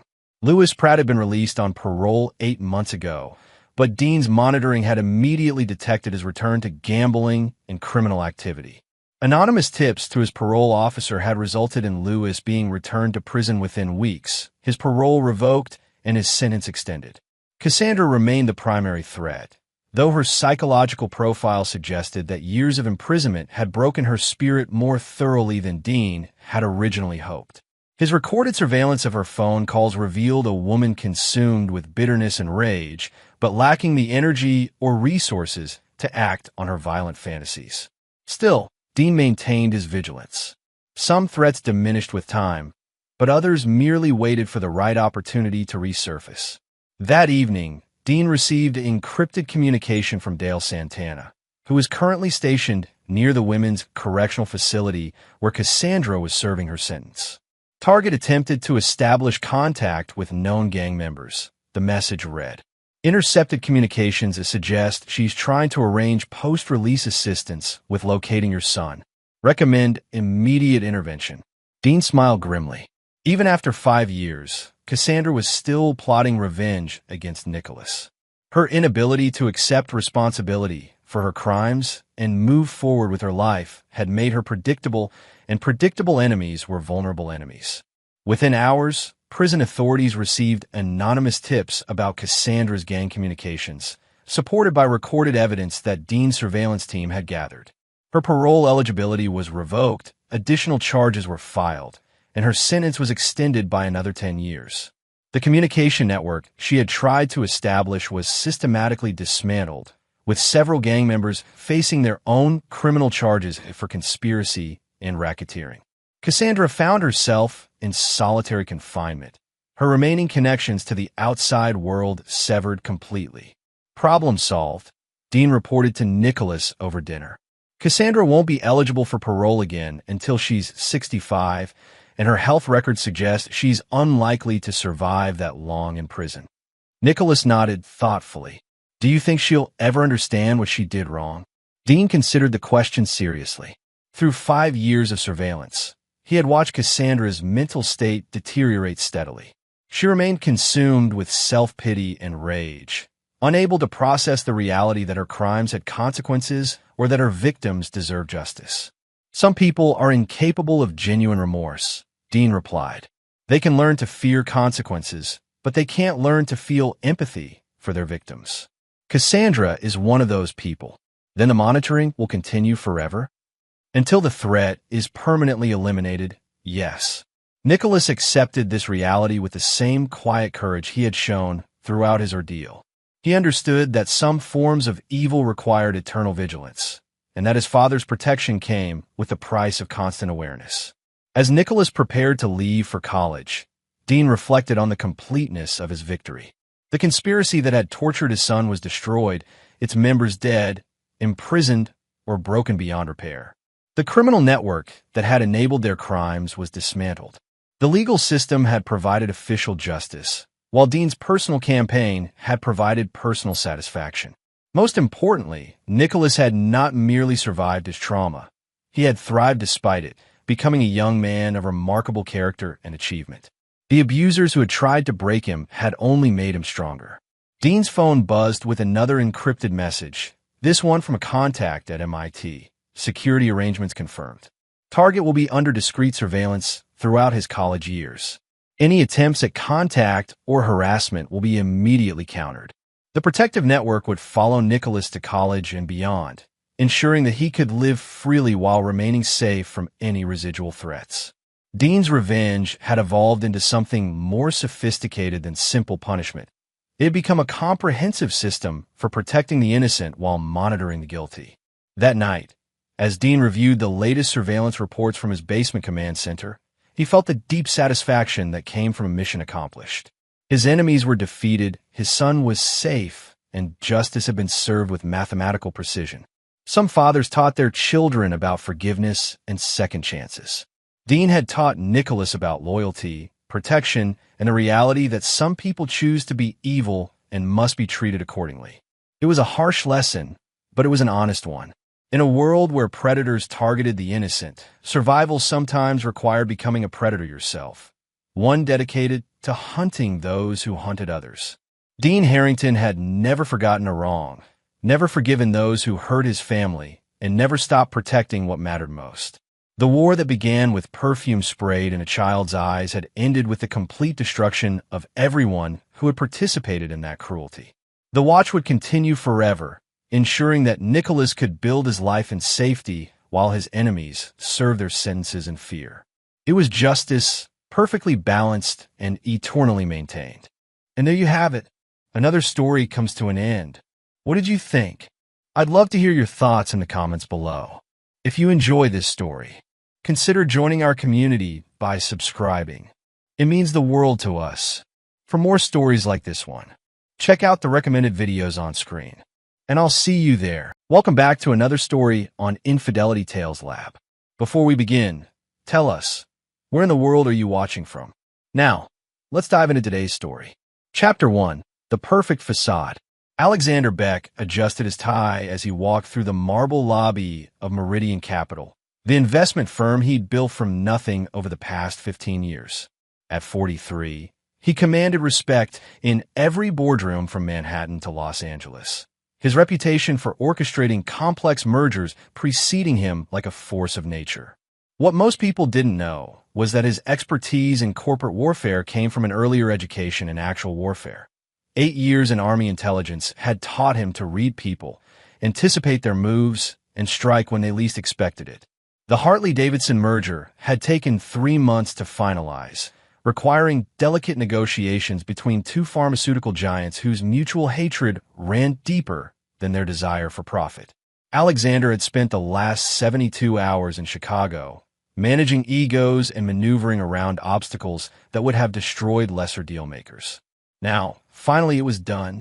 For $1 billion in combined assets, 2,000 jobs saved, and a commission that would secure his family's future for generations. His phone buzzed with a text from his wife, Victoria. "Working late again. Don't wait up. V." Alexander frowned at the message's coldness. Victoria Tate Beck had always been direct, but lately her communications felt almost clinical. They'd been married 12 years, and he could chart the slow erosion of warmth in her messages like tracking a stock's decline. Where once she'd signed texts with hearts or playful jokes, now she offered only initials and business-like efficiency. Dr. Richard Stevens, Alexander's old friend from college and now the family physician, had mentioned during their last golf game that Victoria seemed different during Jake's recent checkup. When pressed for details, Richard had grown evasive, changing the subject with the kind of practiced deflection that suggested professional concern. Alexander's driver, Miguel McConnell, pulled up to the curb in the black Mercedes. Miguel had been with the family for 5 years, a former Marine who'd served 2 tours in Afghanistan before transitioning to civilian security work. His loyalty was absolute, his discretion complete, and his observations rarely wrong. "How was Chicago, Mr. Beck?" Miguel asked as they pulled into traffic. "Successful. Any unusual activity at the house while I was gone?" Miguel's eyes met Alexander's in the rearview mirror. Mrs. Beck had visitors. Same pattern as last month. Late evenings, cars with tinted windows, meetings in the home office that lasted past midnight. Alexander had noticed the pattern too. Victoria's consulting business had always involved irregular hours, but recently her clients seemed to prefer conducting business in their home rather than her downtown office. When Alexander had asked about it, Victoria had explained that her new contracts involved sensitive corporate restructuring that required additional privacy. "The boy," Alexander asked, "quiet lately. Spends most of his time in his room when he's home from school. Seems to avoid Mrs. Beck when possible." Jake Beck was 11 years old, bright and curious despite his recent withdrawal. Alexander had attributed his son's introversion to typical preteen adjustment issues, but Miguel's observation suggested something more troubling. Children didn't avoid their mothers without reason. The Beck residence sat on 2 acres in Richmond's most exclusive neighborhood, a colonial mansion that Victoria had insisted they purchase despite Alexander's preference for something more modest. The house was beautiful but cold, with too many rooms and too few warm memories. As they pulled through the electronic gates, Alexander noticed that Victoria's BMW was in the garage, contradicting her text about working late. "Wait here," Alexander told Miguel. "I'll call if I need anything." The house felt eerily quiet as Alexander entered through the front door. Victoria's voice drifted from the living room, speaking in the low, controlled tones she used for business calls. Alexander moved silently through the foyer, his intelligence, training, making noise, discipline instinctive. "Told you the timeline is firm. No extensions, no excuses. The client pays for results, not explanations." Victoria's voice carried an edge Alexander rarely heard. "If you can't deliver, I'll find someone who can." Alexander paused at the doorway, studying his wife through the gap. Victoria sat in her favorite armchair, her auburn hair pulled back in a severe bun, her posture rigid with authority. At 38, she remained strikingly beautiful, but there was something predatory in her expression that Alexander didn't recognize. "Handle it, Grant. That's what I pay you for." She ended the call and looked up, startling slightly when she saw Alexander. "You're back early." Her smile was practiced, professional. "How did the merger go?" "Successfully closed." "Who was that on the phone?" "Grant Warren, my new business partner. We're handling some complex restructuring cases that require specialized approaches." Grant Warren. Alexander made a mental note to research the name. Victoria had never mentioned a business partner before, and her hesitation over specialized approaches suggested activities that wouldn't bear scrutiny. "Where's Jake?" "Upstairs doing homework. He's been having some behavioral issues lately. Nothing serious, just testing boundaries." Alexander nodded, but something in Victoria's tone raised flags. Behavioral issues weren't typical for Jake, who'd always been a well-adjusted child despite his parents' demanding careers. "I should check on him." "He's fine, Alexander. You worry too much." But Alexander was already climbing the stairs, his instincts telling him that something was wrong. Jake's bedroom door was closed, which was unusual. The boy typically left it open unless he was sleeping. Alexander knocked softly. "Jake, it's Dad. Come in." Alexander opened the door to find his son sitting at his desk, homework spread before him, but his attention focused on something outside his window. Jake looked up with eyes that held too much caution for an 11-year-old. "Hey, buddy. How was school?" "Fine." Jake's response was automatic, rehearsed. Alexander sat on the edge of the bed, studying his son's body language. The boy was tense, watchful, as if expecting trouble. "Everything okay at home while I was gone?" Jake's eyes flicked toward the door, then back to his father. "Mom's been different lately. She has meetings downstairs, and she says I'm not allowed to leave my room when they're happening."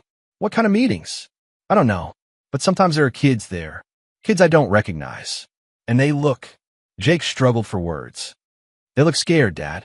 Alexander felt ice form in his veins. "Scared how?" "Like when Tommy Martinez got lost in the woods last year. Remember? He had that look like he didn't know what was going to happen to him." Alexander remembered. Tommy had been missing for 6 hours before search teams found him, and the experience had left the boy traumatized for weeks. The comparison was deeply troubling. "Jake, has your mother ever hurt you? Or made you do things you didn't want to do?" Jake's silence was answer enough. Alexander felt rage building in his chest, but he kept his voice gentle. "You can tell me anything, son. I promise you're safe." "She says consequences are a part of her business," Jake whispered. "She says I need to learn about consequences if I want to be part of this family." The words hit Alexander like physical blows. Whatever Victoria was involved in, it was affecting their son directly. And the mention of other children suggested something far worse than business consulting. "Jake, I want you to pack a bag. Just essentials, clothes for a few days, your tablet, whatever you need." "Are we going somewhere?" "Maybe. I need to understand what's been happening here while I was away." As Alexander helped his son pack, he was already planning his next moves. His intelligence background had taught him to gather information systematically, to understand all variables before taking action. But his parental instincts were screaming that Jake was in immediate danger. Victoria Tate Beck had built a facade of respectability around something dark and twisted. Grant Warren was part of it, whatever it was. And somehow, children were involved, children who looked scared, according to Jake. Alexander had spent 15 years in corporate warfare, but this felt like the beginning of something far more personal and infinitely more dangerous. His wife wasn't just hiding business activities, she was hiding crimes. And she'd made the fatal mistake of involving their son. In intelligence work, the most dangerous enemies were those who looked like allies. Alexander was beginning to understand that he'd been living with the enemy for 12 years, and she'd been using their home as a base of operations. That was about to change. Chapter 2. The Discovery. Alexander waited until Victoria's BMW left the driveway the next morning before beginning his investigation. Jake was at school, Miguel was running errands, and Alexander had the house to himself for the first time in months. He started with Victoria's home office, a converted bedroom on the second floor that she kept locked when not in use. The lock was expensive, but not military grade. Alexander had it open in under 2 minutes using techniques learned in intelligence training. Victoria's office was meticulously organized, files arranged alphabetically, computer password protected, a safe built into the wall behind her desk. The computer proved more challenging. Victoria had implemented sophisticated security measures that suggested she was protecting more than client confidentiality. Alexander bypassed the login screen using a USB drive loaded with extraction software, a gift from his former colleagues in intelligence who transitioned to private sector work.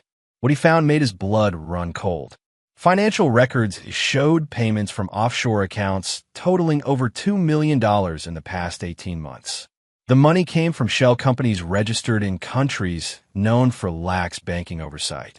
Most disturbing were the payment descriptions: procurement services, transportation coordination, inventory management. The terminology suggested human trafficking. Alexander photographed everything, uploading files to an encrypted cloud account. Victoria's email history revealed communications with Grant Warren that confirmed his worst fears. Children were being bought, sold, and transported through a network that Victoria helped coordinate. The behavioral issues she'd mentioned about Jake weren't discipline problems. They were preparation for something unspeakable. A folder labeled Local Inventory contained photographs that made Alexander's vision blur with rage. Dozens of children, ages 8 to 14, photographed in sterile environments with identification numbers. Jake wasn't among them, but Alexander recognized several faces from missing persons reports he'd seen on the news. The safe behind Victoria's desk contained passports, cash, and a handgun. But more importantly, it held contracts and shipping manifests that revealed the scope of the operation. Victoria wasn't just a participant. She was a regional coordinator for what appeared to be an international trafficking network. Alexander was photographing the shipping manifests when he heard a car in the driveway. Through the window, he saw Victoria's BMW returning unexpectedly. He had 30 seconds to secure the office and get downstairs before she entered the house. He closed the safe, relocked the office door, and was in the kitchen making coffee when Victoria walked through the front door. "Forgot some files," she called out, her footsteps heading directly upstairs. Alexander waited, listening for signs that she'd detected his intrusion. The office door opened and closed. Drawers slid open. A minute later, Victoria came downstairs carrying a briefcase. "Busy day?" Alexander asked, keeping his voice casual. "Client emergency. I might be late tonight." She paused at the door, studying his face. "You look tired. Everything okay? Just jet lag. I'll probably turn in early." After Victoria left, Alexander called Miguel and arranged for Jake to stay with Alexander's sister in Baltimore for the weekend. He told Jake it was a surprise visit, but the boy seemed relieved to be leaving the house. That evening, Alexander contacted Dr. Richard Stevens. "Richard, I need you to do something for me, and I need you to ask no questions." "That sounds ominous. Come to my house tomorrow, around 7 p.m. Victoria will be out, but I want you to examine Jake when he gets back from Baltimore. Look for signs of abuse, physical, psychological, anything that suggests he's been harmed." "Alexander, what's going on?" "I can't explain yet, but I think Jake is in danger, and I need medical documentation of his condition before I take action." "What kind of action?" "The kind that ends threats permanently." Richard was quiet for a moment. "I'll be there." The next day, Alexander used his business connections to research Grant Warren's background. What he found was a pattern of association with organized crime figures, missing persons cases, and unexplained wealth.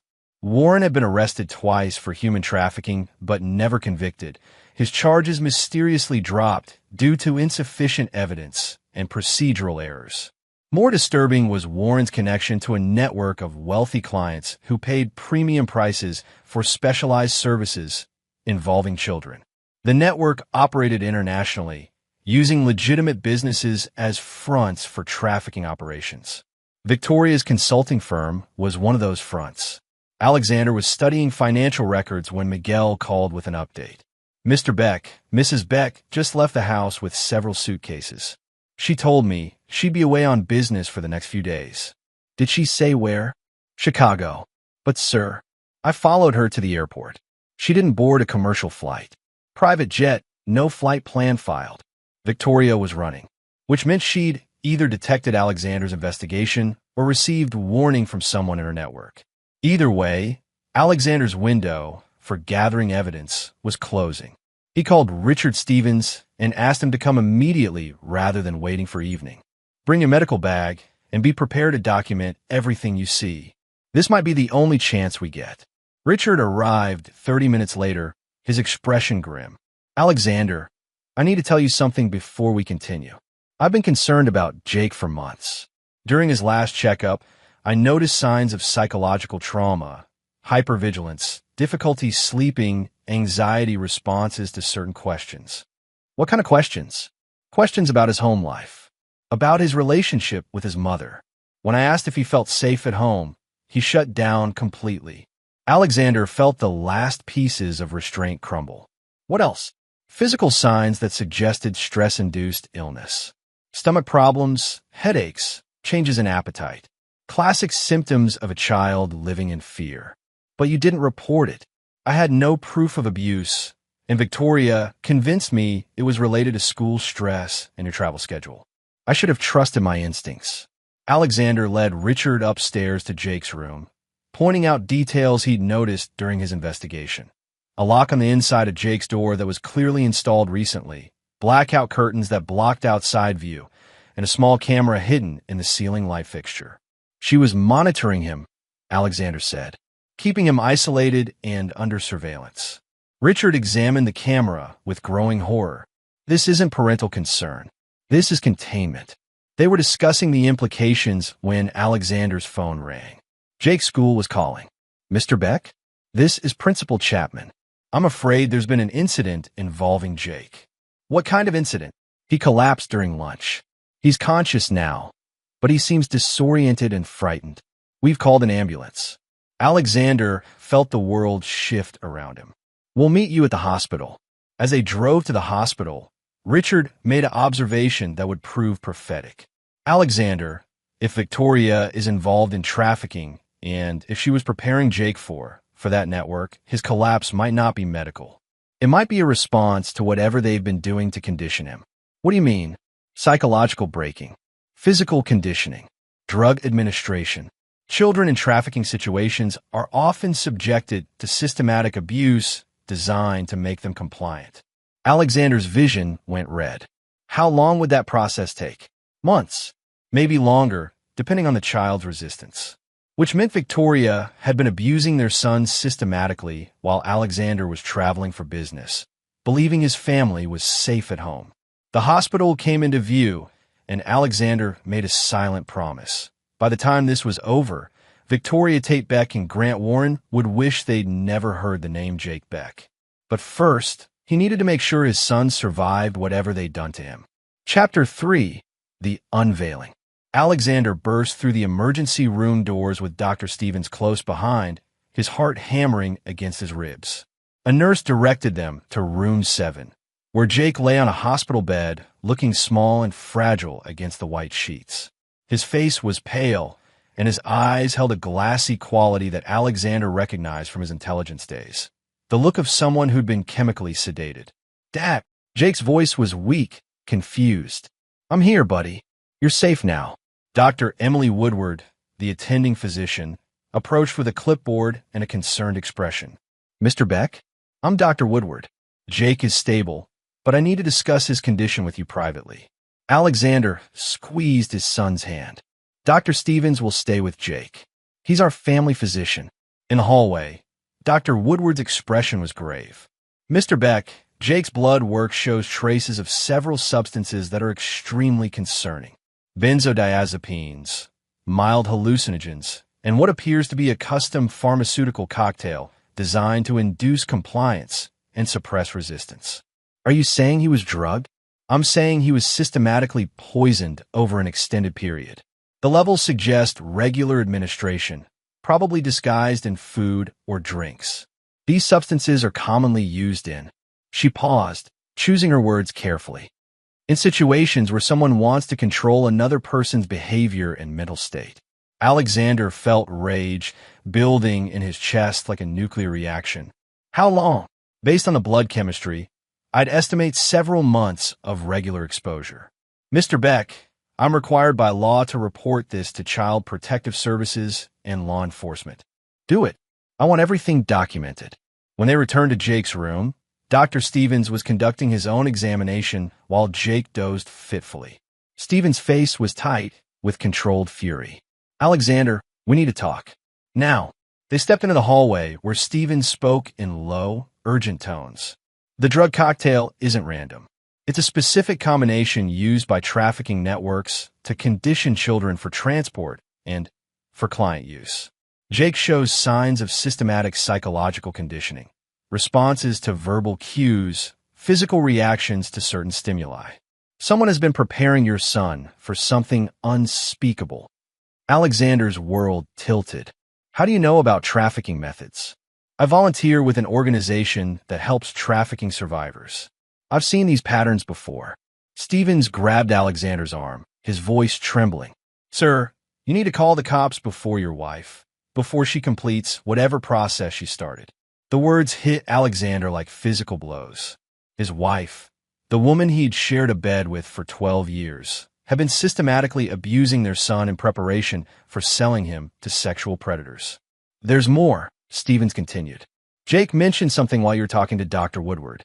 He said his mother told him they were going on a special trip this weekend, a trip where he'd meet important people who would decide his future. Alexander's phone buzzed with a text from Victoria. Change of plans. Pick up Jake from school early. We're taking a family trip. Don't disappoint me. The message carried an implicit threat. Victoria knew he was investigating her, and she was moving to secure her asset, their son, before Alexander could interfere. She's coming for him, Alexander said. Not if I can help it. Stevens was already moving toward the nurse's station. I'm placing Jake under medical hold. He's too unstable to be discharged. That won't stop her if she's determined. Then we make sure she can't find him. Alexander called Miguel while Stevens spoke to hospital security. Within minutes, Alexander had arranged for Jake to be transferred to a private facility where Victoria couldn't access him. But as they prepared for the transfer, Alexander's phone rang. Alexander Beck. The voice was male, unfamiliar, with a slight accent. Who is this? A friend of your wife's. She asked me to deliver a message. What message? She has something you want. You have something she needs. Perhaps we can arrange an exchange. Alexander felt ice form in his veins. What kind of exchange? Your son is safe for now, but that could change quickly. Victoria is prepared to be reasonable if you're prepared to be cooperative. Victoria doesn't have my son. He's right here with me. A pause. Check your messages, Mr. Beck. Alexander's phone chimed with an incoming text containing a photograph. The image showed Jake's bedroom at home, but it wasn't empty. A child was lying on the bed, a child who looked exactly like Jake from a distance, but wasn't him upon closer inspection. Body double, the voice continued. Purchased from our specialty catalog. Your wife wanted to ensure a smooth transition when she collected the real asset. Alexander's mind raced. Victoria had been planning Jake's abduction for months, possibly years. The behavioral issues she'd mentioned weren't problems. They were testing to see how far she could push before Alexander became suspicious. What do you want? Very simple. You forget everything you've learned about your wife's business activities. You sign custody papers granting her sole parental rights. You transfer half your assets to accounts she'll specify. In exchange, your son continues to live, just not with you. And if I refuse, then the asset becomes inventory, and you become a liability. Neither outcome would be pleasant for your family. Alexander looked through the window at Jake, still unconscious on a hospital bed, and felt something fundamental shift inside him. His wife hadn't just betrayed their marriage. She'd been grooming their son for sexual slavery, while Alexander built a fortune to support the family he thought he was protecting. I need time to consider your offer. You have until tomorrow night. Victoria will call with final instructions. Alexander ended the call and turned to Stevens, who'd been listening with growing horror. They're going to kill you both regardless, Stevens said. You realize that, right? You've seen too much, and Jake can identify them. I know. So what are you going to do?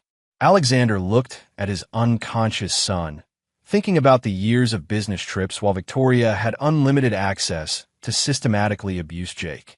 Thinking about the children in those photographs, the offshore accounts, the network of predators who paid premium prices for innocence. I'm going to remind them why Army intelligence officers are trained to win wars, not just battles. Alexander. Dr. Stevens, how many trafficking survivors have you worked with? Dozens. What? How many of their abusers faced real consequences? Stevens was quiet. Very few. The networks are too sophisticated, too well-connected. Most survivors never see justice. That's about to change.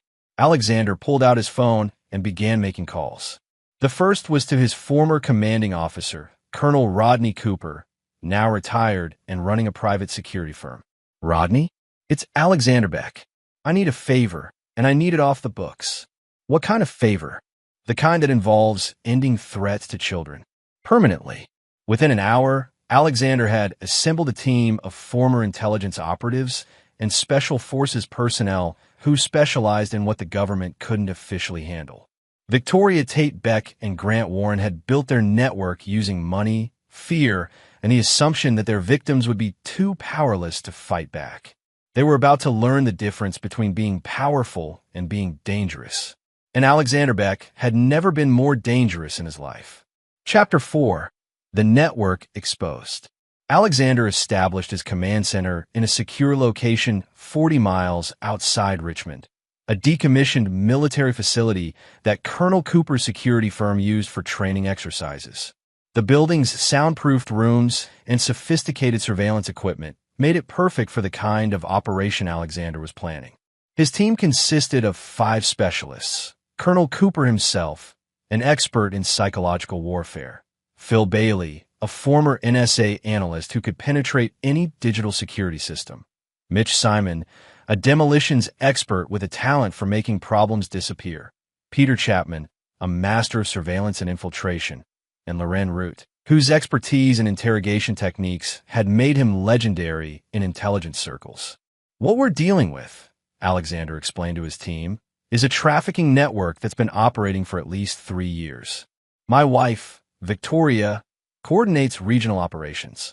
Her partner, Grant Warren, handles enforcement and client relations. They have connections to organized crime, political protection, and international networks. Phil Bailey looked up from his laptop, where he'd been analyzing the evidence Alexander had gathered. The financial structure is sophisticated. They're moving money through 17 different shell companies across 9 countries. Conservative estimate puts their operation at $50 million annually. How many children? Cooper asked. Based on the documentation, I found approximately 200 active cases across the Mid-Atlantic region. Ages 8 to 16, both domestic and international acquisitions. The room fell silent. Even seasoned operators had limits to what they could process emotionally. What's the primary objective? Chapman asked. Complete destruction of the network. No survivors, no loose ends, no possibility of reorganization. And secondary objectives? Recovery of the children, evidence preservation for law enforcement, and elimination of political protection. Loren Root studied the photographs Alexander had taken from Victoria's safe. The political connections are extensive. 3 congressmen, a federal judge, 2 state senators, and multiple law enforcement officials. Taking down the network means taking down people with the power to retaliate. Then we make sure they can't retaliate. Alexander's phone buzzed with an encrypted message from an unknown number. Package delivered. Inspection at midnight. Location to follow. The message was accompanied by an address in rural Virginia and instructions for arriving undetected. Victoria was setting up the promised exchange. Jake's life for Alexander's silence and money. It's a trap, Cooper said after reading the message. Of course it is, but it's also an opportunity to get inside their operation. Alexander, they're not planning to honor any agreement. The moment you show up, you're dead. Maybe, but they don't know what I've learned or who I've contacted. They think they're dealing with a desperate father who'll do anything to save his son. Aren't you? Alexander was quiet for a moment. I'm a desperate father. But I'm also someone who spent 8 years learning how to destroy enemies who hide behind walls and money and political connections. Victoria made a critical error in judgment. She assumed I'd react emotionally instead of tactically. Phil Bailey looked up from his computer. I've been monitoring Victoria's communications. She's in contact with a client who's scheduled to inspect the merchandise tonight. The financial transfer for Jake is set at $2 million. Alexander felt rage build in his chest, but his voice remained calm. Then we give them what they're expecting. What do you mean? We let Victoria think she's won. We allow the meeting to proceed. But instead of exchanging Jake for money and silence, we used the gathering to identify everyone in their network. Chapman nodded slowly. Surveillance operation. Let them expose themselves. More than surveillance. Elimination. Alexander outlined his plan. Instead of going to the meeting himself, he would send Mitch Simon disguised as Alexander, wearing body armor and equipped with recording equipment. Meanwhile, Chapman would infiltrate the location hours earlier to establish overwatch positions. Phil Bailey would monitor all electronic communications, and Lorenroot would position himself to interrogate any survivors. What about the children who are already in the system? Cooper asked. Simultaneous raids on all known locations. We hit everything at once. Transportation hubs, safe houses, client locations, financial centers. By dawn tomorrow, there won't be enough left of their network to threaten anyone. The team spent the afternoon coordinating with law enforcement contacts who could be trusted. FBI agents Cooper had worked with, local detectives who specialized in child crimes, federal prosecutors who've been frustrated by political interference in trafficking cases. At 6 p.m., Alexander received another message from Victoria. Cabin on Route 301, mile marker 47. Come alone. Bring signed custody documents and bank transfer confirmations. Jake will be returned unharmed if you comply fully. The location was perfect for what Alexander had planned, isolated, with multiple approach routes and escape paths. Chapman departed immediately to establish surveillance positions, while Phil Bailey began monitoring all cell phone traffic in the area. At 8 p.m., Alexander's phone rang. Victoria's voice was cold, businesslike. Alexander, I trust you've prepared everything we discussed. The papers are signed. The money's ready to transfer. Good. I want you to understand something before tonight's meeting. What you've discovered about my business activities, that stays between us. If you ever consider exposing what you've learned, remember that I know people who specialize in making problems disappear. I understand. Do you? Because I'm not just talking about you, Alexander. I'm talking about anyone you might have confided in. Your sister in Baltimore, for example. Dr. Stevens. Even Colonel Cooper. Alexander felt ice form in his veins. Victoria knew about his team, which meant she'd been monitoring his communications or had sources inside law enforcement. How long have you known? Known what? That my husband was a former intelligence officer? I've known since before we were married, Alexander. Did you really think someone like me would choose a partner randomly? The implication hit him like a physical blow. You targeted me. I recruited you. Your background, your resources, your legitimate business activities. All perfect cover for my operations. For 12 years, you've been providing exactly what I needed. Respectability, financial networks, and geographic mobility. And Jake, insurance. A way to ensure your continued cooperation if you ever became problematic. Alexander realized that his marriage, his family, his entire adult life had been an elaborate deception designed to serve Victoria's criminal enterprise. She hadn't just betrayed him, she'd never been anything other than his enemy. See you at midnight, darling. The line went dead, and Alexander sat in silence for several minutes, processing the full scope of Victoria's manipulation. Then he activated his team's communication system. Change of plans. This isn't just about destroying a trafficking network. It's about eliminating a counterintelligence operation that's been running for over a decade. What do you mean? Cooper asked. Victoria didn't just happen to become involved in trafficking. She's been using it as cover for something larger. Recruitment, blackmail, political control. We're not just taking down criminals. We're taking down a spy network that's been operating in plain sight. The mission parameters had shifted, but Alexander's resolve remained absolute. Victoria Tate Beck had used their son, their marriage, and their shared life as weapons against innocent children. Tonight, she would learn that some weapons were designed to cut both ways. Chapter 5. The Hunter's Moon. At 11:30 p.m., Alexander's team was in position around the cabin on Route 301.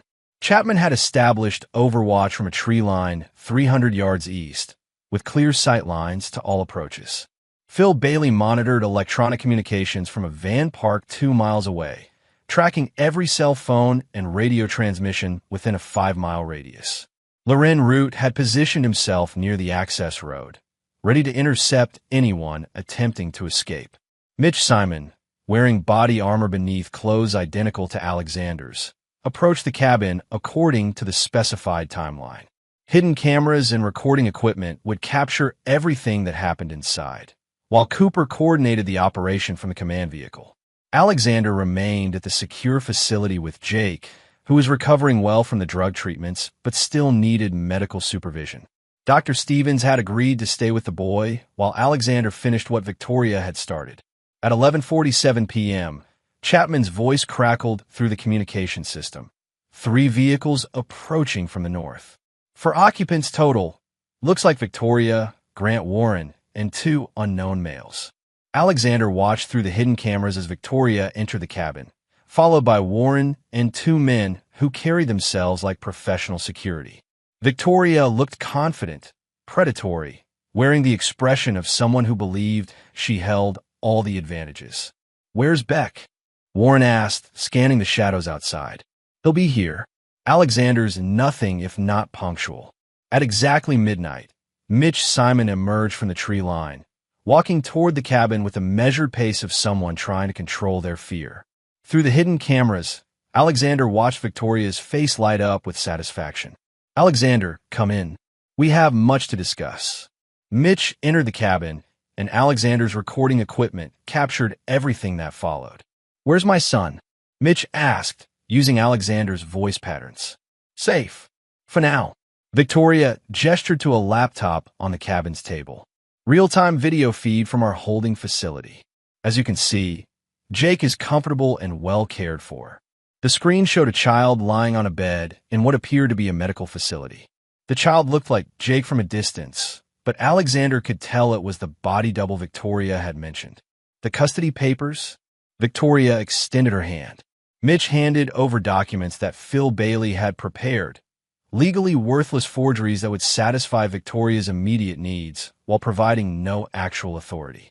"And the financial transfers? Ready to execute on your confirmation that Jake is released safely." Victoria studied the papers, then looked up with cold satisfaction. "You've been surprisingly cooperative, Alexander. I expected more resistance. I want my son safe. Nothing else matters.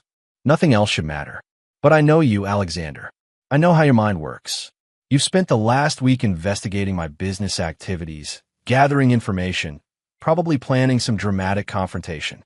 Mitch remained silent, letting Victoria reveal her hand. "The problem is that you don't understand the scope of what you're dealing with. My organization isn't just regional, it's international. The clients aren't just wealthy perverts. They're political leaders, business executives, people with the power to destroy anyone who threatens their interests." Warren stepped forward, producing a tablet that displayed financial records and photographs. "Your investigation led you to discover maybe 10% of our operation. The rest goes deeper than you can imagine." Alexander watched through the cameras as Warren revealed the true scope of their network. It wasn't just trafficking. It was a comprehensive blackmail operation targeting political leaders, business executives, and law enforcement officials. The children weren't just victims. They were weapons used to control powerful people through recorded compromises. 17 senators, 43 congressmen, 6 governors, 2 Supreme Court justices, and over 200 corporate executives, Victoria continued. All of them compromised, all of them under our control. That's real power, Alexander, not the corporate merger games you've been playing. What do you want from me? Complete integration into our operation. Your business networks, your financial expertise, your military contacts. In exchange, Jake lives, and you become part of the most powerful shadow organization in the country. And if I refuse? Warren smiled coldly. Then you discover what happened to the other husbands who became problematic. Through the cameras, Alexander watched Victoria produce a file containing photographs of 4 men, all apparently dead from various causes. Car accidents, suicides, medical emergencies. Recruitment sometimes requires permanent solutions to family complications.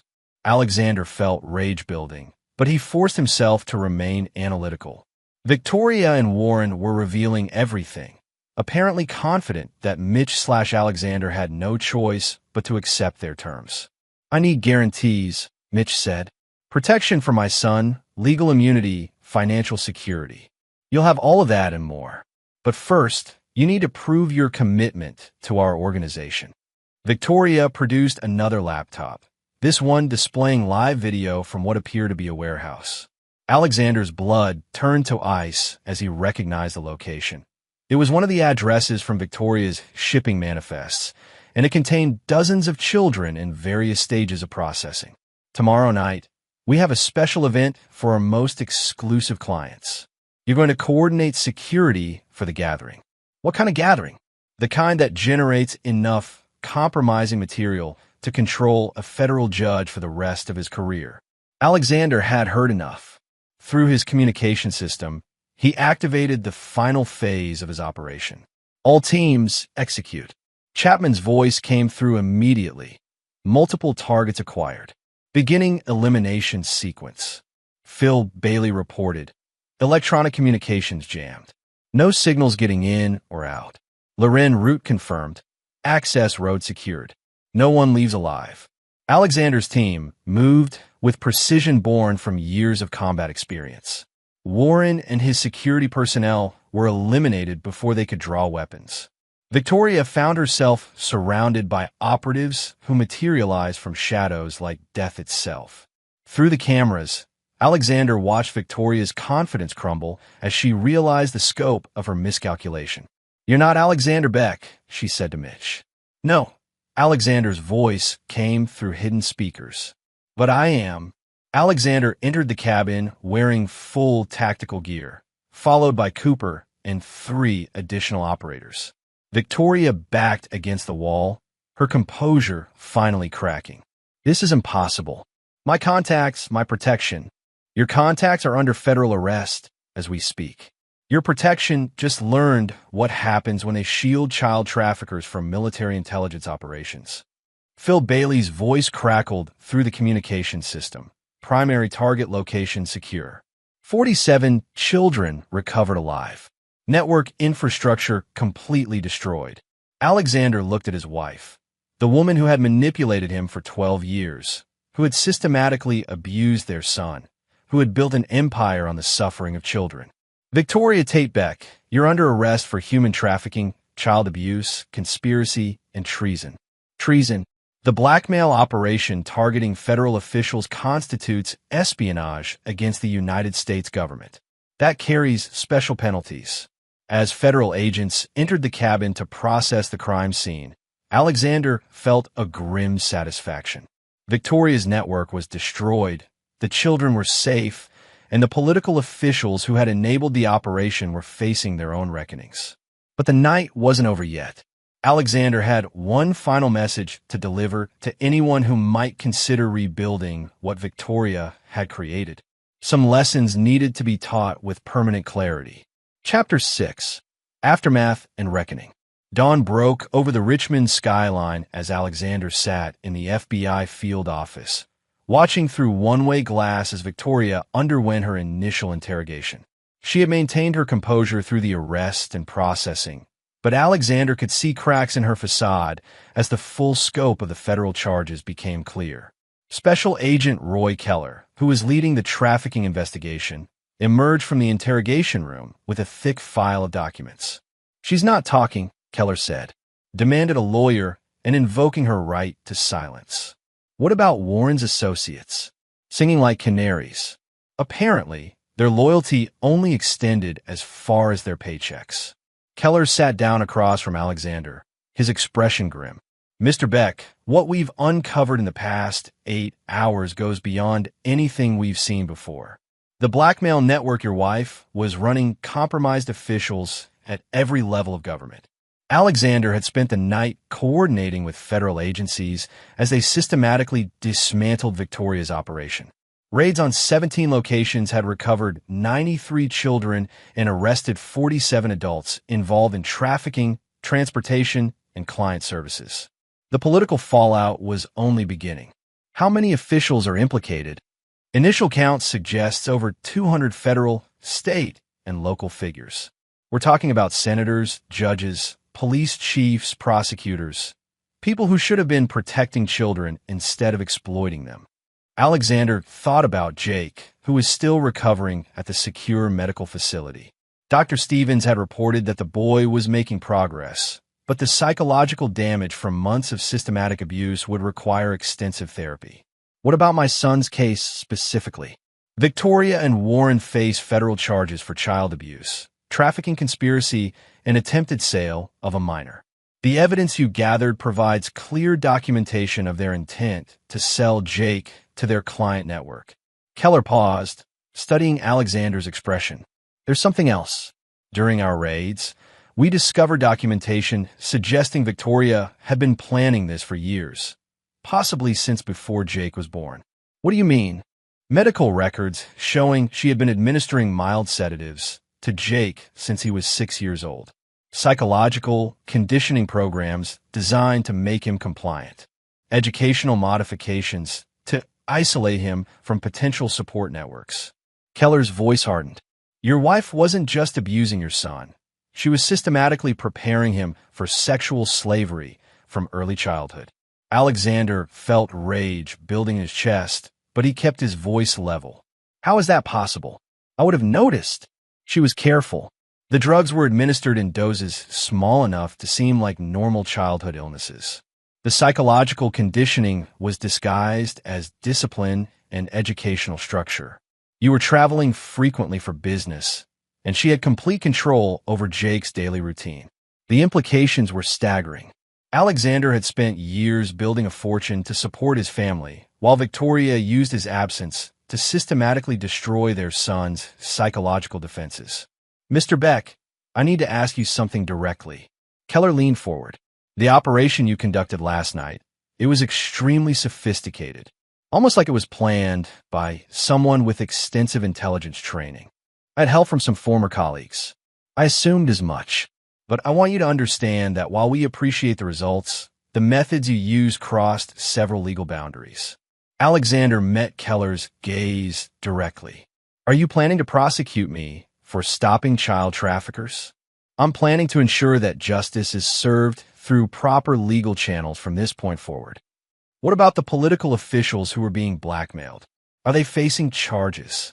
Keller's expression darkened. That's where things get complicated.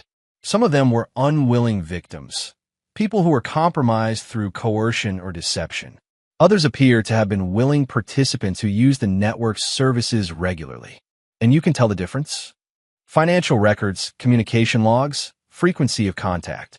The willing participants paid premium prices for specific services and showed no signs of attempting to escape the blackmail situation. Alexander understood the distinction, but he also understood that political pressure would protect some officials while sacrificing others. How many of the willing participants will actually face prosecution? Keller was quiet for a moment. As many as the evidence will support and political reality will allow. It was an honest answer, but not a satisfying one. Alexander had learned in intelligence work that justice and law enforcement didn't always align perfectly. His phone buzzed with a call from Dr. Stevens. Alexander, Jake's awake and asking for you. His cognitive function is improving rapidly now that the drugs are clearing his system. I'll be there in an hour. As Alexander prepared to leave the FBI office, Agent Keller handed him a business card. Mr. Beck, given your background and what you accomplished last night, the Bureau would be interested in discussing consulting opportunities. We handle a lot of cases involving organized crime and trafficking that could benefit from your particular expertise. I'll consider it. One more thing. Victoria's lawyer is already making noise about seeking custody of Jake pending her trial. Apparently, she's claiming you kidnapped him and that she was attempting to protect him from your dangerous associates. Alexander felt cold fury settle in his chest. She's claiming I kidnapped my own son. It won't hold up in court, especially given the evidence we've gathered. But it suggests she's planning to fight the custody issue aggressively.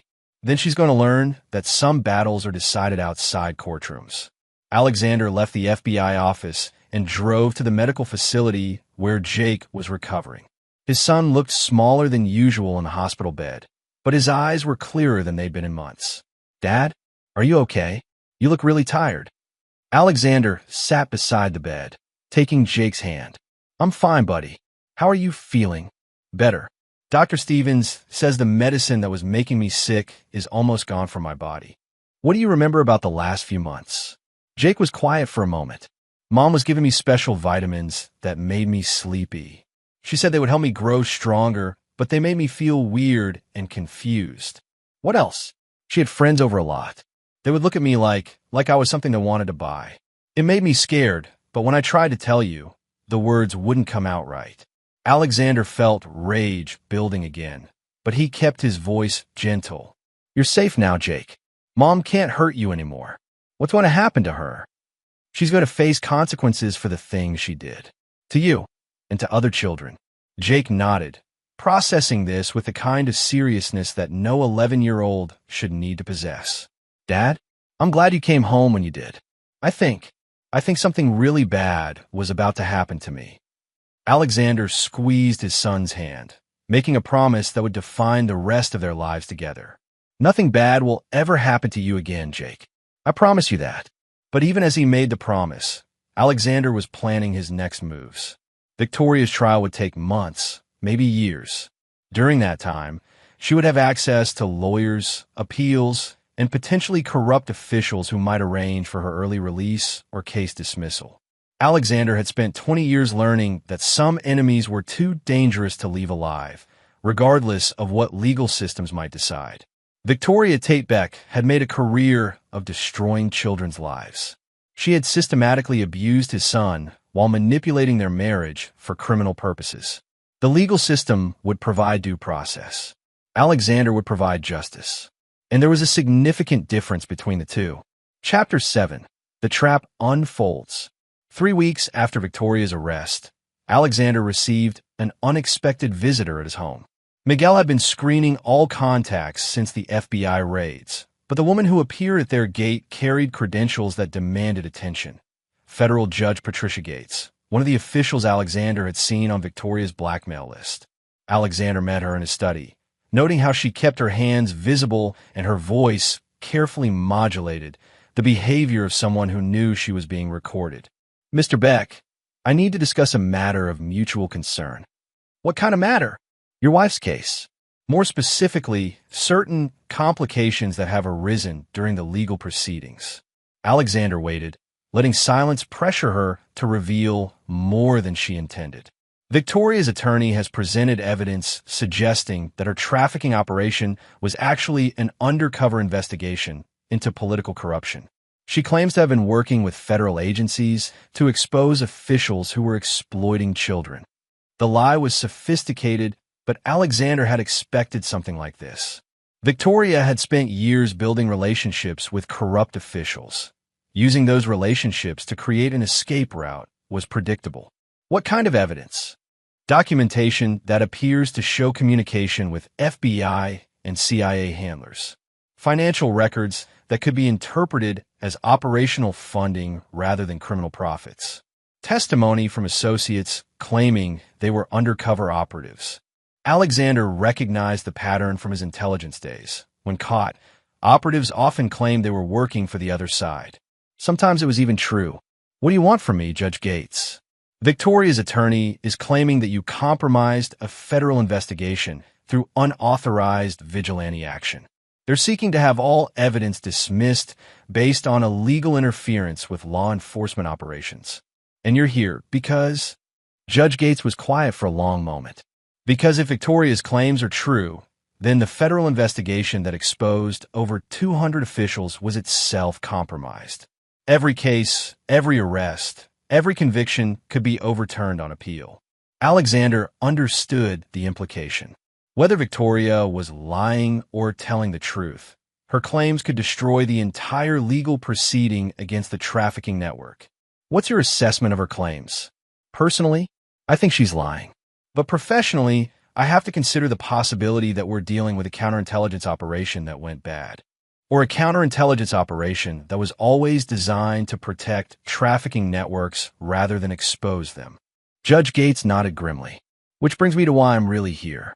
Victoria's attorney has scheduled a hearing for tomorrow where they'll present this evidence publicly.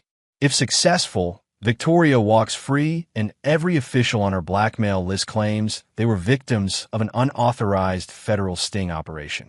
Including you? Including me. Alexander studied Judge Gates' face, looking for signs of deception. She seemed genuinely concerned about Victoria's legal strategy, but Alexander had learned not to trust anyone who appeared on trafficking-related blackmail lists. Judge Gates, let me ask you directly, were you a willing participant in Victoria's network, or were you being blackmailed? Her answer would determine whether she left his house alive. Blackmailed. Victoria's people photographed me in a compromising situation with someone who turned out to be underage. I've been making legal decisions based on their threats for over 2 years. What kind of decisions? Dismissed cases, reduced sentences, sealed records. Anything they needed to protect their operation and their clients. Alexander made a mental note to verify her claims later, but her apparent honesty suggested she might be useful. What do you propose we do about tomorrow's hearing? That depends on whether you're prepared to testify about what you discovered during your investigation and risk having the entire case dismissed if Victoria's claims are accepted, or ensure that the truth comes out regardless of her legal maneuvering. Alexander considered the options. Victoria's escape strategy was sophisticated but not perfect. If she was claiming to be an undercover operative, she would need to explain why she had been systematically abusing Jake and preparing him for sale. Judge Gates, there's something Victoria's attorney doesn't know about the evidence I gathered. What? I have recorded conversations where Victoria explicitly discusses selling Jake to specific clients, not as part of any investigation, but as a personal transaction designed to eliminate him as a complication in her criminal operations. Judge Gates' expression shifted from concern to something approaching relief. That would destroy her undercover operative defense. It would, but I've been holding that evidence in reserve. Why? Alexander was quiet for a moment, considering how much to reveal. Because I wanted to see who would try to help her escape justice. Corrupt officials supporting her claims, defense attorneys with suspicious funding sources, federal agents who might be compromised. You're saying this entire legal proceeding has been a trap? I'm saying that catching traffickers is only half the battle. The other half is identifying everyone who enables them. Judge Gates was silent for several minutes, processing the implications. Mr. Beck, if you testify tomorrow with that evidence, Victoria's defense collapses completely. But it also means exposing whatever operation you've been running to identify compromised officials. I'm prepared for that. Are you prepared for the consequences? Some of the people on Victoria's list have enough power to make your life very difficult, even from prison. Alexander thought about Jake, who was making progress in therapy, but still woke up screaming from nightmares about special vitamins and important visitors. Judge Gates, let me ask you something. How many children do you think will suffer if Victoria's network is allowed to reorganize under new leadership? I don't know. Neither do I. But I know it's more than zero, which means the consequences of action are preferable to the consequences of inaction. The next morning, Alexander arrived at the federal courthouse wearing his best suit and carrying a briefcase containing evidence that would either ensure Victoria's conviction or trigger his own arrest for obstruction of justice. The hearing room was packed with reporters, federal agents, and observers from various political offices. Victoria sat at the defense table wearing an orange jumpsuit, but maintaining the composed expression of someone who believed she held the winning hand. When called to testify, Alexander approached the witness stand with the quiet confidence of someone who had spent years preparing for this moment. Victoria's attorney, William Andrews, began his questioning with barely concealed aggression. Mr. Beck, isn't it true that you conducted an unauthorized investigation into federal law enforcement operations? No. Isn't it true that you used former military personnel to interfere with ongoing federal investigations? No. Then how do you explain the systematic destruction of evidence and elimination of witnesses that occurred during your vigilante operation? Alexander looked directly at Victoria, noting how her expression had shifted from confidence to concern. I can explain it very simply. I have recorded conversations where my wife explicitly discusses selling our 11-year-old son to sexual predators for $2 million. Would you like me to play those recordings for the court? The courtroom erupted in chaos as Andrews realized his client's defense had just collapsed completely. Victoria's claims about being an undercover operative couldn't explain why she was recorded planning to sell her own child. But Alexander wasn't finished. As the judge restored order, he produced additional evidence that would ensure Victoria never had another opportunity to hurt children. Your Honor, I also have documentation showing that Mrs. Beck has been systematically drugging our son for over 5 years, along with detailed plans for his psychological conditioning and eventual sale to specific clients.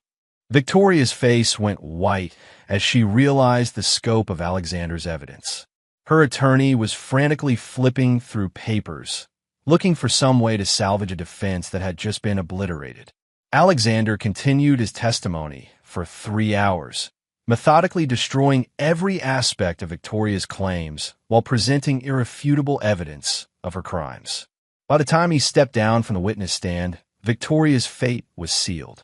But more importantly, Alexander had achieved his primary objective, identifying every official, attorney, and federal agent who had attempted to help Victoria escape justice.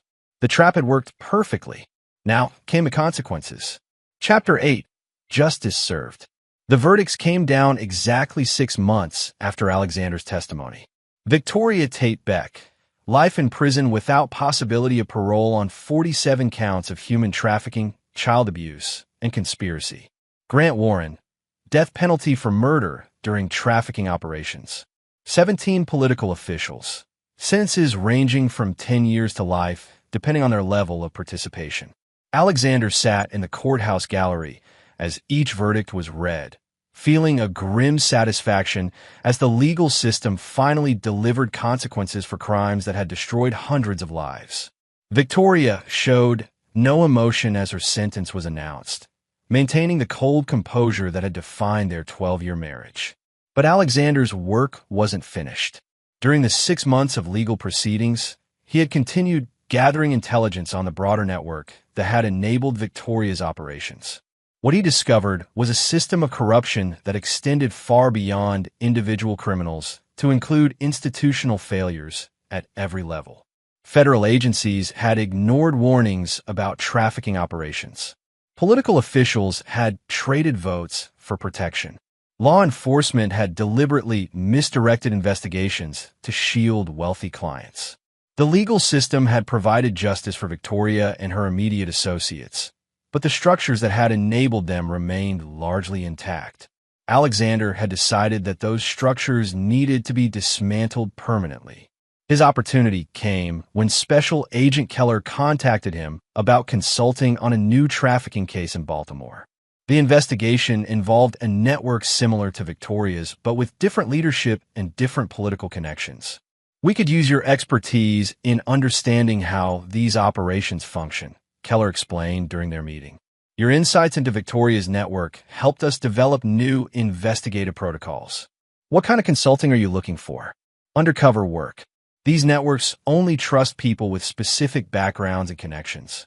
Your business credentials and former military service make you an ideal candidate for infiltration operations. Alexander accepted the consulting contract, but not for the reasons Keller expected.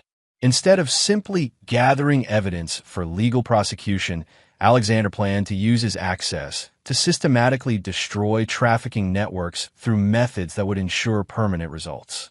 Over the next 18 months, Alexander worked on 7 different cases across 4 states. In each situation, he gathered evidence for federal prosecutors while simultaneously implementing his own solutions for problems that the legal system couldn't address. Network leaders suffered fatal accidents. Political protectors found their careers destroyed by strategic leaks. Financial systems were disrupted through sophisticated cyber attacks. Client lists were published on dark websites frequented by vigilante groups. The results were dramatic. Trafficking operations in the Mid-Atlantic region declined by 70%. Political officials became reluctant to provide protection for criminal networks. Law enforcement agencies improved their response protocols to avoid federal oversight. Most importantly, children stopped disappearing into systems designed to exploit them. Alexander's methods were illegal, brutal, and completely effective. During this period, Jake made remarkable progress in therapy. Dr. Stevens reported that the boy's psychological recovery was proceeding better than expected, largely due to the knowledge that his abusers had faced permanent consequences. "He feels safe," Stevens explained during one of their consultations. "Not just physically safe, but psychologically safe. He knows that the people who hurt him can never hurt anyone again." Alexander had made sure of that.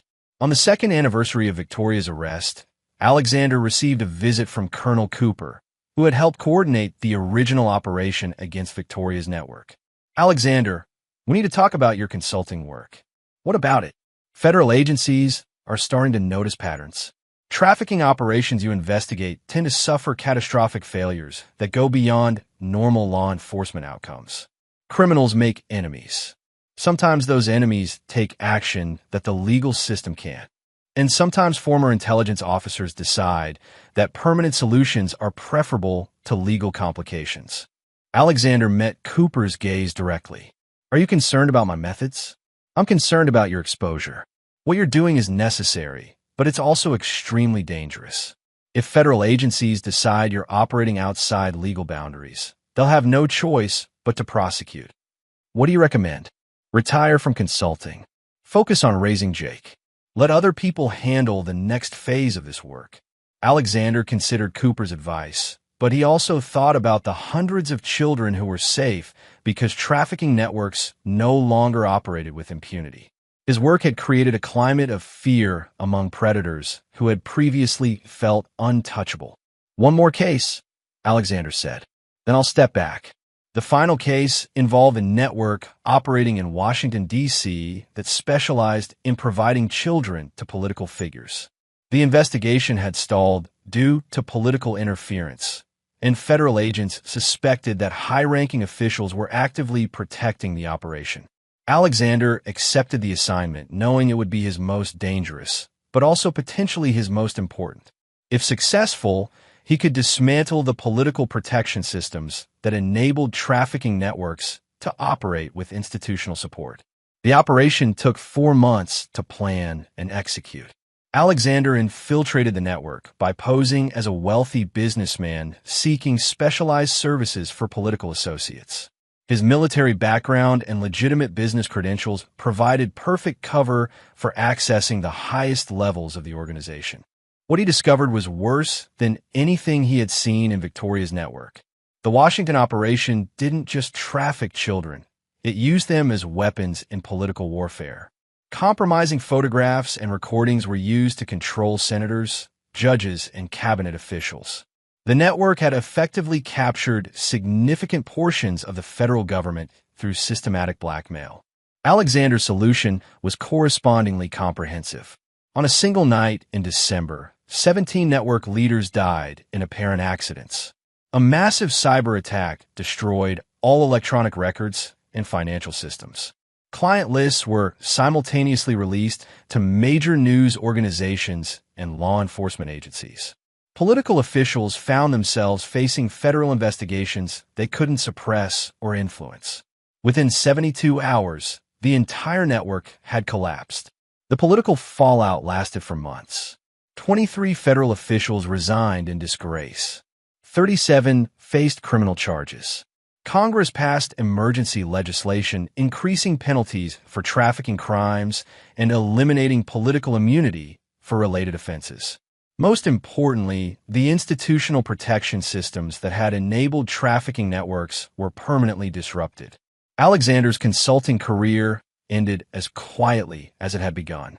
He returned to Richmond, to his legitimate business interests, and to the daily work of raising a son who was finally free from the shadows of his early trauma.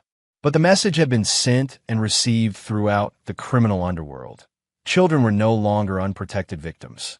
They had defenders who would use any means necessary to ensure their safety. And some of those defenders had learned their skills in places where mercy was a luxury that enemies couldn't afford. Chapter 9. New Beginnings. 5 years after Victoria's conviction, Alexander stood in the yard of their new home in Colorado, watching Jake practice baseball with a high school team. At 16, the boy had grown into a confident young man whose easy smile and natural athleticism gave no hint of the trauma he'd survived in childhood. The move to Colorado had been Jake's idea. After finishing therapy and establishing a strong support network in Richmond, he'd expressed interest in starting fresh somewhere with mountains and clean air. Alexander had been happy to relocate, using the sale of his consulting firm to purchase a ranch outside Denver where they could build the life they'd never had the chance to create. Dr. Stevens had maintained contact throughout Jake's recovery, providing guidance and support as the boy processed his experiences and developed healthy coping mechanisms. His final assessment had been remarkably positive. Jake showed no lasting psychological damage from his mother's abuse, largely because he understood that justice had been served and that his father would always protect him. "Dad, watch this," Jake called out, connecting solidly with a fastball and sending it sailing over the fence. "Great swing, son. Coach Peterson's going to love that power." Jake had been recruited by 3 Division I programs, but he'd already decided to attend the University of Colorado, where he could study criminology while staying close to home. His interest in law enforcement came naturally from his experiences, but Alexander had been careful to encourage rather than pressure his son's career choices. The ranch house was comfortable but not ostentatious, reflecting Alexander's preference for privacy over display. He'd kept his wealth quiet, using it primarily to ensure Jake's security and education while maintaining a lifestyle that wouldn't attract unwanted attention. Alexander's phone buzzed with a call from Agent Keller, who had remained in contact despite Alexander's retirement from consulting work. "Alexander, I wanted to give you an update on something you'll find interesting." "What's that?" "Victoria died in prison last week. Apparent suicide, though there are some questions about the circumstances." Alexander felt no emotion beyond mild satisfaction. "Questions?" "She was found hanging in her cell, but the autopsy showed evidence of struggle. Other inmates reported hearing arguing earlier that evening." "Any investigation?" "Officially, yes. Unofficially, Victoria had made enough enemies among trafficking survivors that prison justice seems like a reasonable explanation." Alexander had learned that some forms of justice operated outside courtrooms and legal proceedings. Victoria's death meant she could never escape, never appeal, never manipulate the system for early release. "How's the trafficking situation overall?" "Significantly improved. The networks you helped dismantle haven't reorganized, and new operations are much smaller and less sophisticated. Your work created a climate where trafficking is genuinely dangerous for the criminals involved." "Good. Alexander, there's something else. The FBI has been tracking some unusual activities in international trafficking networks. Operations being systematically destroyed by unknown actors using military-grade tactics. Any thoughts on who might be responsible?" Alexander smiled grimly. "Sounds like someone learned that protecting children requires permanent solutions. The methods are remarkably similar to what happened with Victoria's network, almost like they were planned by someone with extensive intelligence training, or by someone who understands that some enemies are too dangerous to leave alive." Keller was quiet for a moment. "Well, whoever's responsible, they're getting results. Child trafficking in North America has declined by over 60% in the past 5 years." After the call ended, Alexander walked to his home office where he maintained files on international trafficking networks that were still operating. His retirement from official consulting hadn't ended his interest in protecting children. It had simply made his methods more direct and less encumbered by legal constraints. The network he was currently studying operated out of Eastern Europe, trafficking children throughout the international market. The leaders were protected by corrupt government officials and sophisticated security measures that made traditional law enforcement ineffective. But Alexander had learned that no security measures were sufficient against someone with unlimited resources and complete commitment to permanent solutions. His phone rang again, this time with a call from Jake. "Dad, I'm staying for extra practice tonight. Coach wants to work on my defensive positioning." "Sound good. I'll pick you up at 8. Actually, Sarah's mom is driving her home anyway, so she can drop me off." That way you don't have to make the trip. Alexander smiled at his son's consideration. Jake had developed into a thoughtful young man who balanced independence with respect for family commitments. Okay, but call when you're on your way home. Will do. Love you, Dad. Love you too, son. As evening approached, Alexander prepared for the kind of work that had become his true calling. The Eastern European network had operations in 12 countries, generated over $200 million annually, and destroyed thousands of children's lives every year. Within 6 months, it would cease to exist. Alexander had learned that some problems required business solutions, negotiation, compromise, legal frameworks. Other problems required military solutions, precise application of overwhelming force against enemies who understood only strength. Child trafficking fell into the second category. The phone call came at exactly 9:15 p.m. as Alexander was finalizing his operational planning. Mr. Beck, this is Colonel Nicholas Weeks, U.S. Special Operations Command. We need to meet. About what? About a job offer that would allow you to continue your current activities with official sanction and unlimited resources. Alexander set down his files and walked to the window overlooking the ranch where he'd built a new life with his son. What kind of job offer? The kind that involves protecting children on a global scale using methods that traditional law enforcement can't employ. Alexander thought about Jake, who was building his own future based on justice and protection rather than victimization and fear. He thought about Victoria, whose death had closed a chapter but not ended the story. He thought about the thousands of children who were still trapped in networks that operated with impunity because no one was willing to use truly effective methods. When do we meet? Tomorrow.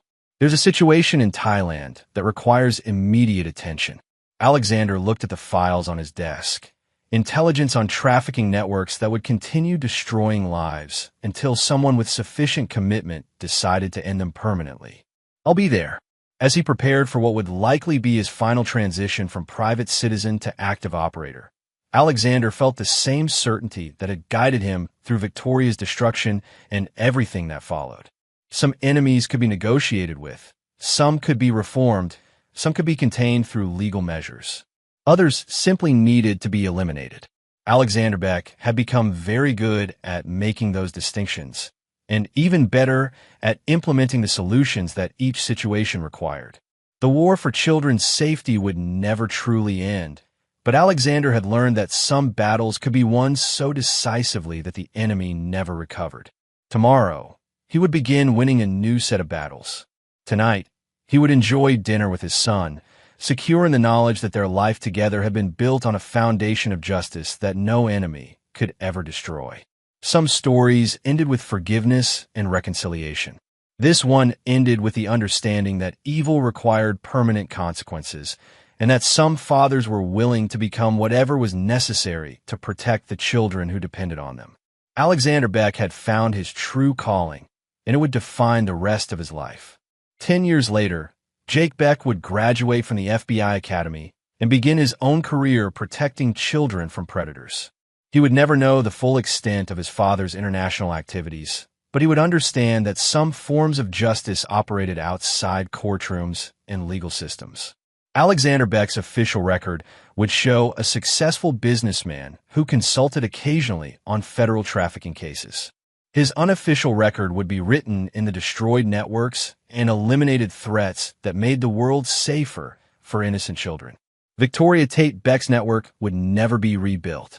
The fear that Alexander had created among trafficking organizations would persist for decades, making criminal operations too dangerous and unprofitable to sustain. And in a ranch house in Colorado, a father and son would continue building a life based on the understanding that family is defined not by blood, but by the willingness to sacrifice everything to protect the people who matter most. This was a story about consequences. The consequences of evil, the consequences of courage, and the consequences of refusing to accept that some enemies deserve mercy. Alexander Beck had learned to deliver all three types of consequences with equal precision, and the world was better for it. And there you have it. Another story comes to an end. What did you think? I'd love to hear your thoughts in the comments below. If you enjoy this story, consider joining our community by subscribing. It means the world to us. For more stories like this one, check out the recommended videos on screen. And I'll see you there. Welcome back to another story on Infidelity Tales Lab. Before we begin, tell us, where in the world are you watching from? Now, let's dive into today's story. Chapter 1. Foundations of Silence. Harry McCarty had learned long ago that silence was a weapon sharper than any blade. 20 years in Army intelligence had taught him to read people like open books, to notice the micro-expressions that betrayed lies, and to plan 3 steps ahead of his enemies. Now, at 42, those skills serve him well in civilian life as a security consultant, though he'd hoped never to need them at home. The 2-story colonial house in suburban Richmond felt like a fortress he'd built with his own hands. Every mortgage payment, every carefully planned renovation, every security system upgrade, all of it designed to protect what mattered most. His wife, Shelley Patterson McCarty, sat across from him at the breakfast table, her auburn hair catching the morning light as she scrolled through her phone with practiced indifference. "Tommy, finish your cereal," she said without looking up, her voice carrying that particular tone of maternal exhaustion that had become her default over the past year. Their 9-year-old son pushed his spoon around the bowl, his dark eyes, so much like Harry's own, focused on something beyond the kitchen window. The boy had been quieter lately, more withdrawn. Harry had noticed, though Shelley seemed oblivious to anything that didn't involve her phone or her increasingly frequent girls' nights out. "Dad, can we practice baseball this weekend?" Tommy asked, his voice small but hopeful. Harry set down his coffee cup, studying his son's face. "Of course, buddy. We'll work on your swing." Shelley's laugh was sharp, cutting. "He's not going to make the team anyway. Maybe we should focus on something more realistic." The words hit like a physical blow, and Harry watched his son's face crumble slightly before the boy learned to hide it, a skill no 9-year-old should need to master. Harry's jaw tightened, but he kept his voice level. "Tommy's got natural talent. He just needs practice and confidence. Whatever helps you sleep at night," Shelley muttered, still absorbed in her phone. Harry memorized that moment. The casual cruelty, the way she dismissed their son's dreams without even looking at him. He'd been collecting these moments for months now, storing them away like evidence in a case file. His wife had become a stranger, but strangers could be studied, understood, and ultimately predicted. The doorbell rang, and Shelley finally looked up, her face brightening in a way Harry hadn't seen directed at him in over a year. "Oh, that's probably Drew. He's helping me with the community fundraiser planning." Drew Davies. Harry knew the name well by now. 38, divorced, worked in pharmaceutical sales.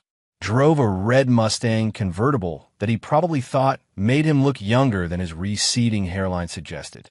Most importantly, Drew Davies had been in Harry's wife's contact list under the name gym trainer for the past 6 months, despite the fact that Shelley had never shown interest in fitness. "I'll get it," Harry said, rising from his chair. Drew stood on the porch wearing his trademark smirk and a polo shirt that strained slightly across his soft middle. "Harry, good to see you, man. Ready to help raise some serious money for the community center?" The handshake was firm, practiced. Drew's eyes held that particular brand of arrogance that came from men who thought they were cleverer than everyone around them. Harry had interrogated terrorists with more subtlety. "Absolutely. Community service is important." Harry stepped aside, watching Drew's micro-expressions as Shelley appeared in the hallway. The way Drew's pupils dilated slightly when he saw her. The way Shelley's breathing changed, became more shallow. The unconscious step she took toward him before catching herself. "Amateur hour. Should we set up in the home office?" Shelley asked, her voice artificially bright. "Perfect," Drew replied, his eyes lingering on her in a way that would have been inappropriate if this were actually about fundraising. Harry watched them disappear upstairs, noting the time, 9:47 a.m. He'd give them 20 minutes before making an excuse to check on their progress, just long enough for them to get comfortable to lower their guard.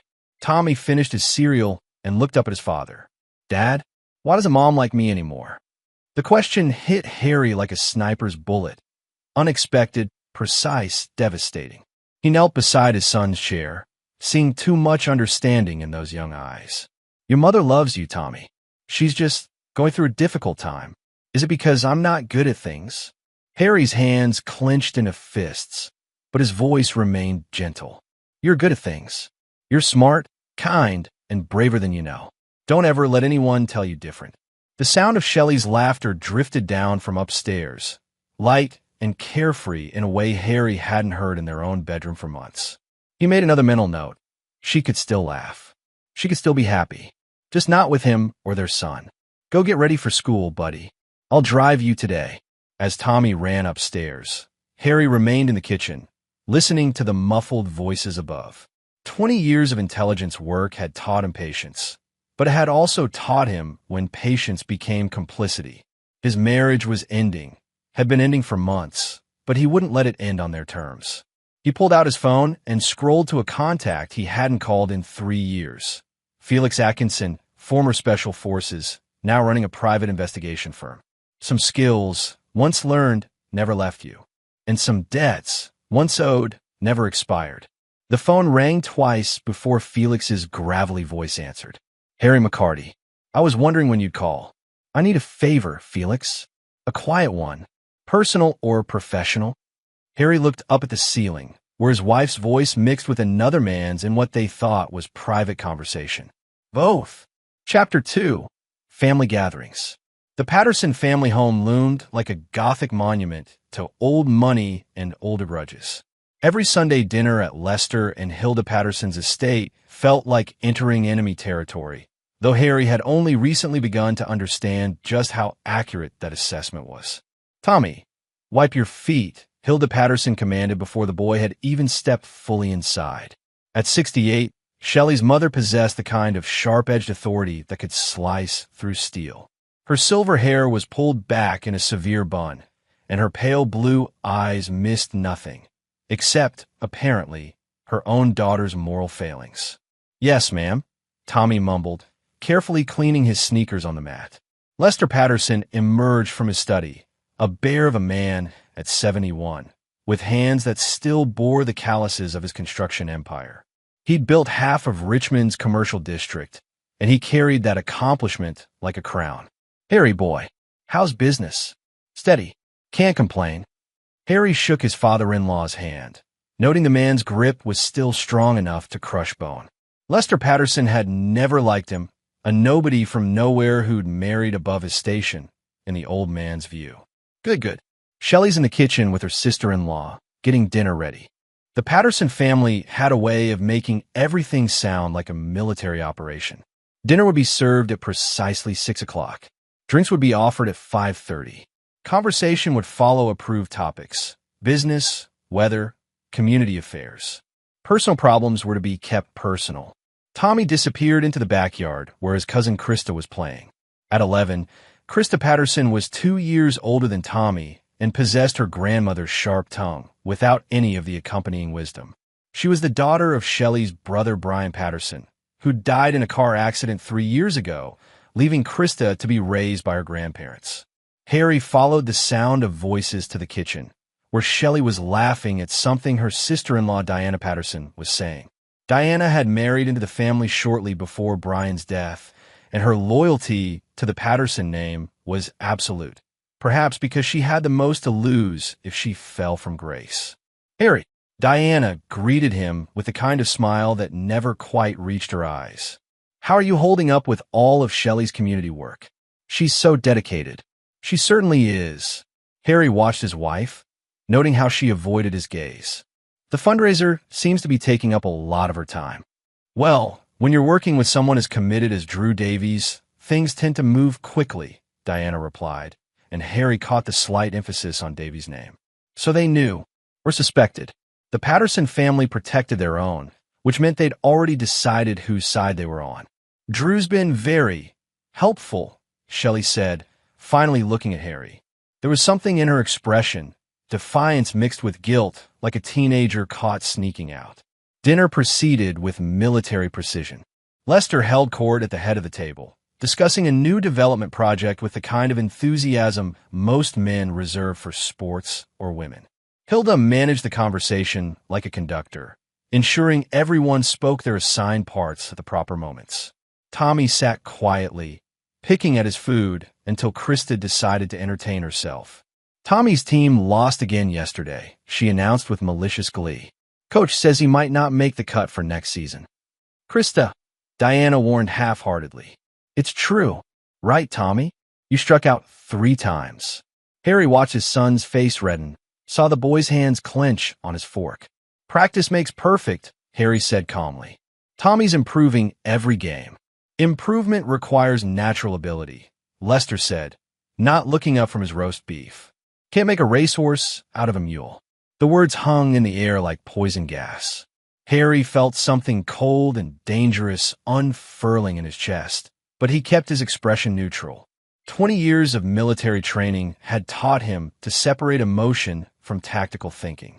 Speaking of natural ability, Hilda said, her voice dripping with false sweetness, Krista's been accepted into the advanced mathematics program. Youngest student they've ever admitted. That's wonderful, Harry replied, meaning it. He'd never wished harm on Krista herself. She was just a child, after all. But he was beginning to understand the ecosystem that had shaped her cruelty. After dinner, the adults moved to the living room while the children were banished to the backyard. Through the window, Harry could see Tommy and Krista near the garden shed, their voices rising in what looked like an argument. Tommy's having trouble in school, Shelley said suddenly, apropos of nothing. His teacher thinks he might need special help. This was news to Harry, and the way she delivered it, as a casual aside during family dinner, felt like a calculated insult. What kind of trouble? He asked. Focus issues, behavioral problems, the usual. Shelley's tone suggested this was somehow Harry's fault. Children reflect their home environment. Hilda observed with surgical precision. Stability is crucial during the formative years. Harry was parsing the subtext when a child's scream cut through the evening air. He was on his feet and moving before his brain fully processed the sound, reaching the backyard in seconds. Tommy was on the ground beside the garden shed, clutching his leg and sobbing. Krista stood over him, her face flushed with excitement rather than concern. What happened? Harry demanded, dropping to his knees beside his son. You pushed me first, Krista said quickly. I was just defending myself. Tommy's leg was scraped and bleeding where he'd fallen against the concrete garden border. Not serious, but painful for a 9-year-old. Tommy pushed you? Harry looked at his son, who was too hurt and scared to speak clearly. She said. Tommy gasped between sobs. By then, the rest of the family had arrived. Lester Patterson took one look at the scene and his face darkened. What did you do, boy? The accusation in his voice was clear. Tommy was guilty until proven innocent. If proving innocence were even possible in this family. Krista, tell us what happened, Hilda said gently, kneeling beside her granddaughter. Tommy got mad because I told him the truth about why his mom doesn't love him anymore, Krista said with the kind of innocent cruelty that only children could master. He tried to push me, so I pushed back. I didn't mean for him to fall. Harry's blood turned to ice. What truth? Krista looked around at the adults, sensing she'd crossed a line, but not understanding where it was. About her boyfriend. About how they're going to send Tommy away when they get married. The silence that followed was deafening. Harry looked at Shelley, whose face had gone pale. Diana and Hilda exchanged glances. Lester's expression was unreadable. Krista, go inside, Diana said quickly. Now. But the damage was done. Harry helped Tommy to his feet, noting how his son tried to stop crying, tried to be brave in front of family that had never shown him kindness. We should go, Harry said quietly. Harry, Shelley started. We should go, he repeated, and something in his voice made her stop talking. As they walked to the car, Tommy leaning against his father's side, Harry felt the last pieces of his old life clicking into place. He'd been preparing for this moment for months without fully realizing it. Now the preparation phase was over. It was time to go to war. Chapter 3. The Truth Unveiled. Felix Atkinson's report arrived exactly 72 hours after their Sunday dinner disaster, delivered by encrypted email to Harry's secure account. Professional-grade surveillance, backed by financial records and testimony from sources Felix had cultivated over 2 decades in private investigation. Harry read it in his home office while Shelley was at another fundraiser meeting and Tommy was at school. The clinical language couldn't disguise the devastation. 6 months of hotels, restaurants, and gifts charged to credit cards Harry hadn't known existed. Text messages recovered from cloud backups. Photos taken with telephoto lenses. His wife and Drew Davies weren't just having an affair. They were planning a future. A condo lease in Drew's name, with Shelley listed as an authorized resident. Consultation with a divorce attorney known for aggressive asset protection strategies. Most damning of all, recorded conversations where they discussed Tommy as a complication that would need to be managed. Harry printed everything, organized it in 3 manila folders, and locked them in his desk drawer. 20 years of intelligence work had taught him that information was ammunition, but timing determined victory or defeat. The house felt different when Shelley returned that evening, as if Harry's knowledge had somehow altered the molecular structure of the air between them. She moved through their shared spaces like an actress playing a role she'd grown tired of performing. "How was the meeting?" Harry asked from the kitchen, where he was helping Tommy with homework. "Productive. We're making real progress on the fundraising goals." The lie came so easily that Harry wondered how many others he'd missed over the years. Tommy looked up from his math worksheet. "Mom, can you help me with this problem?" "Ask your father. He's the one who's good with problems." Another small cruelty delivered with surgical precision. Harry watched his son's face fall, then recover with the kind of resilience that no child should need to develop. "Let's look at it together, buddy." Later, after Tommy was in bed, Harry found Shelley in their bedroom, scrolling through her phone with that particular intensity that meant she was texting someone who wasn't him. "We need to talk," he said. She didn't look up. "About what?" "About Drew Davies." The phone slipped from her fingers, clattering onto the hardwood floor. When she looked at him, Harry saw fear flicker across her face before being replaced by defiance. "I don't know what you think you know. I know everything, Shelley. The hotels, the credit cards, the condo lease, the divorce attorney. I know you've been planning this for months." She stood slowly, and Harry was reminded of how beautiful she'd been when they first met. 15 years of marriage, and he could still see traces of the woman he'd fallen in love with beneath the stranger she'd become. "You had me followed. I had you investigated. There's a difference. How dare you? How dare I?" Harry's voice remained calm, but something in his tone made her step back. "How dare I try to understand why my wife had become a stranger? Why my son was being treated like an unwanted burden in his own home?" "Tommy isn't." She stopped herself, but Harry heard the words she hadn't said. "Isn't what? Isn't your son? Isn't worth your time? Isn't part of your new life with Drew?" Shelley's composure cracked, and for a moment he saw the woman he'd married, uncertain, defensive, but still recognizably human. "You don't understand what it's like," she said quietly. "Being married to someone who's never really here, even when he's standing right next to you. You're like a ghost, Harry. You see everything, you know everything, but you never feel anything. I feel plenty. I just don't perform my emotions for an audience. Drew makes me feel alive.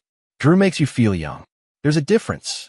She turned away, walking to the window that overlooked their backyard where Tommy's baseball glove lay forgotten on the patio table. "I want a divorce." "I know. I want joint custody." "No." The word hung between them like a blade. Shelley turned back, her eyes flashing with anger. "You can't prevent me from seeing my son. I can prevent you from damaging him further. And I will. Harry, be reasonable. I've been reasonable for months. I watched you check out of this family piece by piece. I've watched you treat our son like he's some kind of burden you can't wait to shed. I've been reasonable while you planned a future that didn't include the 2 people who needed you most." Harry moved to his dresser, pulling out a small recording device that had been hidden in his pocket during their Sunday dinner. "I've also been thorough." He pressed play, and Krista's young voice filled the room, about her boyfriend, about how they're going to send Tommy away when they get married. Shelley's face went white. "That's not." She misunderstood. "Did she?" "Because I have recordings of you and Drew discussing exactly that scenario. Boarding school, maybe, or letting Tommy live with my sister in Colorado. Anything to get him out of the way of your fresh start. You're sick. Recording your own family. I'm thorough. And right now, thorough is the only thing standing between Tommy and a childhood of being shuffled between homes like unwanted luggage. Shelley sat heavily on the edge of the bed, her bravado finally collapsing. What do you want? I want you to understand something very clearly, Harry said, his voice carrying the kind of quiet authority that had once made enemy combatants confess their deepest secrets. You can have your divorce.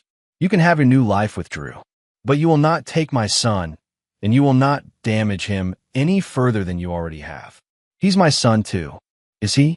When's the last time you asked him about school? About his friends? About his dreams? When's the last time you tucked him in without checking your phone first? She had no answer, and they both knew it. Here's what's going to happen, Harry continued. You're going to file for divorce. You're going to agree to my custody terms. And you're going to do it quietly, without drama, because if you don't— He paused, letting the implications settle. Well, let's just say that Felix Atkinson has contacts in the family court system, and judges tend to frown on mothers who abandon their children for affair partners. You bastard. Yes, but I'm a bastard who puts his son first. Can you say the same? Shelley left that night, taking only a suitcase and her phone. Harry watched from the kitchen window as she loaded her car, then drove away into the darkness that had been calling to her for months.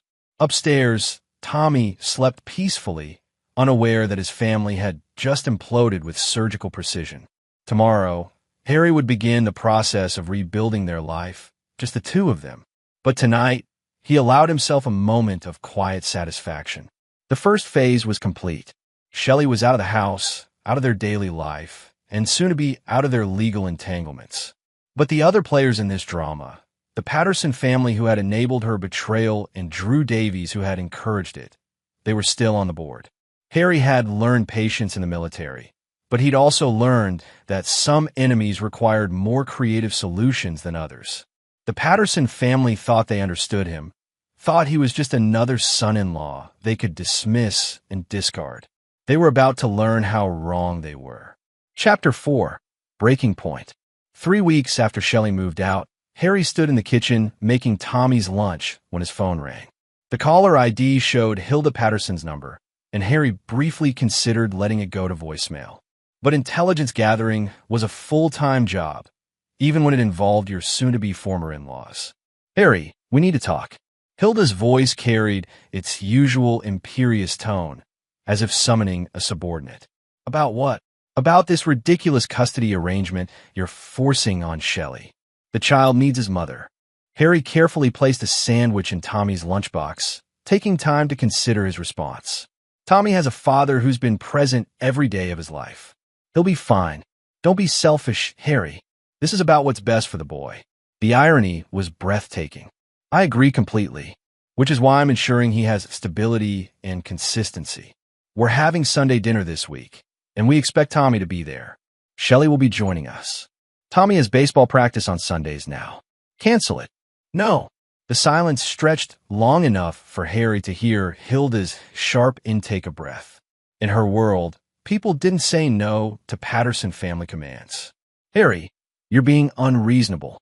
Family comes first. I couldn't agree more, which is why I'm protecting my family from people who treat children like possessions to be shuffled around for adult convenience. He ended the call and finished making Tommy's lunch, already knowing that this was far from over. The Patterson family didn't accept defeat gracefully, and they had home field advantage in Richmond's social circles. The call came from Tommy's school at 2:47 p.m. Mr. McCarty? This is Principal Roberts at Millbrook Elementary. I'm afraid there's been an incident involving Tommy. Harry was already reaching for his car keys. What kind of incident? He's been injured. Not seriously, she added quickly. But we need you to come in immediately. The drive to Tommy's school felt like the longest 15 minutes of Harry's life. Every tactical scenario he'd ever trained for paled in comparison to the helpless terror of not knowing if his child was okay. Principal Roberts met him at the front office, her face grim. Tommy's in the nurse's office. He's conscious and alert, but she hesitated. Mr. McCarty, what I'm about to tell you is extremely concerning. Harry followed her down the hallway, his mind racing through possibilities. Playground accident? Bullying incident? What could have happened at school that required this level of administrative attention? Tommy sat on the nurse's cot, his left leg elevated and wrapped in an ice pack. His face was pale, streaked with dried tears, but he managed a weak smile when he saw his father. "Dad!" Harry was beside him in 3 steps, checking him over with the kind of systematic efficiency learned from battlefield medicine. "What hurts, buddy?" "My knee. It hurts really bad." The school nurse, a matronly woman named Mrs. Chun, approached with a clipboard and a deeply troubled expression. "Mr. McCarty, Tommy says he was injured off school property during lunch break. Normally, students aren't allowed to leave campus, but..." She glanced at Principal Roberts. "But what?" Harry's voice carried a dangerous edge. "His grandfather picked him up. Lester Patterson. He's on the approved pickup list." Harry felt ice form in his veins. "Lester picked him up? When?" "Around noon. He said there was a family emergency and that you'd authorize the pickup. Tommy seemed to know him, so we followed protocol." "What family emergency?" Principal Roberts and Mrs. Chun exchanged glances. "We assumed you would know." Harry knelt beside Tommy's cot, keeping his voice gentle despite the rage building in his chest. "Tommy, can you tell me what happened? Where did Grandpa Lester take you?" Tommy's lower lip trembled. "He said you wanted him to pick me up. He said we were going to go see Mom and Krista, and that I needed to apologize for being mean to Krista last time." "Apologize for what?" "For pushing her." "But Dad, I didn't push her. She was saying mean things about you and Mom, and when I told her to stop, she pushed me first. But Grandpa Lester said I was lying." Harry's hands clenched into fists, but he kept his voice steady. "What happened to your knee, son?" Tommy's tears started fresh. "We went to their house, and Krista was in the backyard. Grandpa Lester said I had to say sorry and that I had to mean it. But when I tried to explain what really happened, he got really mad." "Mad how?" "He picked up a brick from the garden border. He said I needed to learn respect. And then Tommy's voice broke. "He hit my knee with it, Dad. He said that's what happens to boys who lie and fight with their betters." The world went very quiet. Harry heard his own heartbeat, heard the hum of fluorescent lights, heard the distant sound of children playing at recess. But underneath it all, he heard something else, the sound of his own restraint beginning to crack. Did anyone else see this happen? Grandma Hilda was there. She was laughing. She said, Tommy's voice dropped to a whisper. She said, "That's what useless things deserve." Harry closed his eyes, processing the information with military precision. Assault on a minor. Kidnapping, technically, since they'd taken Tommy under false pretenses. Psychological abuse. The Patterson family had just crossed a line they couldn't uncross. What else happened? Mom was there too. At the end, she came outside when I was crying, and Grandpa Lester told her I'd learned my lesson about respecting my elders. And Mom said, what did she say? Tommy looked up at his father with eyes that held too much pain for a 9-year-old. She said I was just a defect she forgot to flush. And then she told Grandpa Lester to bring me back to school because she didn't want to deal with me anymore. The silence in the nurse's office was deafening. Harry felt something fundamental shift inside him, like tectonic plates realigning after an earthquake. 20 years of military training had taught him to compartmentalize emotion, to think tactically even under extreme stress. But this wasn't war. This was his son. "Mr. McCarty?" Principal Roberts' voice seemed to come from very far away. "Should we call the police?" Harry looked at his son, bruised, frightened, but still trying to be brave for his father. "No, not yet. Sir, if what Tommy is saying is true." "It's true." Harry's voice was quiet, certain. "But the police aren't equipped to handle this properly." He helped Tommy sit up carefully, noting how the boy favored his injured leg. "Can you walk, buddy?" "I think so." "Good. We're going home." "Mr. McCarty," Mrs. Chun interjected, "Tommy should see a doctor. There could be internal damage to the knee. We'll stop at the hospital on the way home." As they left the school, Tommy leaning on his father's arm, Harry was already making plans. The Patterson family thought they understood power. They had money, social connections, local influence. They thought they could brutalize a 9-year-old child and face no consequences. They were about to learn the difference between having power and knowing how to use it. Harry helped Tommy into the car, then sat for a moment in the parking lot, staring at his son's pale reflection in the rearview mirror. "Dad, are you okay?" Harry met his son's eyes in the mirror. "I'm fine, Tommy. And I promise you something. No one will ever hurt you like that again." "But what if they try?" Harry started the engine, his voice carrying a certainty that seemed to calm his son's fears. "They won't get the chance." Chapter 5. The Architect's Blueprint. The emergency room doctor confirmed what Harry already suspected. Tommy's knee was severely bruised, but not broken, though the impact had caused soft tissue damage that would require weeks of physical therapy. Harry sat in the waiting room while Tommy underwent x-rays, using the time to make a series of carefully planned phone calls. The first was to Felix Atkinson. "Harry, I heard about what happened. Word travels fast in this town." "How fast?" "Fast enough that Lester Patterson's already been making calls to his lawyer and a few city council members. He's claiming the boy fell off his bike." Harry felt a familiar cold calm settle over him, the same mental state that had made him effective in intelligence work. "What kind of calls?" "The kind that suggests he knows he's stepped in deep shit, and he's looking for political cover. He's got friends in the police department, Harry. This won't be a clean fight if you go through official channels." "I wasn't planning to go through official channels." A pause. "What do you need?" "Everything you can find on the Patterson family. Not just Lester and Hilda. I want to know about their business dealings, their finances, their secrets. Everyone has pressure points, Felix. I need to find theirs." "Harry, I understand you're angry. This isn't anger. This is calculation." Felix's laugh was grim. "In that case, I'll have a preliminary report by tomorrow morning." "But Harry, whatever you're planning, be smart about it.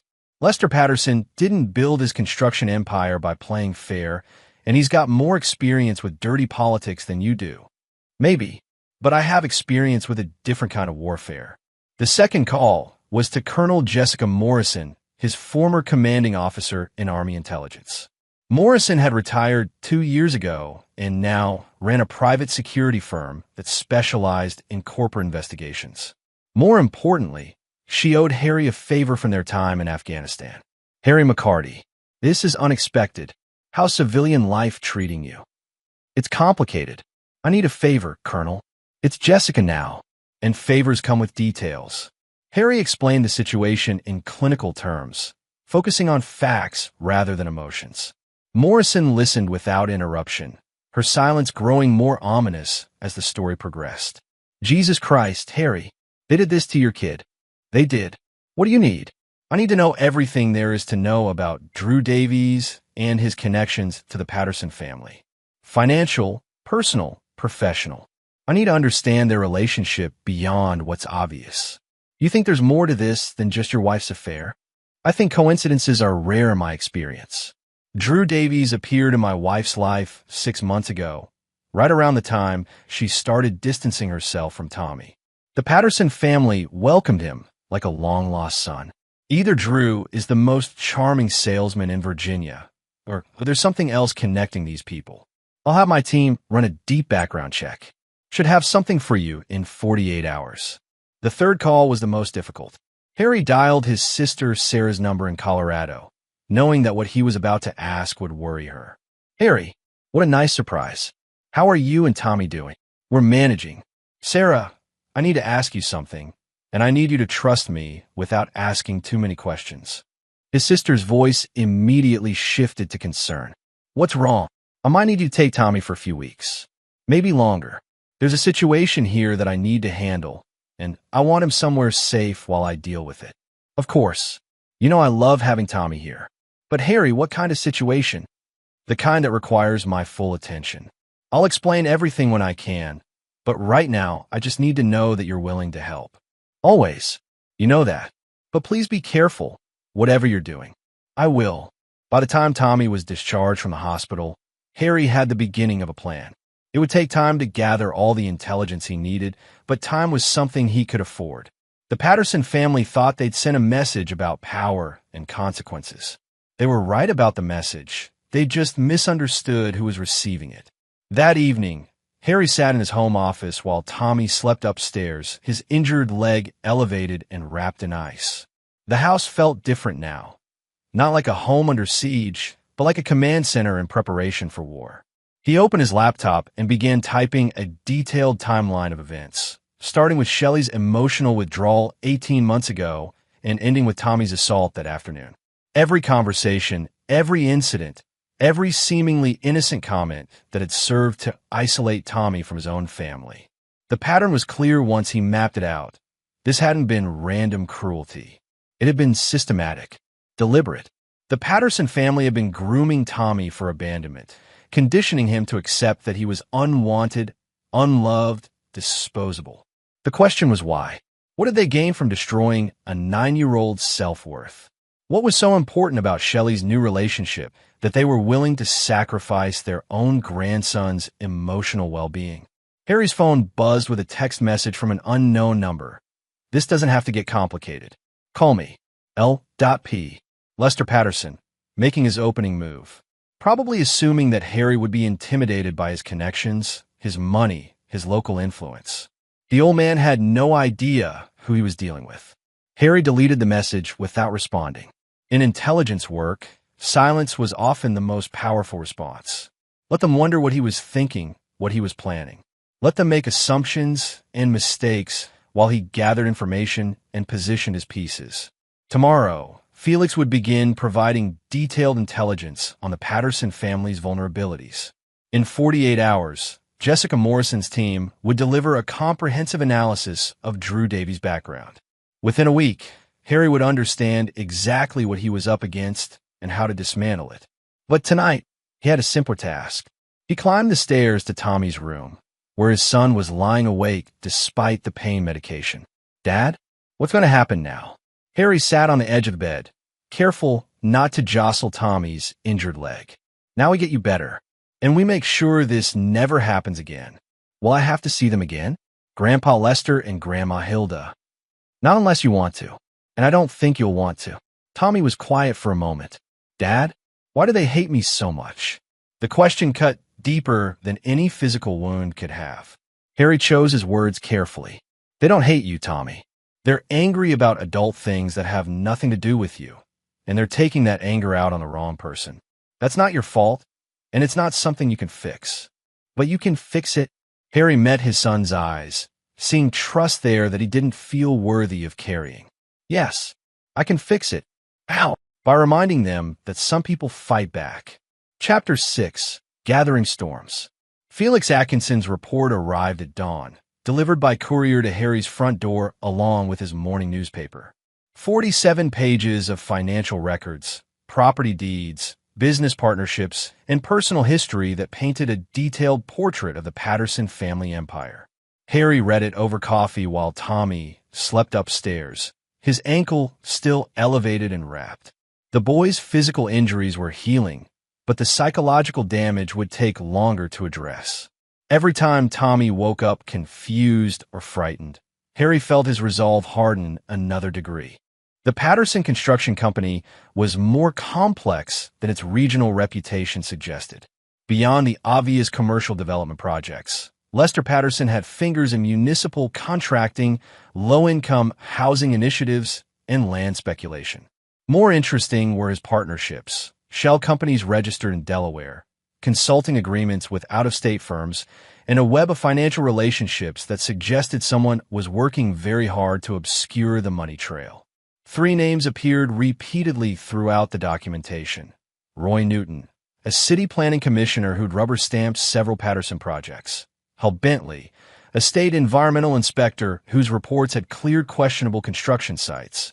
And Drew Davies, whose pharmaceutical company had received consulting contract from Patterson Construction dating back 2 years. 2 years, long before Drew had entered Shelley's life. Harry set down his coffee cup and stared at that detail. In intelligence work, patterns were everything, and this pattern suggested premeditation on a scale he hadn't anticipated. Drew Davies hadn't randomly seduced his wife. He'd been cultivated as an asset by the Patterson family for reasons that went beyond simple romance. His phone rang at exactly 8 a.m. Harry let it ring 3 times before answering. already knowing who it would be.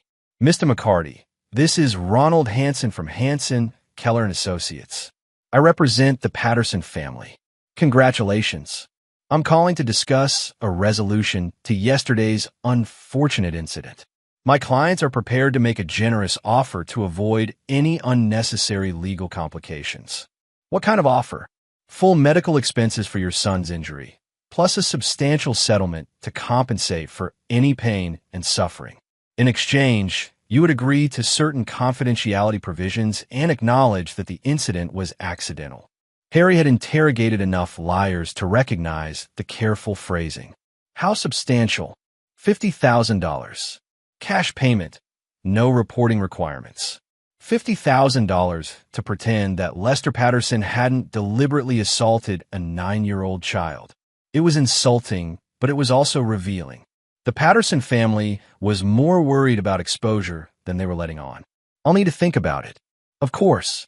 But I should mention that this offer has a limited window. My clients prefer to resolve these matters quickly and quietly. I'll call you back. Harry ended the call and immediately dialed Felix Atkinson's number.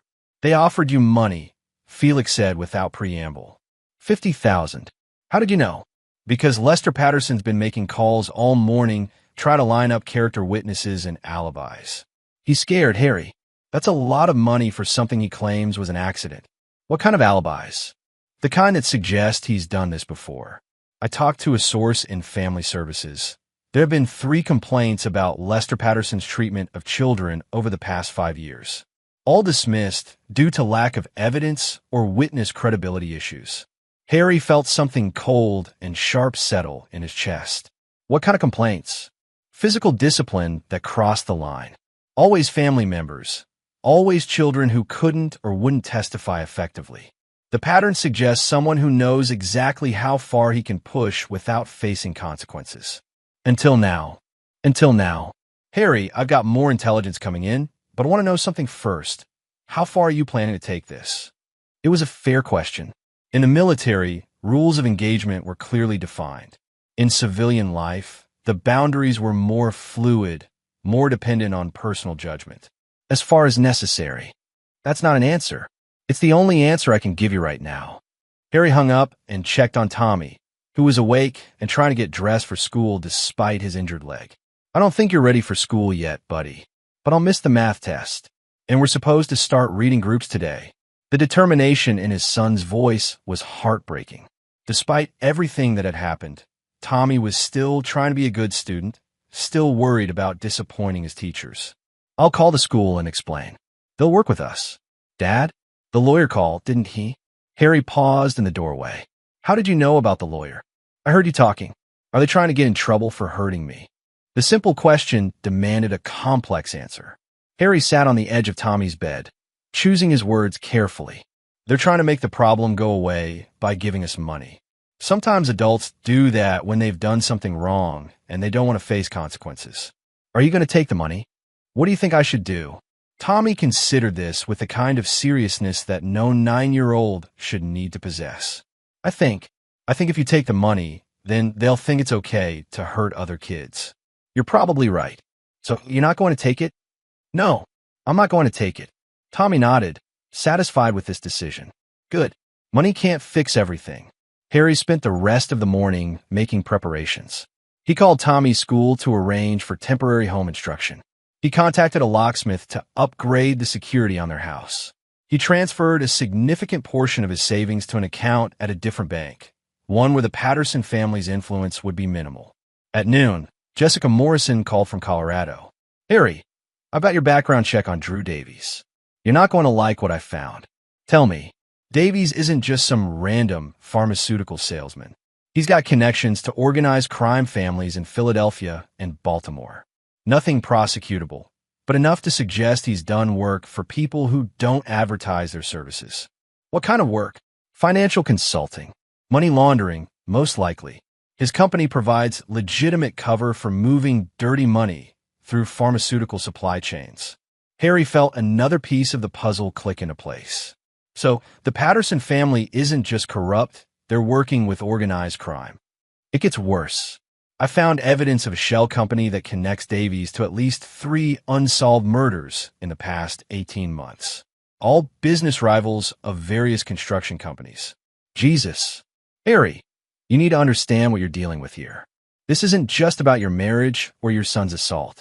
You've stumbled into something much bigger and much more dangerous. All the more reason to handle it properly. All the more reason to walk away. Take your son and disappear, Harry. These people don't just ruin lives, they end them. Harry looked through the kitchen window at Tommy's baseball glove, still lying forgotten on the patio table. His son deserved better than a life spent running from bullies, whether they were playground tormentors or organized crime figures. I appreciate the warning, Jessica, but I'm not walking away.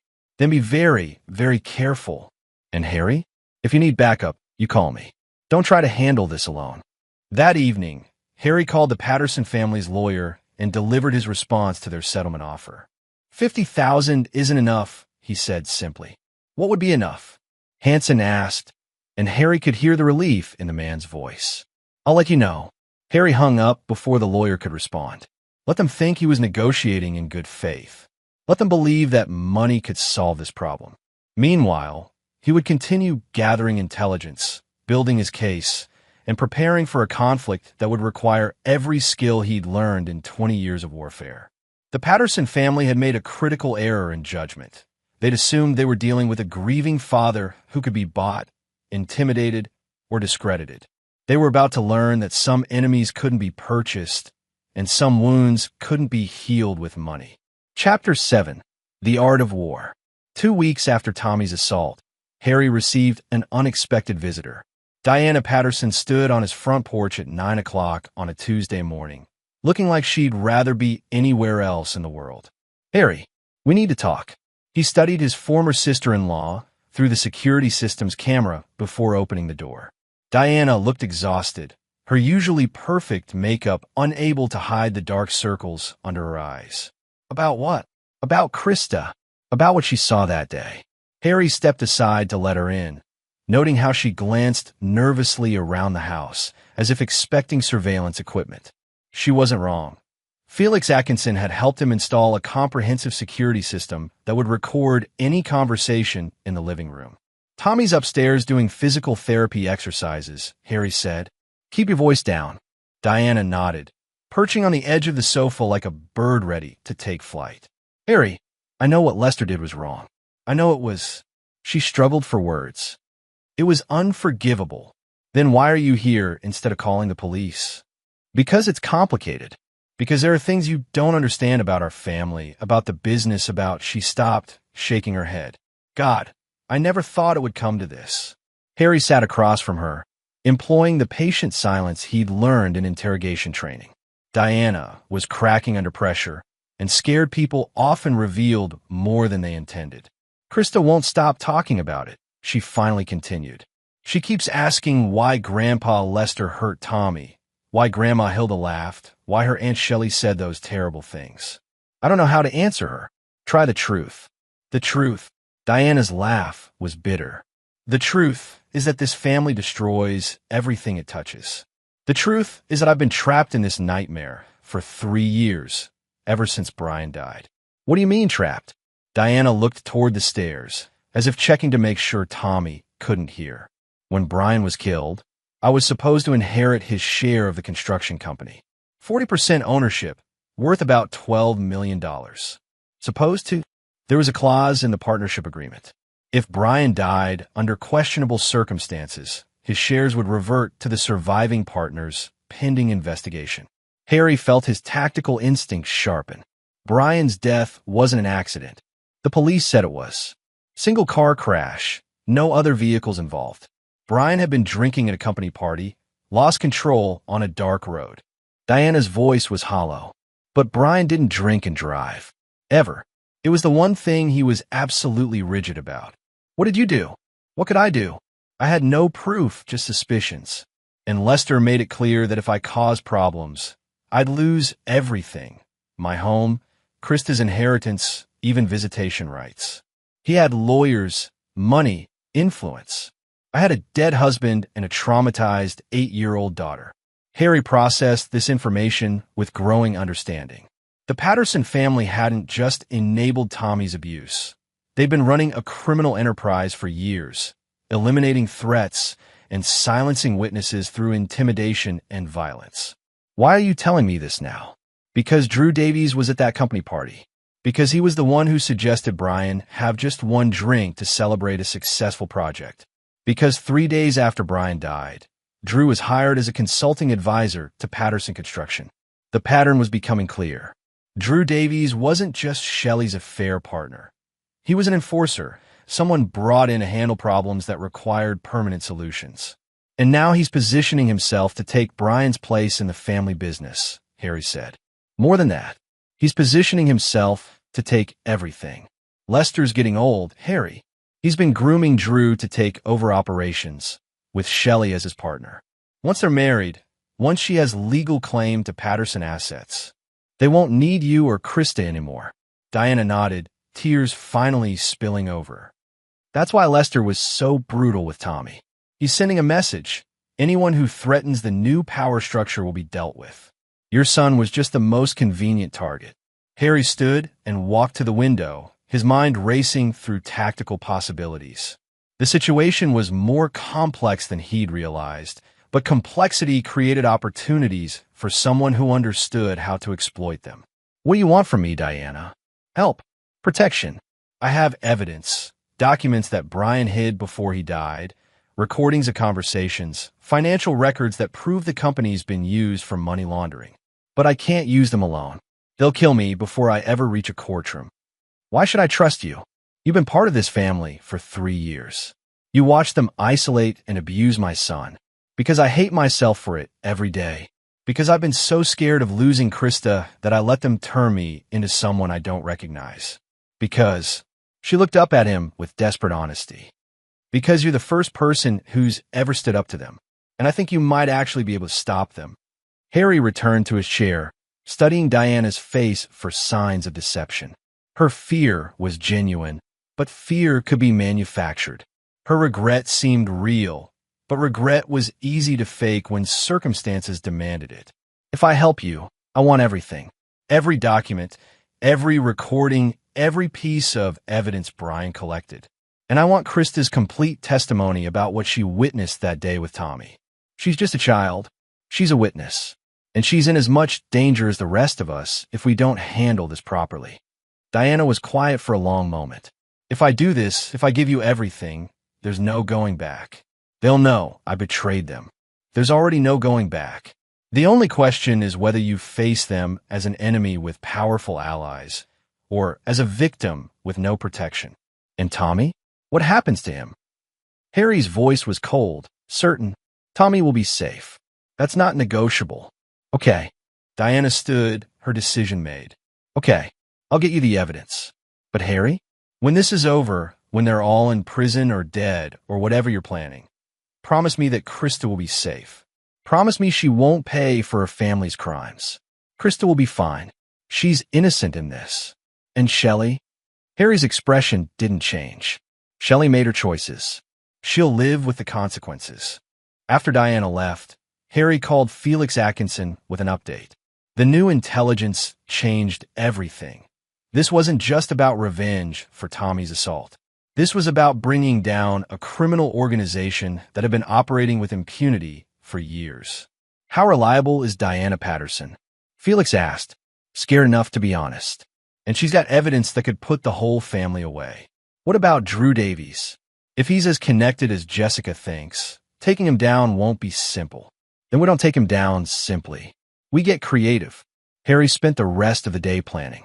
By evening, he had the framework of an operation that would systematically dismantle everything the Patterson family had built, piece by piece, ally by ally, until they were left with nothing but the justice they'd spent years avoiding. Tommy's assault had been the opening move in what the Patterson family thought was a game of intimidation. They were about to learn that Harry McCarty didn't play games. He ended them. Chapter 8, The Reckoning. The evidence Diana Patterson delivered was more comprehensive than Harry had dared hope. 47 pages of financial documents, 12 hours of audio recordings, and a detailed journal that Brian Patterson had been keeping for the 2 years before his death. Reading through it felt like watching a crime family slowly reveal its true nature. Harry spread the documents across his dining room table, while Tommy slept upstairs, his injured leg finally healing enough to walk without favoring it. The boy's physical recovery was progressing well, but Harry had noticed him checking the locks on doors and windows before bedtime. Some wounds took longer to heal than others. The journal entries painted a picture of systematic corruption that went back decades. Lester Patterson had been skimming from municipal contracts, laundering money through shell companies, and eliminating business rivals through a network of professional criminals. Drew Davies wasn't just another hired gun. He was the architect of a sophisticated operation that had murdered at least 6 people over the past 3 years. But the most damning evidence was recorded conversations between Lester, Hilda, and Drew discussing Shelley's recruitment to their operation. They targeted her specifically because of Harry's military background and security expertise, seeing his knowledge as a potential asset to their organization. When Harry proved unwilling to be corrupted, they decided to eliminate him from the equation through divorce and isolation. Tommy's assault hadn't been spontaneous cruelty. It had been a calculated psychological attack designed to break Harry's resistance and force him to accept their terms. Harry was studying the financial records when his secure phone rang. Felix Atkinson's voice was tense. "Harry, we've got a problem. Diana Patterson and her daughter are missing." "Missing how?" "They didn't come home last night. Neighbors say they saw Diana packing a suitcase around noon yesterday, acting nervous. Car's gone. Cell phone going straight to voicemail." Harry felt ice form in his veins. Did they run, or were they taken? Unknown. But I intercepted police chatter about a car matching Diana's license plate being found abandoned near the airport. No sign of occupants. Harry was already moving, gathering the evidence from his dining room table and securing it in his safe. If the Patterson family had discovered Diana's betrayal, they'd be coming for him next. "Felix, I need you to implement the contingency plan we discussed. Get Tommy somewhere safe, and make sure you have copies of all this evidence." "What about you?" "I'm going to end this tonight." Harry called his sister in Colorado, waking her despite the late hour. "Sarah, I need you to come get Tommy. Tonight. Drive straight through. Don't stop except for gas." "Harry, what's happening?" "Everything I was afraid might happen. Tommy's in danger, and I need him somewhere they can't reach him. I'll leave in 20 minutes. "Sarah, if something happens to me, if you don't hear from me in the next 48 hours, you take that evidence package I sent you and give it to the FBI field office in Denver. All of it. Harry, promise me." "I promise." Harry woke Tommy gently, explaining that they were going on an unexpected trip to visit Aunt Sarah. The boy was sleepy and compliant, not questioning why they needed to pack in the middle of the night or why his father seemed so tense. They met Sarah at a rest stop 50 miles outside Richmond, transferring Tommy and his belongings to her car, while Harry watched the surrounding area for surveillance. His sister didn't ask questions, understanding that some conversations could wait until everyone was safe. "Be good for Aunt Sarah," Harry told his son. "I'll call you in a few days." "When are you coming to Colorado, Dad?" "Soon. I just have some business to finish here first." As he watched Sarah's taillights disappear into the darkness, Harry felt the last of his restraints fall away. Tommy was safe. The evidence was secure. Diana and Krista were either dead or beyond his ability to help them. It was time to remind the Patterson family what happened when they declared war on the wrong person. Harry's first stop was Drew Davies' condo, a luxury unit in Richmond's financial district that he'd purchased under a shell company name. Harry had been watching the building for 2 weeks, learning the patterns of security guards and identifying weaknesses in their surveillance system. The lock on Davies' door was expensive, but not military grade. Harry was inside in under 90 seconds, moving through the darkness with practiced silence. Davies was asleep in the master bedroom, alone and vulnerable. Harry stood over the bed for a moment, studying the man who had orchestrated his son's psychological torture. Davies looked smaller in sleep, less formidable than he'd seemed during those staged fundraiser meetings with Shelley. The chloroform was quick and efficient. Davies never woke up. When Drew Davies regained consciousness, he was zip-tied to a chair in an abandoned warehouse outside the city limits. Harry sat across from him, his face impassive in the harsh light of a single work lamp. "Where are Diana and Krista Patterson?" Davies tested his restraints, his salesman's confidence already cracking. "I don't know what you're talking about." "Wrong answer." Harry showed him a photograph from Brian Patterson's surveillance. Davies meeting with known criminals in a Philadelphia parking garage. "We can do this easy or hard, Drew, but we're going to do it." For the next hour, Harry employed interrogation techniques he'd learned in Afghanistan. Davies was soft, civilian soft, and his resistance crumbled quickly under professional pressure. By the time Harry was finished, he had locations, names, bank account numbers, and a complete confession detailing 3 years of criminal activity. Most importantly, he learned that Diana and Krista were alive, being held at a Patterson construction warehouse, pending disposal in the morning. "You have a choice," Harry told Davies as he prepared to leave. "You can wait here for the police to find you and tell them everything you just told me. Or you can try to escape these restraints and warn your partners." "What happens if I warn them?" Harry's smile was cold, predatory. "Then I stop being patient." He left Davies alive, but immobilized, with a cell phone just out of reach and a timer counting down to when the anonymous tip would reach the FBI. The Patterson construction warehouse was a fortress of concrete and steel, surrounded by security fencing and cameras. But Harry had been studying the building for weeks, and fortresses were only as strong as the people defending them. He entered through a storm drain that connected to the building's foundation, emerging inside the loading dock area where 2 armed guards were playing cards and drinking coffee. They never heard him coming. Diana and Krista were being held in a second-floor office, zip-tied but unharmed. Krista was sleeping against her mother's shoulder while Diana stayed awake, her eyes wide with terror. "We're leaving," Harry whispered, cutting their restraints. "How did you find us?" Drew Davies is very talkative when properly motivated. They made it to the loading dock before the remaining guards discovered their missing colleagues. Harry moved Diana and Krista behind a concrete barrier as gunfire erupted around them. "Can you drive?" he asked Diana. "Yes. Keys are in the black SUV by the gate. Take Krista and go to the address I'm going to give you. FBI agents will be waiting. What about you?" "I have one more stop to make." The Patterson estate looked peaceful in the pre-dawn darkness, its manicured lawns and elegant architecture suggesting old money and older respectability. Harry disabled the security system with equipment Felix had provided, then entered through the same window he'd used during his reconnaissance visits. Lester and Hilda Patterson were asleep in their master bedroom, defenseless and unaware that their world was about to end. Harry stood over them for a moment, remembering his son's tears, Diana's terror, Brian Patterson's mysterious death. When they woke up, zip-tied to chairs in their own living room, Harry was sitting across from them with a laptop displaying financial records and recorded conversations. "This is how it's going to work," he said calmly. "You're going to confess to everything. The murders, the money laundering, the assault on my son. All of it."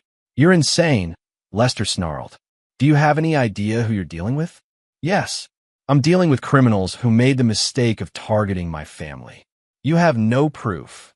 Harry played a recorded conversation where Lester and Drew discussed dealing with the McCarty problem permanently. "I have all the proof I need. The question is whether you want to spend the rest of your lives in prison or the rest of your lives in graves." Hilda spoke for the first time, her voice shaking. "What do you want?" "Justice. For Tommy, for Brian, for Diana and Krista. For everyone you've hurt over the years. And if we refuse?" Harry's expression didn't change. "Then your remains will be discovered in about 6 months, along with evidence suggesting you were killed by rival crime families. Drew Davies will be found to have committed suicide in his cell after confessing to multiple murders.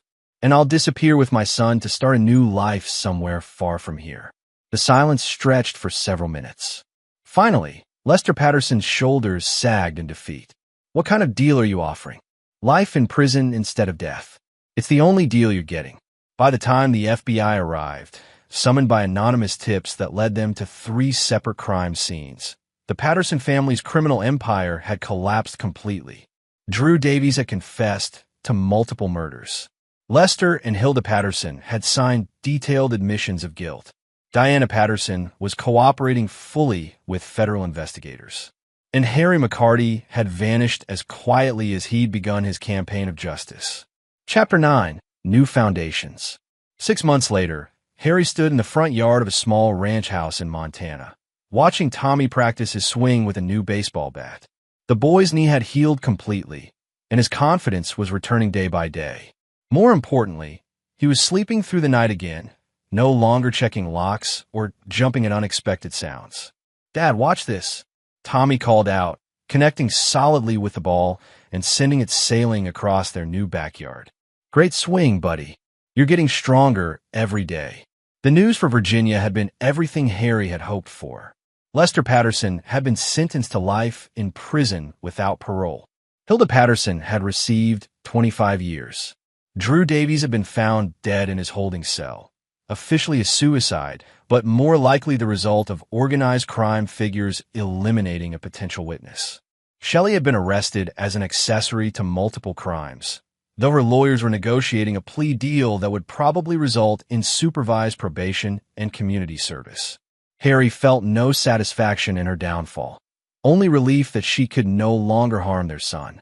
Diana and Krista Patterson had entered witness protection after Diana's testimony helped convict 17 additional members of the criminal organization.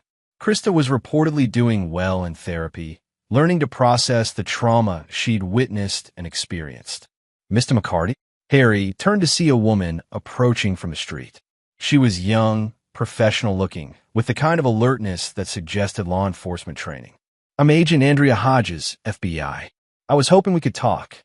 Harry glanced at Tommy, who was absorbed in his practice routine. "About what?" "About a job offer.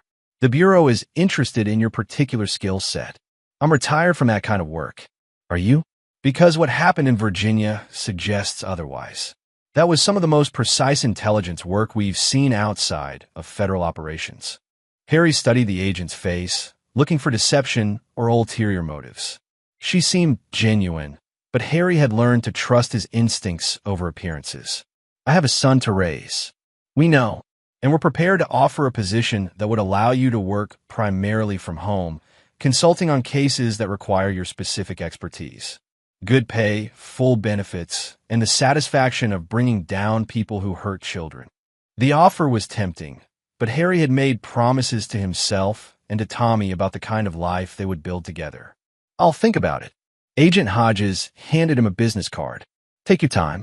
But Mr. McCarty, what you did in Virginia, a lot of children are safer because of it.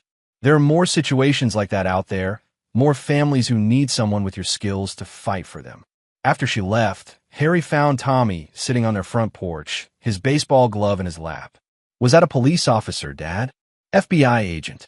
She wanted to offer me a job. Are you going to take it?" Harry sat beside his son, considering how to answer. "I don't know yet. It would mean helping other kids who are in trouble, like you were. But it would also mean sometimes having to travel for work." Tommy was quiet for a moment, displaying the kind of thoughtful consideration that had become his trademark since their move to Montana. "Would it help kids like Krista too?" "Yes. Kids like Krista and Diana, and anyone else who's being hurt by people who think they're too powerful to face consequences. Then I think you should take it. But only if you promise you'll always come home." Harry put his arm around his son's shoulders, feeling the solid warmth of the boy who had given him purpose when everything else had fallen apart. "I promise I'll always come home."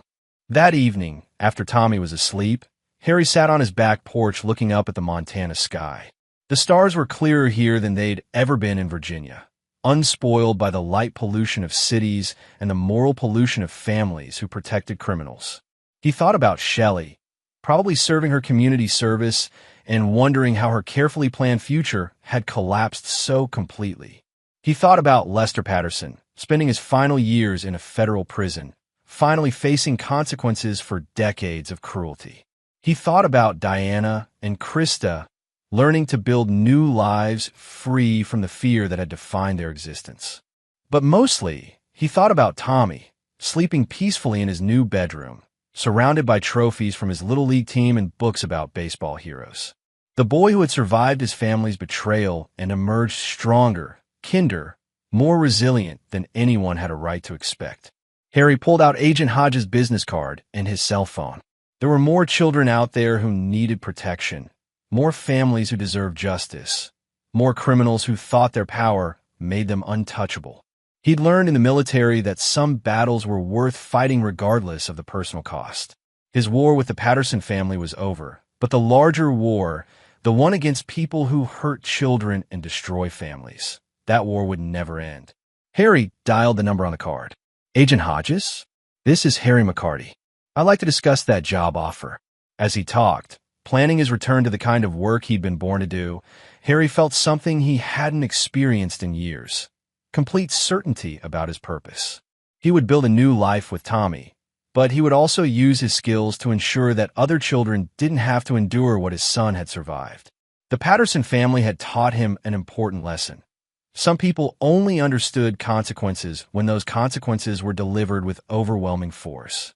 Harry McCarty had become very good at delivering consequences, and there were a lot of people in this world who had them coming.